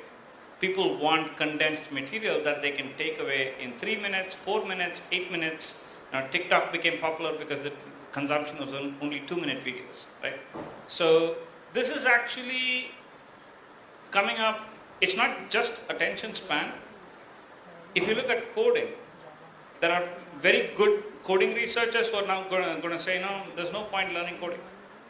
So at 11-year-old, do I teach my kid how to code, or should I just forget about it and then, they will just get the entire code in the future? So there are many things that we are doing today which will dramatically change and which will have to evolve, and it is also affecting our ability to concentrate on a task for a very long time. As a very weird example, my son plays piano, right? The ability to sit down and play a very complex Tchaikovsky requires enormous amount of concentration, right? And getting them to sit down, please practice, please practice, please practice, as a parent becomes very difficult, right? And if he's watching this YouTube video, I'm sure he'll be super annoyed at me. I'll pass the mic. I'm just trying to think. I think we have always had black boxes in knowledge systems across human legacy. Probably more black. I don't know that when we created our Indian Penal Code or our whatever our justice system, we created with a lot of ignorance too, right? We didn't know things. We never had the internet, of course, in those days. So black boxes have always been there, right? So there is, I think, for any kind of problem that we face today because of AI, there are instances in history where human beings have faced it.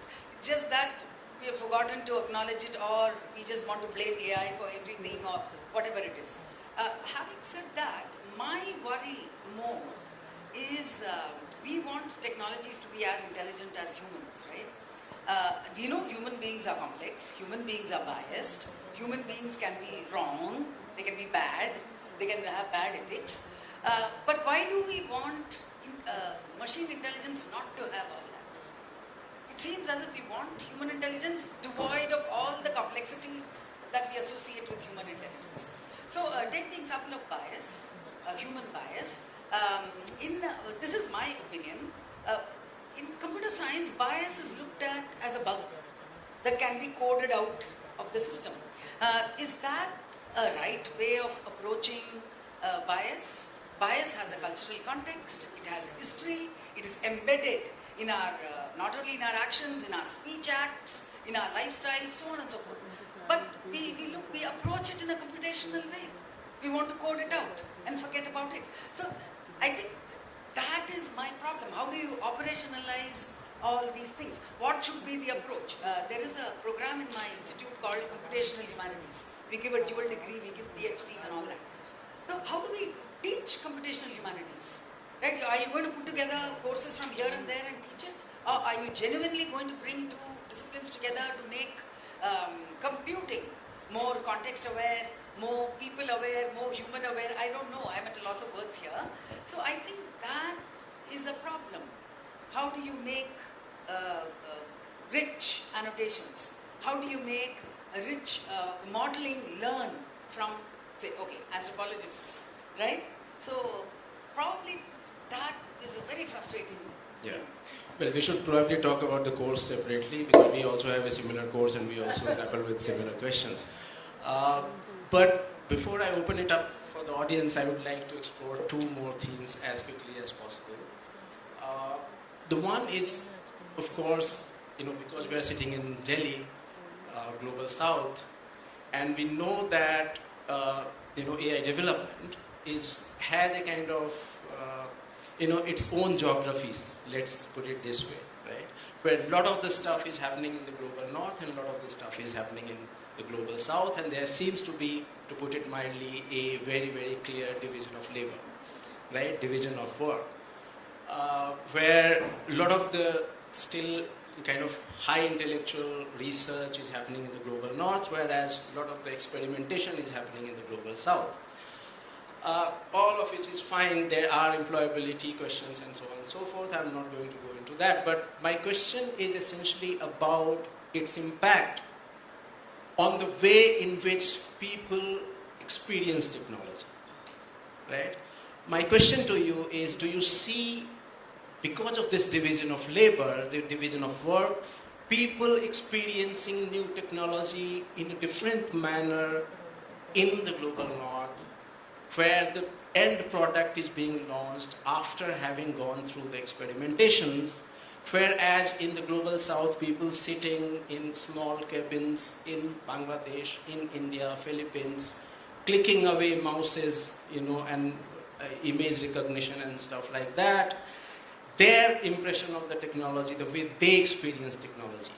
And do you see, and we are also sitting in a research institute in the global south, do you see a kind of more fair, equitable, geographical spread distribution of work will be a better idea for the future of AI development?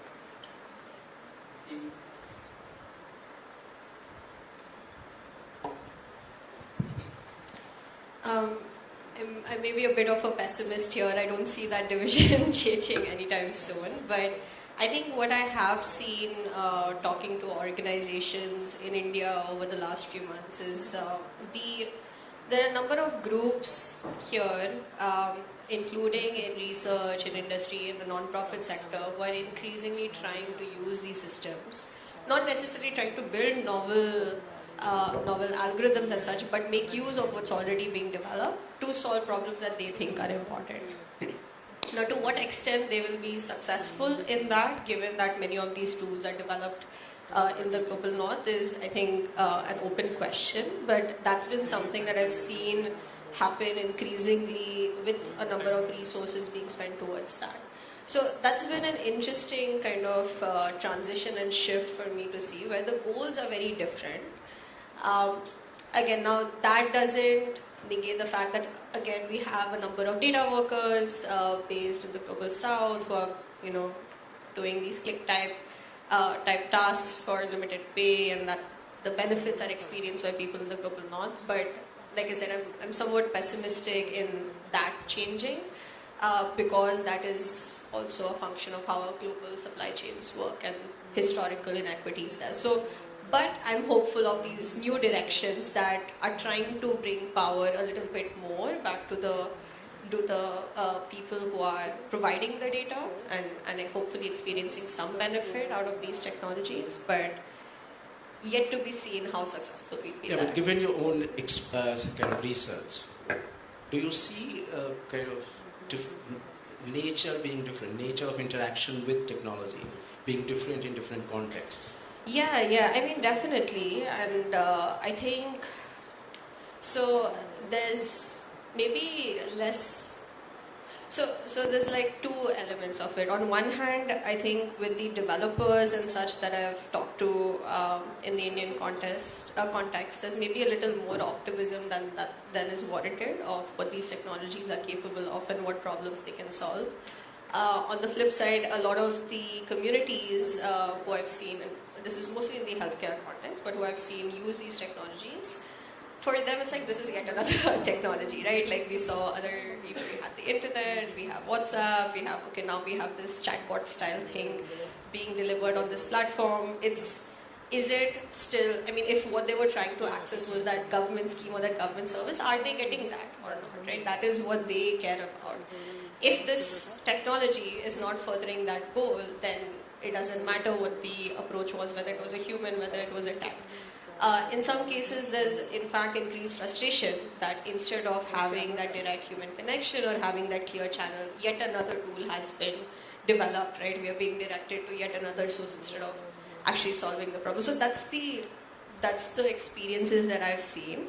That doesn't mean that there isn't scope. I mean, one approach is of course to augment the worker's perspective, right? So in the case of government schemes or healthcare services, maybe making workers more efficient, freeing up their time from these data documentation tasks, things like that. Maybe that's the place where we could go forward. But that's what I've seen so far in this space. So I want to bring in this notion of making AI technology your own. Unless and until you don't make AI technology, or for that matter any technology your own, you'll not be able to experiment at it. You'll not be able to experiment, you'll not be able to innovate. Part of the challenge of being in a country like India is that given the nature of our economy, some people don't have the luxury to experiment. That's very challenging, because if something breaks down, it costs a lot of money to improve it. Right? So unless and until you create an ecosystem of experimentation, it will not happen, right? And this ecosystem of experimentation should then feed into the technology per se, which means you are changing something in the technology fundamentally. So for example, our mobile repair ecology, right? We have, as an Indian, if you work on you study how mobile repair works. People use second-hand, third-hand phones, right? But the repair ecology doesn't percolate back into the industry, right? Even if you are creating some innovation in your mobile phone, that is not fitting into the larger audience. So what we don't have is an ecosystem of experimentation. The day we start getting an ecosystem of experimentation, even though if your traditional jobs which are sent to India, outsourced, they will remain, but there'll also be a side business where you'll be creating new value which will be useful for you. So I think more than putting it as a global north and a global south divide, I think this whole ecosystem needs to be expanded if we want to take it forward. And just one small point to your last question, more than explainability in AI, I think that what we are looking for is trust in technology. Trust in technology that it works most of the time, it's reliable, it's available, I can maintain it, and it's safe for me. Right? So these are issues we have to think about even with AI. Thank you. I still kind of want to touch upon the sustainability question because that's also an area you work in very, very extensively. What is the dynamic you see unfold in coming future? How are we going to deal with the climate crisis on the one hand, and the demand coming from the AI related industries for the enormous resource that it requires for development and implementation? I mean, that's my reading at least. So you can disagree with it if you have a different take on its resource consumption. But if you agree that it requires a lot of resource, then how do you see these two crises kind of meeting and reconciling with each other? Let me start with an example of a dam in Chile. I had a student in a class who looked at energy consumption produced from a dam where AWS was launching a new data center in Chile, right? So if you take, Bakranangal project, right? You're producing 500 megawatts, 600 megawatts, right? A single container, a shipping container of a data center is 1 megawatt flat, right? A 600 megawatt dam gives you barely 150 to 200 megawatts at peak on a sustained basis, right? So in some sense, 200 containers effectively is using up all the energy that is produced by a dam, right? So when you talk about sustainability, I think data centers have been co-located very close to these large energy producing things, and this energy is actually taken away from a lot of other use cases, right? And the way carbon tax is defined, there's a lot of ways of going around it. So in some sense, are cloud providers doing the right thing to stay carbon neutral? They are doing a lot of very specific steps, but the footprint is actually very high. And in the Chile case, this dam was actually providing electricity to 2 towns. And there were local protests for the data center coming up, right?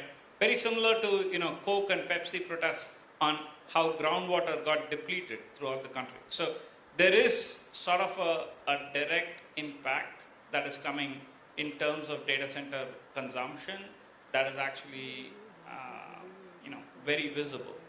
That being said, people in the computer science community, in these cloud communities, have actually built very fancy technologies which can actually do the same AI now at 1/100th of the power consumption. So there is like a time lag in that getting adopted. But we are also living in a world where by that time gap comes in, the next AI engine wants to train a 1 trillion model, 10 trillion model, and so on. So at some particular point, this growth in wanting to train a bigger and bigger model will saturate, and the next thing will catch up, and you might actually see a point where the footprint dramatically goes down at that particular point.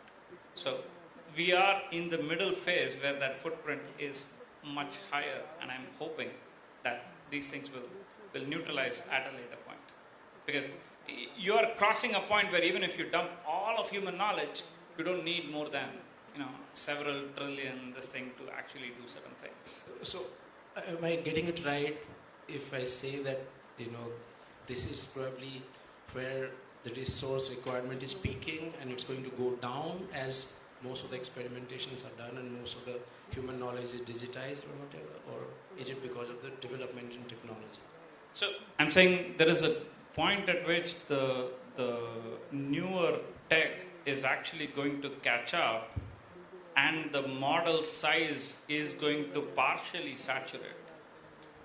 That if you ask the same question 5 years from now, the footprint on a relative scale would have actually gone down. That's my speculation. But like, you know, crypto at some particular point was enormously high. Now crypto is like pretty much flattened out. So. We can find technological solutions. Take the keynote today.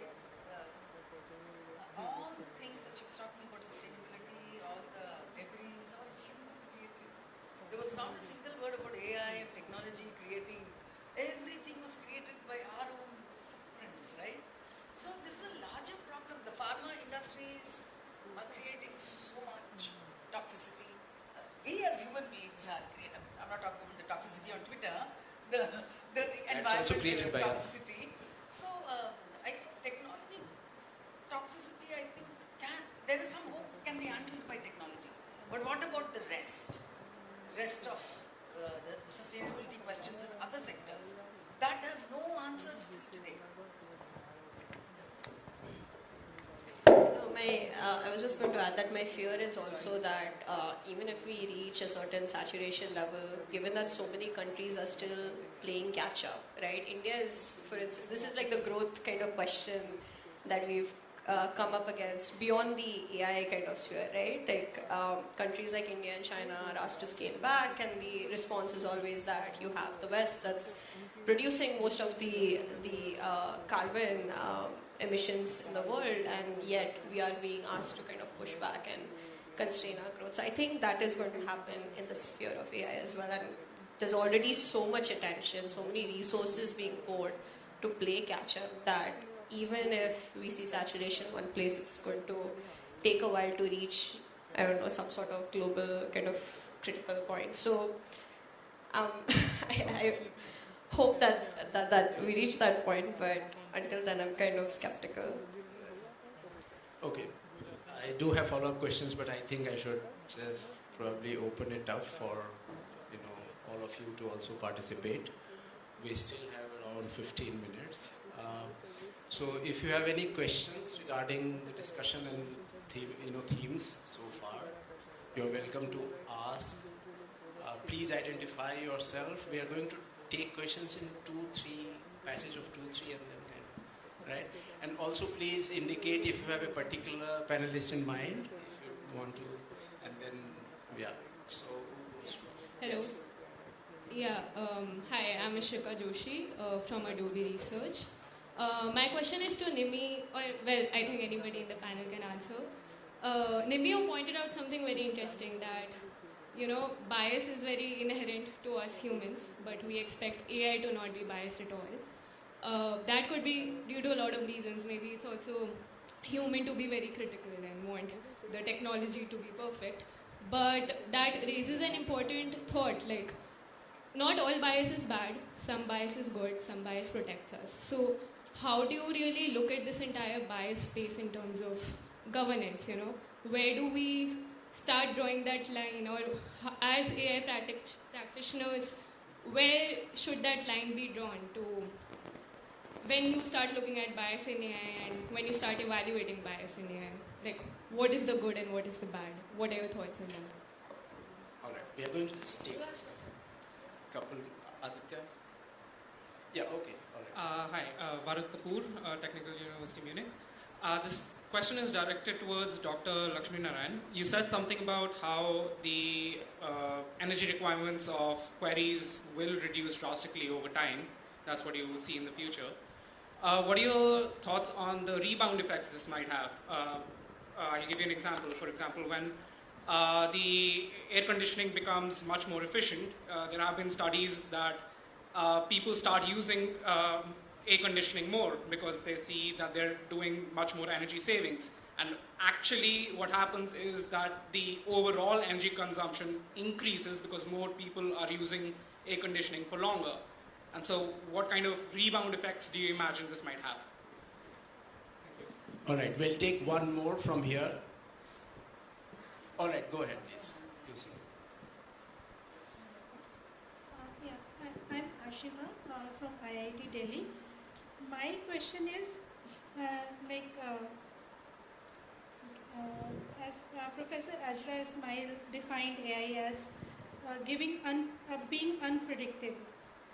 considering that AI is unpredictable, how much reliance can we have? Like Professor Subramaniam said that maybe right now AI is being used to select resumes, for example, and as we can explain rejections later on in the algorithm of AI, that is fine, But how do we explain unpredictability in the AI algorithm when they reject resumes? So, if something is unpredictable, how much reliance can we have on AI? That is my question. All right. Thank you. So there are two more hands here, but we'll take 2 minutes. Yeah, bias. See, I'm going to be a little bit simplistic here about tackling bias. Thanks for that question. In academia, when all of us are most of us are academicians here, we put our work out. We start from a standpoint that there is bias everywhere.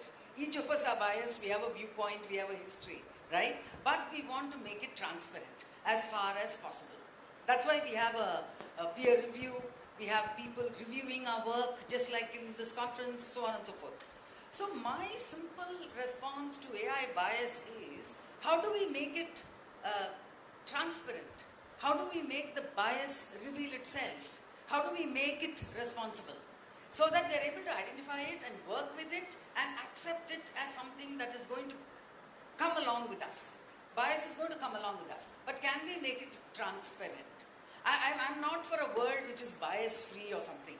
I don't have such utopian ideals.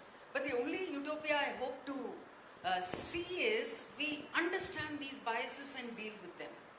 For that, it has to be made visible. So is there a solution to make AI bias visible? Can we work towards that? That's how we work towards in academia, right? So I'm trying to follow that logic. If I can just add a little bit on this bias question. I'm a political science person. And of course, one way to deal with bias is to make it transparent. The other way to deal with bias is to make institutions in a way that they are independent of biases. Political philosopher John Rawls, he came up with the idea of wheel of ignorance. When I am, taking a decision, I don't know who the decision is going to be taken for, right? And therefore, my biases, unless written into the processes, my personal biases are not going to affect my decision, right? So biases are good as long as they are normatively, fitting into the decision-making process. They are not healthy when they are not fitting into that particular normative process. Yeah.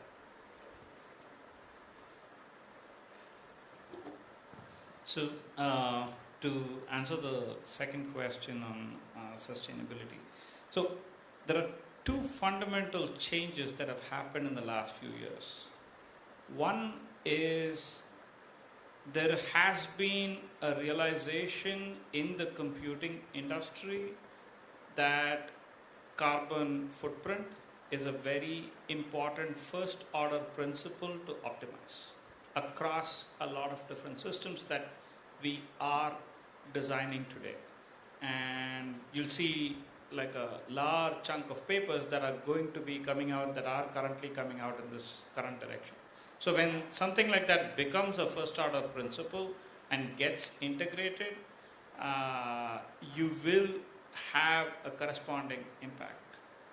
The second major thing that is actually happening is all of us are actually realizing that the earth is actually going to dogs across a lot of metrics. You take wildfires, you take poverty, you take war, you take famine. There are so many things that are currently going on right now where things are not overall looking good, and we as humans are actively doing that realization. 3, yes, we are greedy and we will be asking for more and more apps and more data and more various things, but when the first two start to counter and starts to affect lifestyle in a in a basic way. You know, people who live in California, for them, you know, a large wildfire coming close to home is actually becoming a recurrence on a yearly basis. And you know, there are many parts of the world where this realization is starting to come. So when that realization starts to kick in the next generation, and everybody is very conscious about it, it leads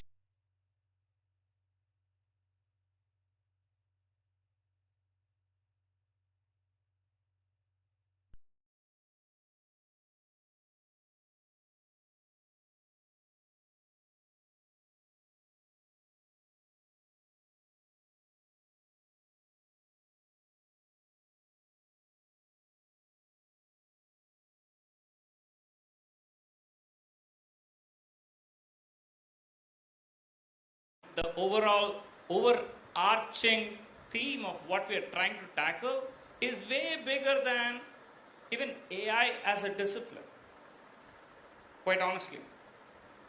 And I think we should collectively strive to get to that. And if we are able to get that, you know, we are actually breaking enormous boundaries. So I hope that meta level point partially addresses your question.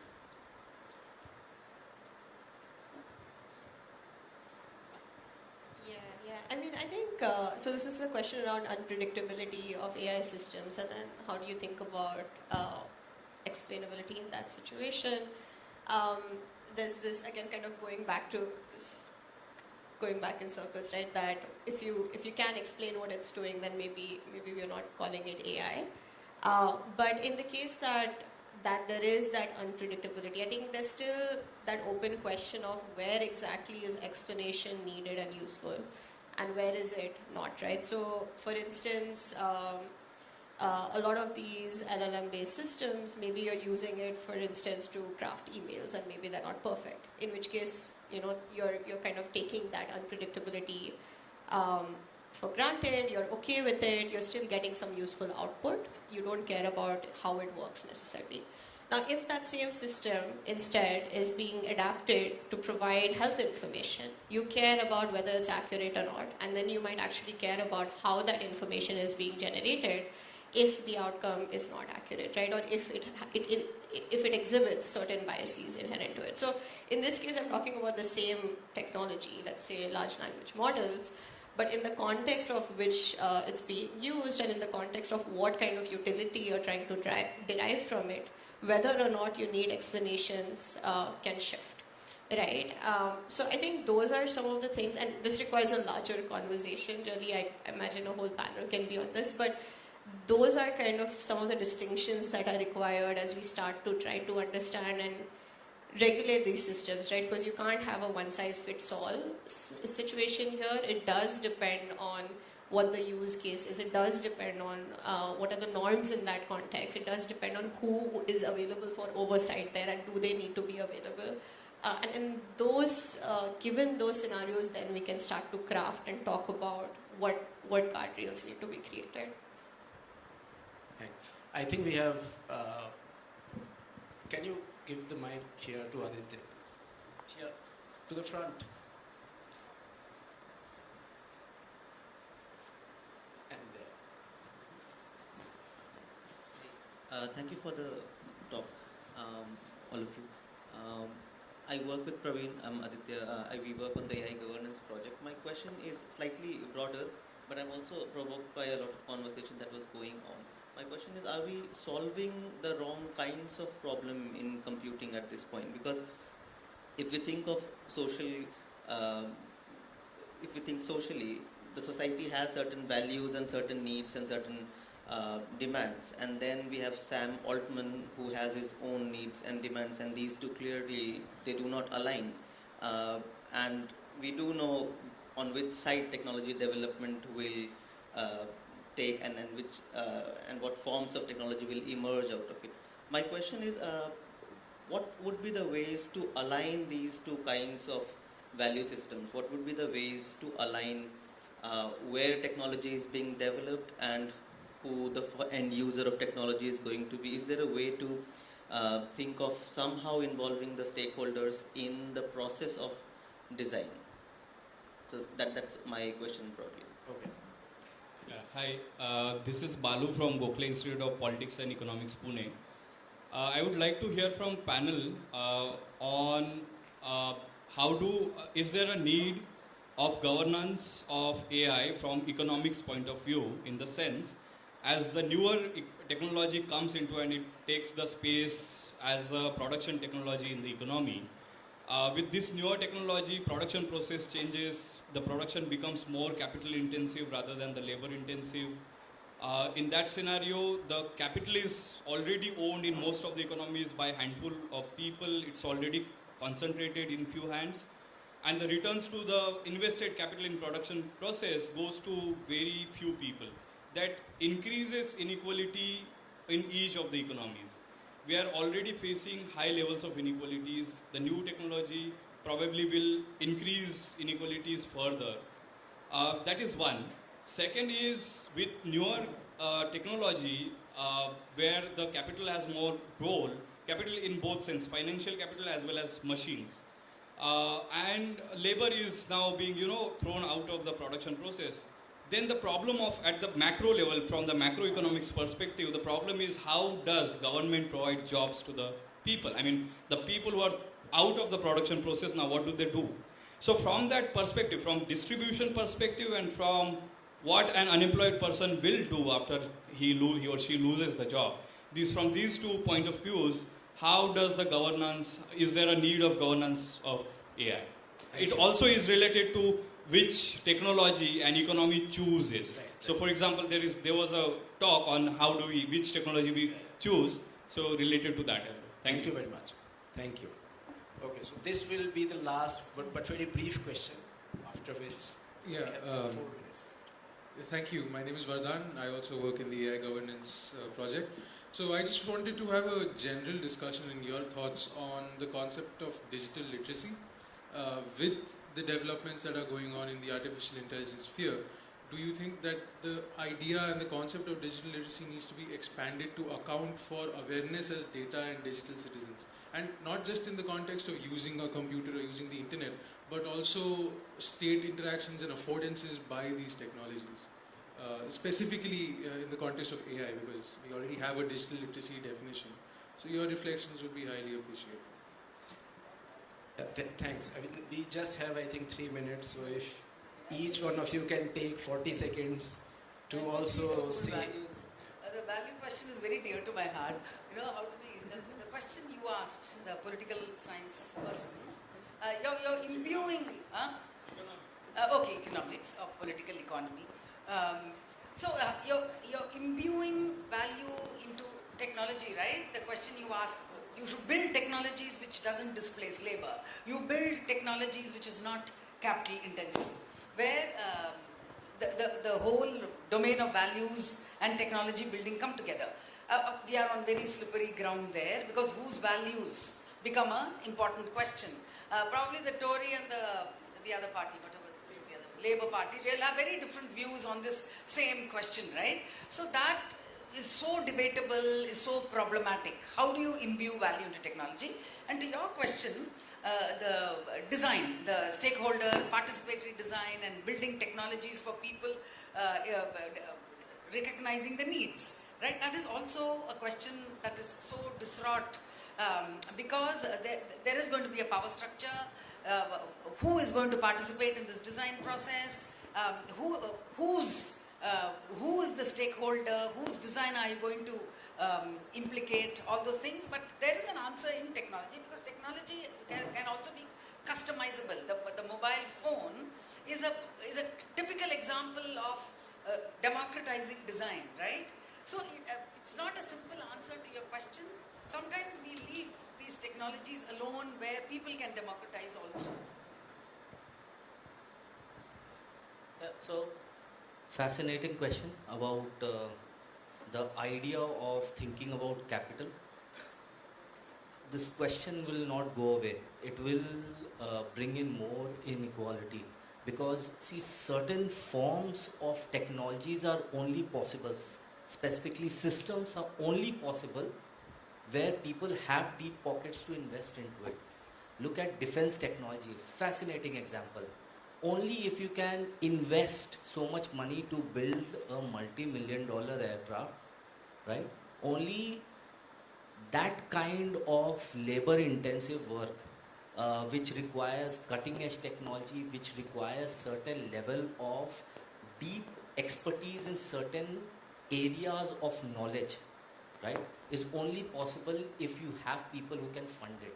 So traditionally in India, what has happened is that all of these sectoral areas, systems, okay, whether it's oil and gas, nuclear, defense, they have been state operated. The reason being that the state has deep pockets which will support it, right? In the US model, it has been different, right? It's more industry driven, right? Defense contractors very strong in the US. Defense contractors not so strong in India. Now that the market for defense manufacturing has opened up, right? More people are coming into the market, but traditionally that had been DRDO, right? So the point is that capital intensive industries, I don't see it in terms of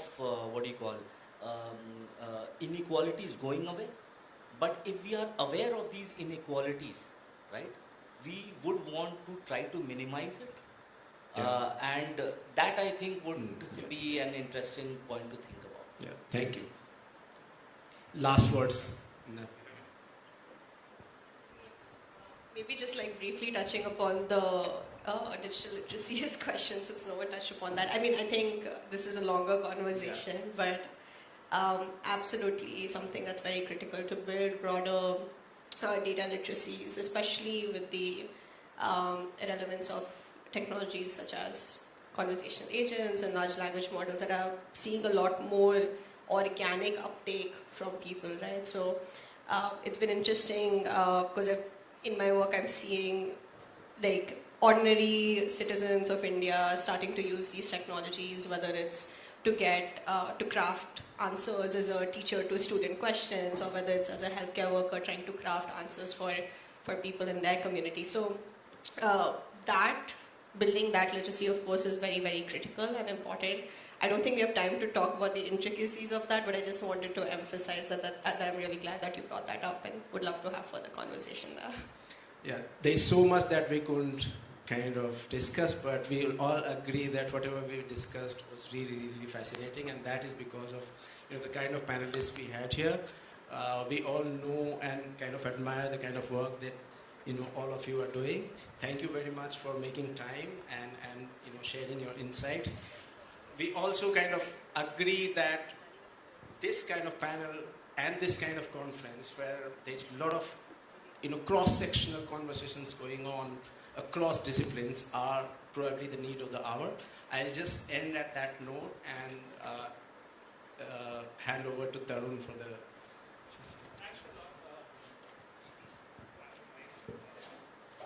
Yeah, and again, thank the panelists. I think the panel touched on a lot of very fundamental points, and I'm sure like there's food for thought for all of us on AI and the use of AI and issues around governance.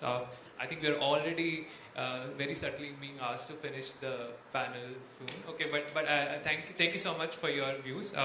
As a token of appreciation, we have planted a tree in your name. This is done in collaboration with 14 Trees, which is a non-profit maintaining biodiversity near Pune. So here is a certificate.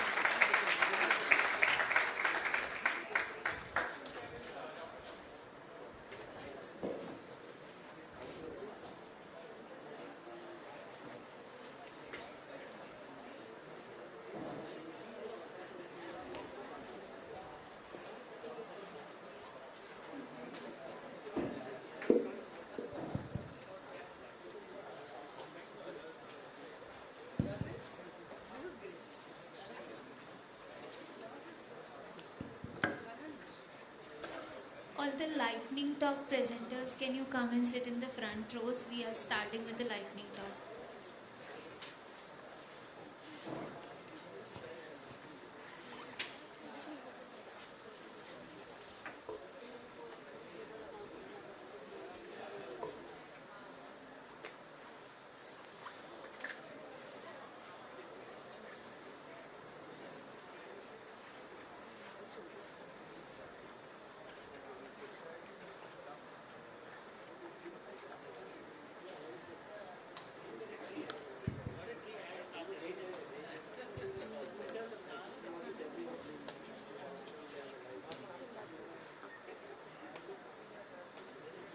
Okay, so I hope all the poster sessions or the lightning talks, they're ready.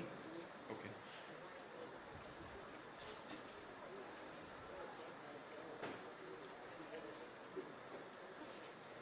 Right, so we have strictly 2 minutes for the presentation, and any Q&As that you have, you can take it up with the authors besides the posters.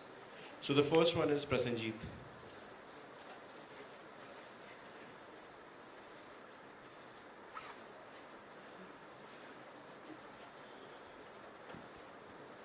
You can hear me, guys, right? Okay. So, hi everyone. Happy to be the first presenter in the poster session. So, I am Prasenjit from UBNet lab at IIT Kharagpur.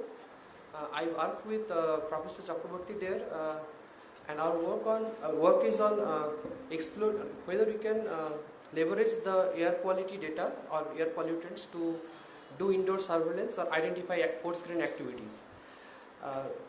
So earlier I worked on outdoors a bit, but for my PhD I think that okay, it will be better to explore indoors because it's more controllable and easy to deploy. However, while doing so, we faced a plethora of challenges like where to deploy, let's say how to convince people, something. All those challenges are there. So we did the deployment later on, but at the beginning we deploy sensors on lab. And basically pursue my lab mates, basically torture them to annotate activities over a period of a month. And this work actually uses those data points to build models and identify their indoor activities. So what we found that simple statistical operators like mean, max, average, standard deviation and peak counts, their duration and all, can be used with a off-the-shelf ML model to identify activities. And for now we have considered only 8 activities. These are post-screen like AC on off, eating, whether there is a gathering, someone enters or exits the room. However, this is a work in progress, and the large-scale dynamic pollution dynamics analysis will be presented tomorrow in the first session. Yeah, so happy to interact with you during the poster session and excited to interchange some ideas. Thank you.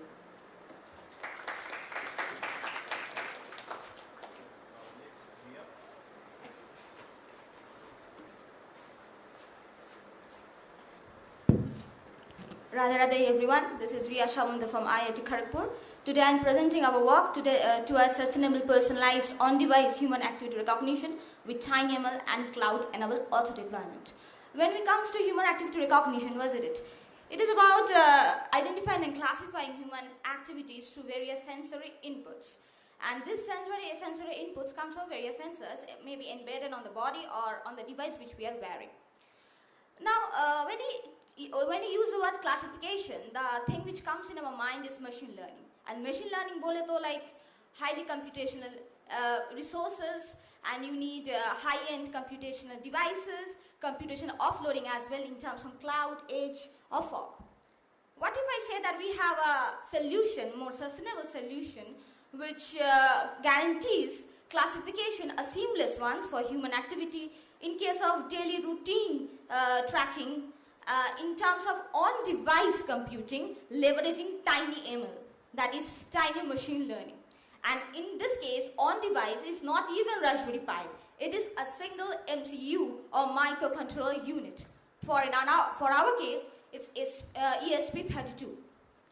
So when we talk about ESP32 microcontroller, definitely the low-cost solution is available to us. So we have already achieved cost sustainability. And as we know that microcontroller unit has very limited resources, so the machine learning models which will be used for classifying definitely should be optimized and compressed enough to run on kilobytes of RAM and flash memory. Okay, so yes, so in terms of resource, we attain sustainability. In terms of cost, we attain sustainability. And as we are using MCU, which works in up to 1 watts of power consumption, so automatically we reduce carbon footprints. So again, power sustainability. Then you can say why personalization is required. Ladies and gentlemen, we are Thanks, sir. Okay. So just one minute or so. You can take the Q&A Okay, so statement, yeah. please, We'll if you wrap have it up. more insights, contact us in the booth. Next, Farzana Islam.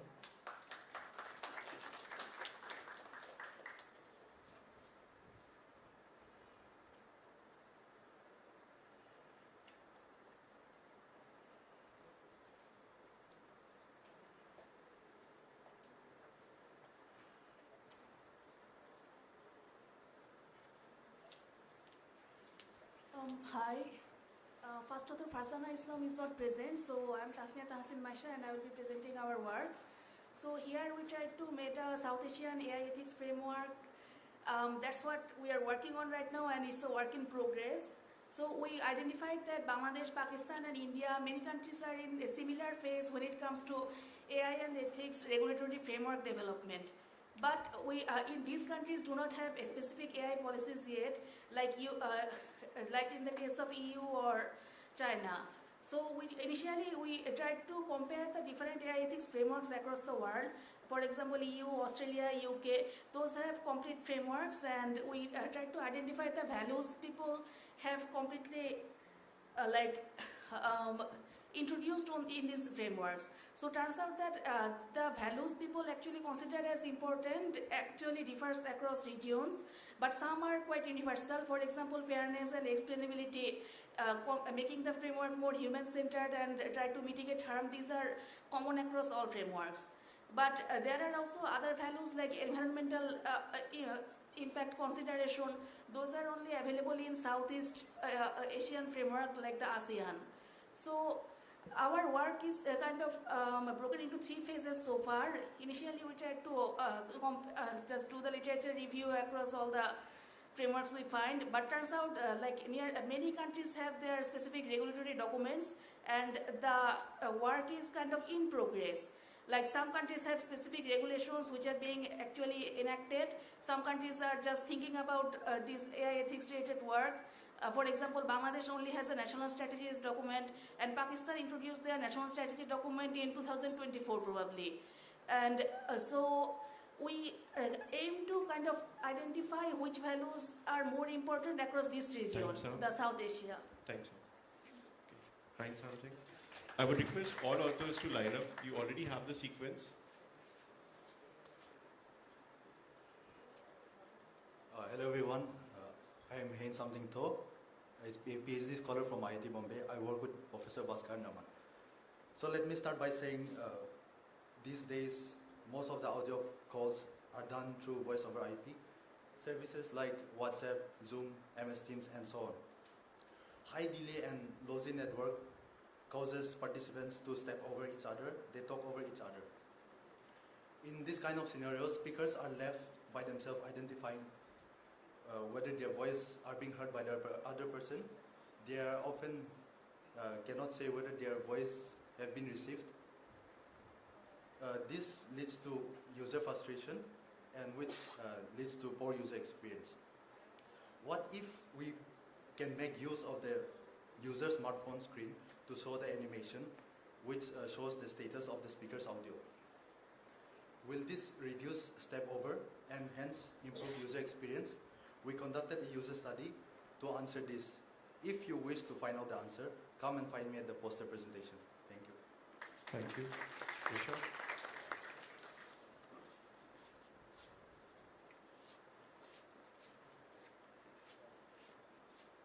Hello everyone, my name is Vansh Jani and I am from IIT Gandhinagar. So So did you know the annual mean PM 2.5 concentration level in New Delhi is 52 micrograms per meter cube? Any guesses to what the WHO limit is? It's 5 micrograms per meter cube, roughly 10 times more than the acceptable limit. So one significant contributor to this are brick kilns. So in this project, we aim to detect brick kilns and monitor their compliance using satellite imagery. So brick kilns are types of ovens where bricks are baked to make them more durable for construction purposes. And India is estimated to have more than 100,000 brick kilns and is the second largest producer of clay-fired bricks, comprising of more than 10% of the global production. So not only do brick kilns contribute to air pollution in the Indo-Gangetic Plain, but they also employ 10 million workers, including children in India. And this number goes up to 15 million in South Asia. This is against the UN SDG 8.7, which is modern slavery. So let's have a look at how manual air quality experts manually try to find out the brick kilns. They leverage Google Earth Engine and search for the brick kilns and save them. So not only is this a time-consuming process, but it's difficult to monitor the dynamic nature of the brick kilns. So what we propose is an automated process using computer vision where the user selects the lats and longs and the model will detect the brick kilns inside that region, and the user can visualize the results as well as download the lats and longs with a CSV or a KML file. So far we have detected 23,000 kilns, and we plan to increase this number and create a well-curated data set. Thank you.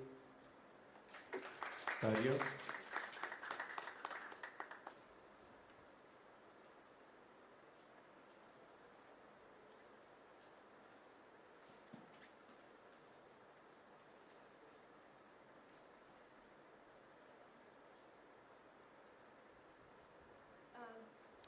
Dear all, I'm happy to present my study today, and I want to begin with saying that the active involvement of citizens in separate waste collection is seen as a prerequisite to the success of the whole recycling systems. And St. Petersburg, as a prominent cultural hub and the second largest city in Russia, has a potential to lead in separate waste collection initiatives, but the current practice in the city is fragmented with limited number of households and the access to separate waste collection infrastructure. And as national policies shift towards the source separation of waste, it becomes vital to involve citizens in such practices as co-producers. And my research aimed to establish the framework to foster the public value of the separate waste collection service and to provide recommendations on how to involve citizens in this practice. So my research is based on the concept of public value, which analyzes the government contribution towards cost-effective service provision, high level of trust between citizens and authorities, and the achievement of set targets. Also, I consider this practice of separate waste collection through co-production lens. This concept means the cooperation between citizens and government authorities where both parties leverage each other's assets, resources, skills, experiences, and contributions. And based on the analysis of the resulted model you can see on this slide, I provide recommendations on how to appropriately involve citizens in separate waste collection practice based on the analysis of this model. I invite you to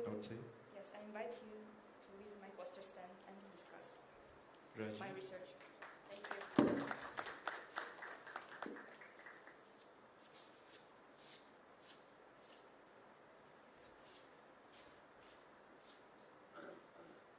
So, hello everyone, my name is Rajiv. So, I will be presenting our work live in-car traffic monitoring using MMF sensing. To start, I would like to highlight a significant issue, especially here in Delhi. So, we can see severe fog on roads during winter and post-Diwali. So, and as you can see from the news articles, fog can cause numerous accidents on roads, leading to tragic losses of priceless lives, and driver often finds us driver often finds poor visibility and difficulties making the navigation of the vehicle extremely dangerous. This motivates us to our research finding. So the question is, can we build a system that can help the drivers in those adverse conditions? So to address the problem, several sensing modalities have been explored, like cameras, lidars, loop detector sensors, but all of them come with their own set of challenges. So here we are using mmWave signals used for 5G and 6G communications, and these signals can pass those airborne particles like fog, smoke, dust, etc. very easily.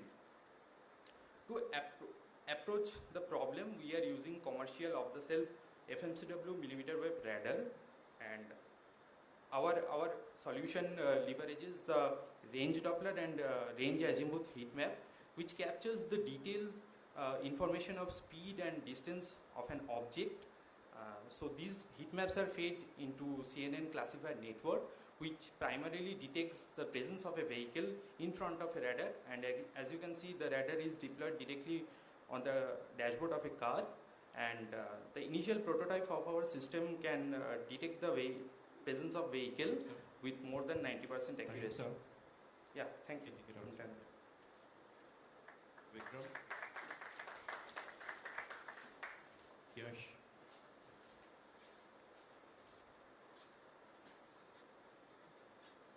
Hello everyone, I am Yash Bachwana, a third year undergraduate from IIT Gandhinagar, and I am here to present my project VayuBuddy. Let's see a conversation between two friends, Vansh and Satakshi. Vansh, who is an asthma patient, mentions that the air pollution in his city is increasing day by day. He wishes to move to a new city but is unable to decide between Hyderabad and Bangalore. He visits his friend Satakshi to consult her, but even she seems confused due to multiple opinions out in the market. They both wonder if there were a simpler solution to compare the air pollution of the two cities. Finally, they both conclude with Shatakshi's advice of asking VayuBuddy. VayuBuddy is a natural language based chatbot that helps us find reliable information about air quality data. To your wonder, Vayu represents air and Buddy represents friend. VayuBuddy takes an input query, let's say plot and compare the monthly pollution levels of Hyderabad and Bangalore. It then passes the query to a large language model along with the system prompts to steer the LLM towards generating a Python code. VayuBuddy executes this code and makes the output clear. The output is displayed on the interface of VayuBuddy in the natural language format. VayuBuddy simplifies the process of analyzing and understanding complex air quality data, thus making the process easier and helping Vansh and Shatakshi. Thank you.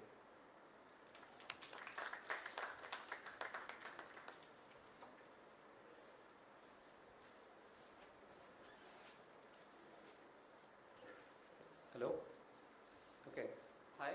I'm Vikram. I'm here to present our work exploring the role of generative AI in supporting women's aspirations for learning programming during socio-political conflict in Afghanistan. So the context is that there is currently an education ban for women in Afghanistan. Women can't study beyond the 6th grade, and unfortunately most jobs are banned. But this is more like a physical ban. There are less restrictions online. And Humayun, who's leading this effort, was a computer science faculty before he moved to Germany. And he found out that some of his students had been using ChatGPT and other tools. So we conducted an exploratory study where we surveyed 136 women in Afghanistan who were learning programming. And for a first research question, we were trying to understand what are their aspirations, and we found that many of them were interested in learning programming as a career because they could have an online job, because there were restrictions to travel and movement and so on. And they also mentioned that LLMs were also useful because they had less access to mentors, and LLMs gave them quick feedback on their questions. We have a third research question. If you want to know about it, please find me in the booths. Thank you.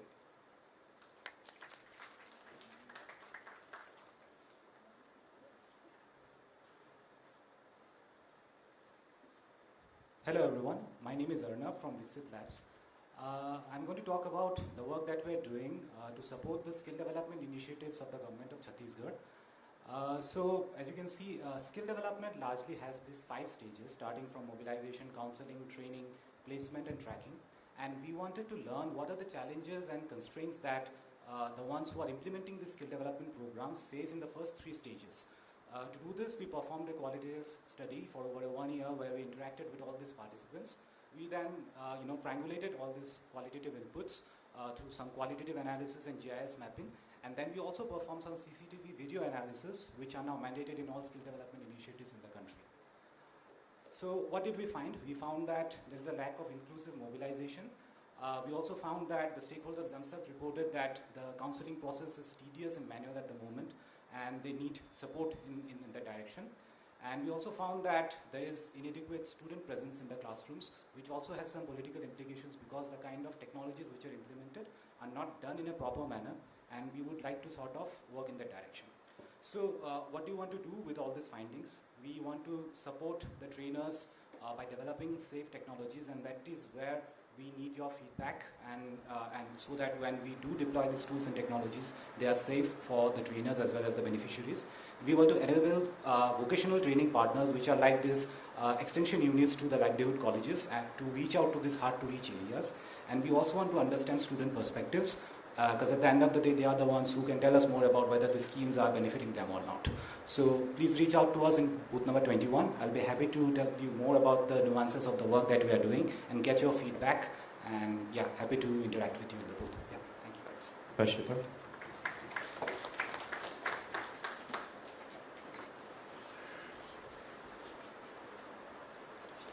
Good afternoon, everyone. Today I'm excited to present my research on soil microbial fuel cells. My name is Harshita Kakani, and I'm from University of California in Santa Cruz.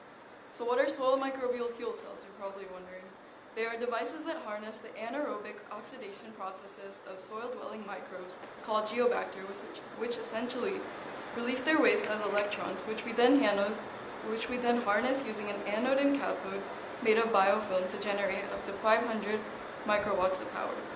These devices offer a sustainable alternative to traditional power sources.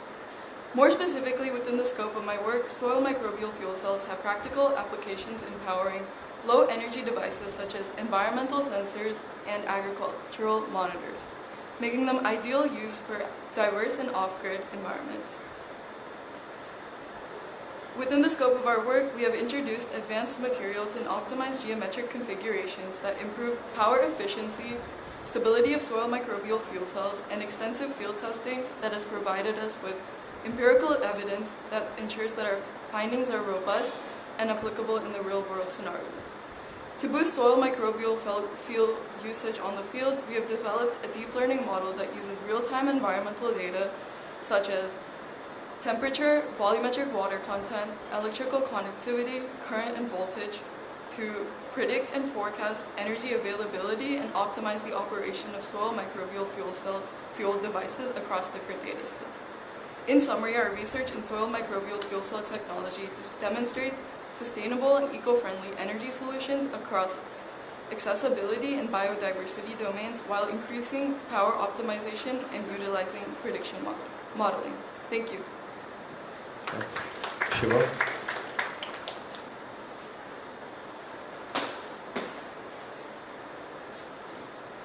Hello, I am Shiva from IIT Delhi. Today we present to you our research, a hierarchical framework for tree species classification using satellite series data. Our motivation comes from the urgent need to address climate change, which has transitioned from a distant concern to a reality affecting our day-to-day lives. The never-ending increase in temperature and erratic rainfall has turned into a global concern. One critical strategy to fight against climate change is afforestation. to mitigate greenhouse emissions through carbon sequestration. However, successful reforestation hinges on more than just planting trees. It requires the establishment of healthy and diverse ecosystem. Monoculture forests dominated by a single tree species are prone to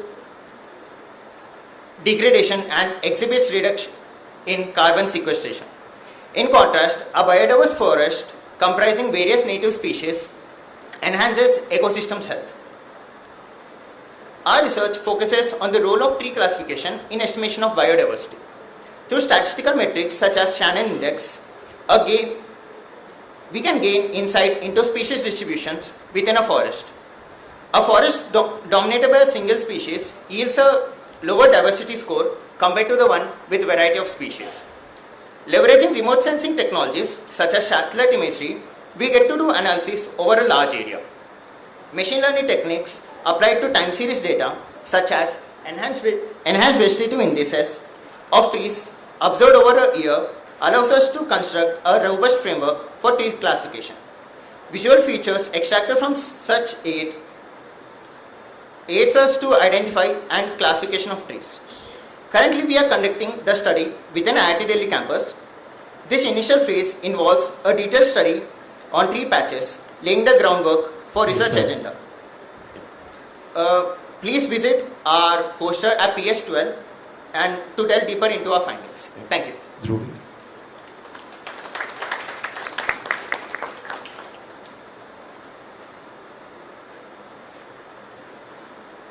Hello everyone, myself Dhruvi Goyal. So I'm delighted to share our research work in conjunction with Harsh and Prof. Adi on the use of satellite data to estimate the small-scale tree plot, canopy height distribution and density in India. So as we all know that forest management has gained crucial importance in the recent years across the globe in order to mitigate the adverse climatic change effects that are happening because of rapid urbanization. So the government of India has also come up with the goals that they want to achieve the net zero carbon by 2050, and they are promoting technological solutions to better tree cover management and planning.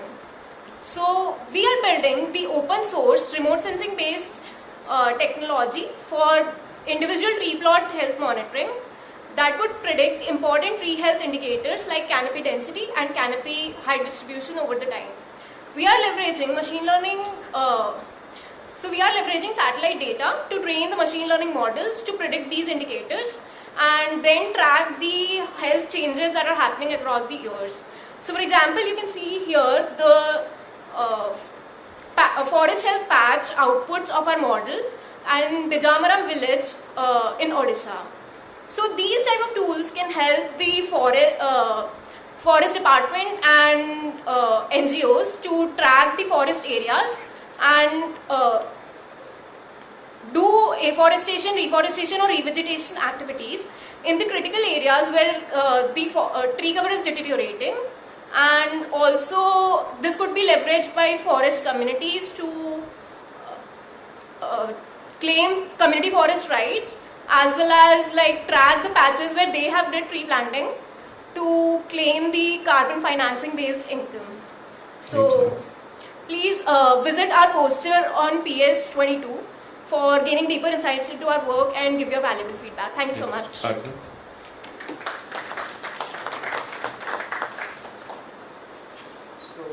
good afternoon everyone. So I am Auruk Hussain, I am from IIT Kharagpur, and I will be presenting this work capturing human emotion pervasively using commercial off-the-shelf millimeter wave radar. So capturing human emotion is an interesting task in the domain of human-computer interaction, as it leads to a sustainable society by enhancing student engagement, healthcare outcomes and workplace efficiency and many other applications. So there are some previous works which have used several modalities for capturing human emotion. For example, audiovisual cues for capturing facial gestures or physiological sensors for capturing vital signs. But each of these modalities have their own challenges. For example, audiovisual cues have privacy concerns and they can get easily impacted by the background noises or the lighting condition of the room. And as the physiological sensors can get impacted by the sensor precision. So to this end, we are proposing millimeter wave radar based sensing approach, which is contactless in nature. It can work in any lighting condition and it can allow any background noises. So as our preliminary study, we asked the subjects to perform several emotion related gestures, for example staying calm, changing their head gestures or changing their facial expressions, and we observed that the reflected signal have unique patterns existing. So with this motivation, we collect raw millimeter wave signal data for different video induced emotions, where we basically ask the subjects to watch several videos. Each of these videos basically represent several human emotions, for example amusing, boring, relaxed and scary. And after collecting this data, we pass this data to a 2D CNN classifier for extracting the features and classifying different human emotions. So our classifier can easily classify these 4 different human emotions with a slight overlap between emotions which are very close like boring and relaxed. So thank you. To know more about this work, kindly visit us at the poster stand, and also visit our lab page, which is Ubinet at IIT Kharagpur. Thank you.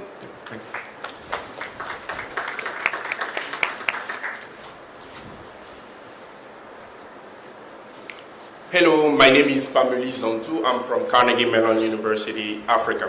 When babies are provided with insufficient oxygen during delivery, they cannot breathe and they might die. This is called birth asphyxia and is killing more than 2 million babies every single year, and mostly in the global south, specifically in Africa. While there are centralized machine learning solutions that has been designed and are meeting really good accuracy, these methods are prone to privacy concern because data has to leave their premises. And that's what we are trying to solve as a problem. We're leveraging a federated learning pipeline which uses collaborative learning and prioritize privacy at its core. Our federated SVM model has been, is appearing to performing well and better than many centralized methods, and we embedded our solution into a user-friendly mobile application. We were once babies, please let's save babies. So please approach me, let's discuss this together. Thank you.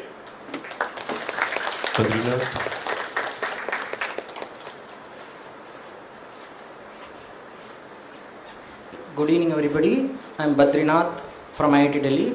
I am the last person to present and I will be as precise as possible and try to invoke the Eminem in me. Our poster is about using satellite images to track socio-economic development in India at a village level. Whenever we want to do a micro level study either at a village level or state level or district level, we would heavily rely on census, and census is either outdated or there are challenges in producing census at a particular time. So we wanted to create a reliable proxy to understand the trends in wealth index at a village level. So there are several studies that are made using daytime satellite imagery as well as night light. So we are using a combination of daytime imagery as well as night light information. And the second key idea that we want to address was we wanted to have a very standard and reliable metric to understand wealth. And we were using the relative wealth index concept proposed by DHS, the Demographics and Health Survey. We have created our model based on the formula presented by DHS and used it on the census columns of 2011, and we have used our model for prediction on other years, say 2003 and 2019. And if you see, this is an example of a block called Tulsipur in Uttar Pradesh. It is a change in relative wealth index from 2003 to 11 across villages in this particular block. We could see how many villages there is a positive change in their wealth index and then a negative change, and also we can see over the years it would be considered as a decade from 2003 to 2019, around 2 decades, and we can identify what are the villages that are having a negative decrease in their wealth index, and that could lead to further questions like why this is happening, and further we could have a very directed policy, targeted policy interventions. For more information, please contact me at the booth. Thank you for the opportunity. Thank you. Thanks to all the presenters for sticking to the time limit. for everyone, I would request them to visit the posters. Just a quick announcement for all the poster presenters. Please consider submitting expanded versions of your work to Compass. And we have moved a few posters, so don't panic if you don't see a poster where you had where it was. Basically, the posters that were on both sides of the corridor, we've moved one side to next to the coffee booth and next to the demo stand. Yeah, so you will find your posters, and yeah, let's have a good poster session now. Cool.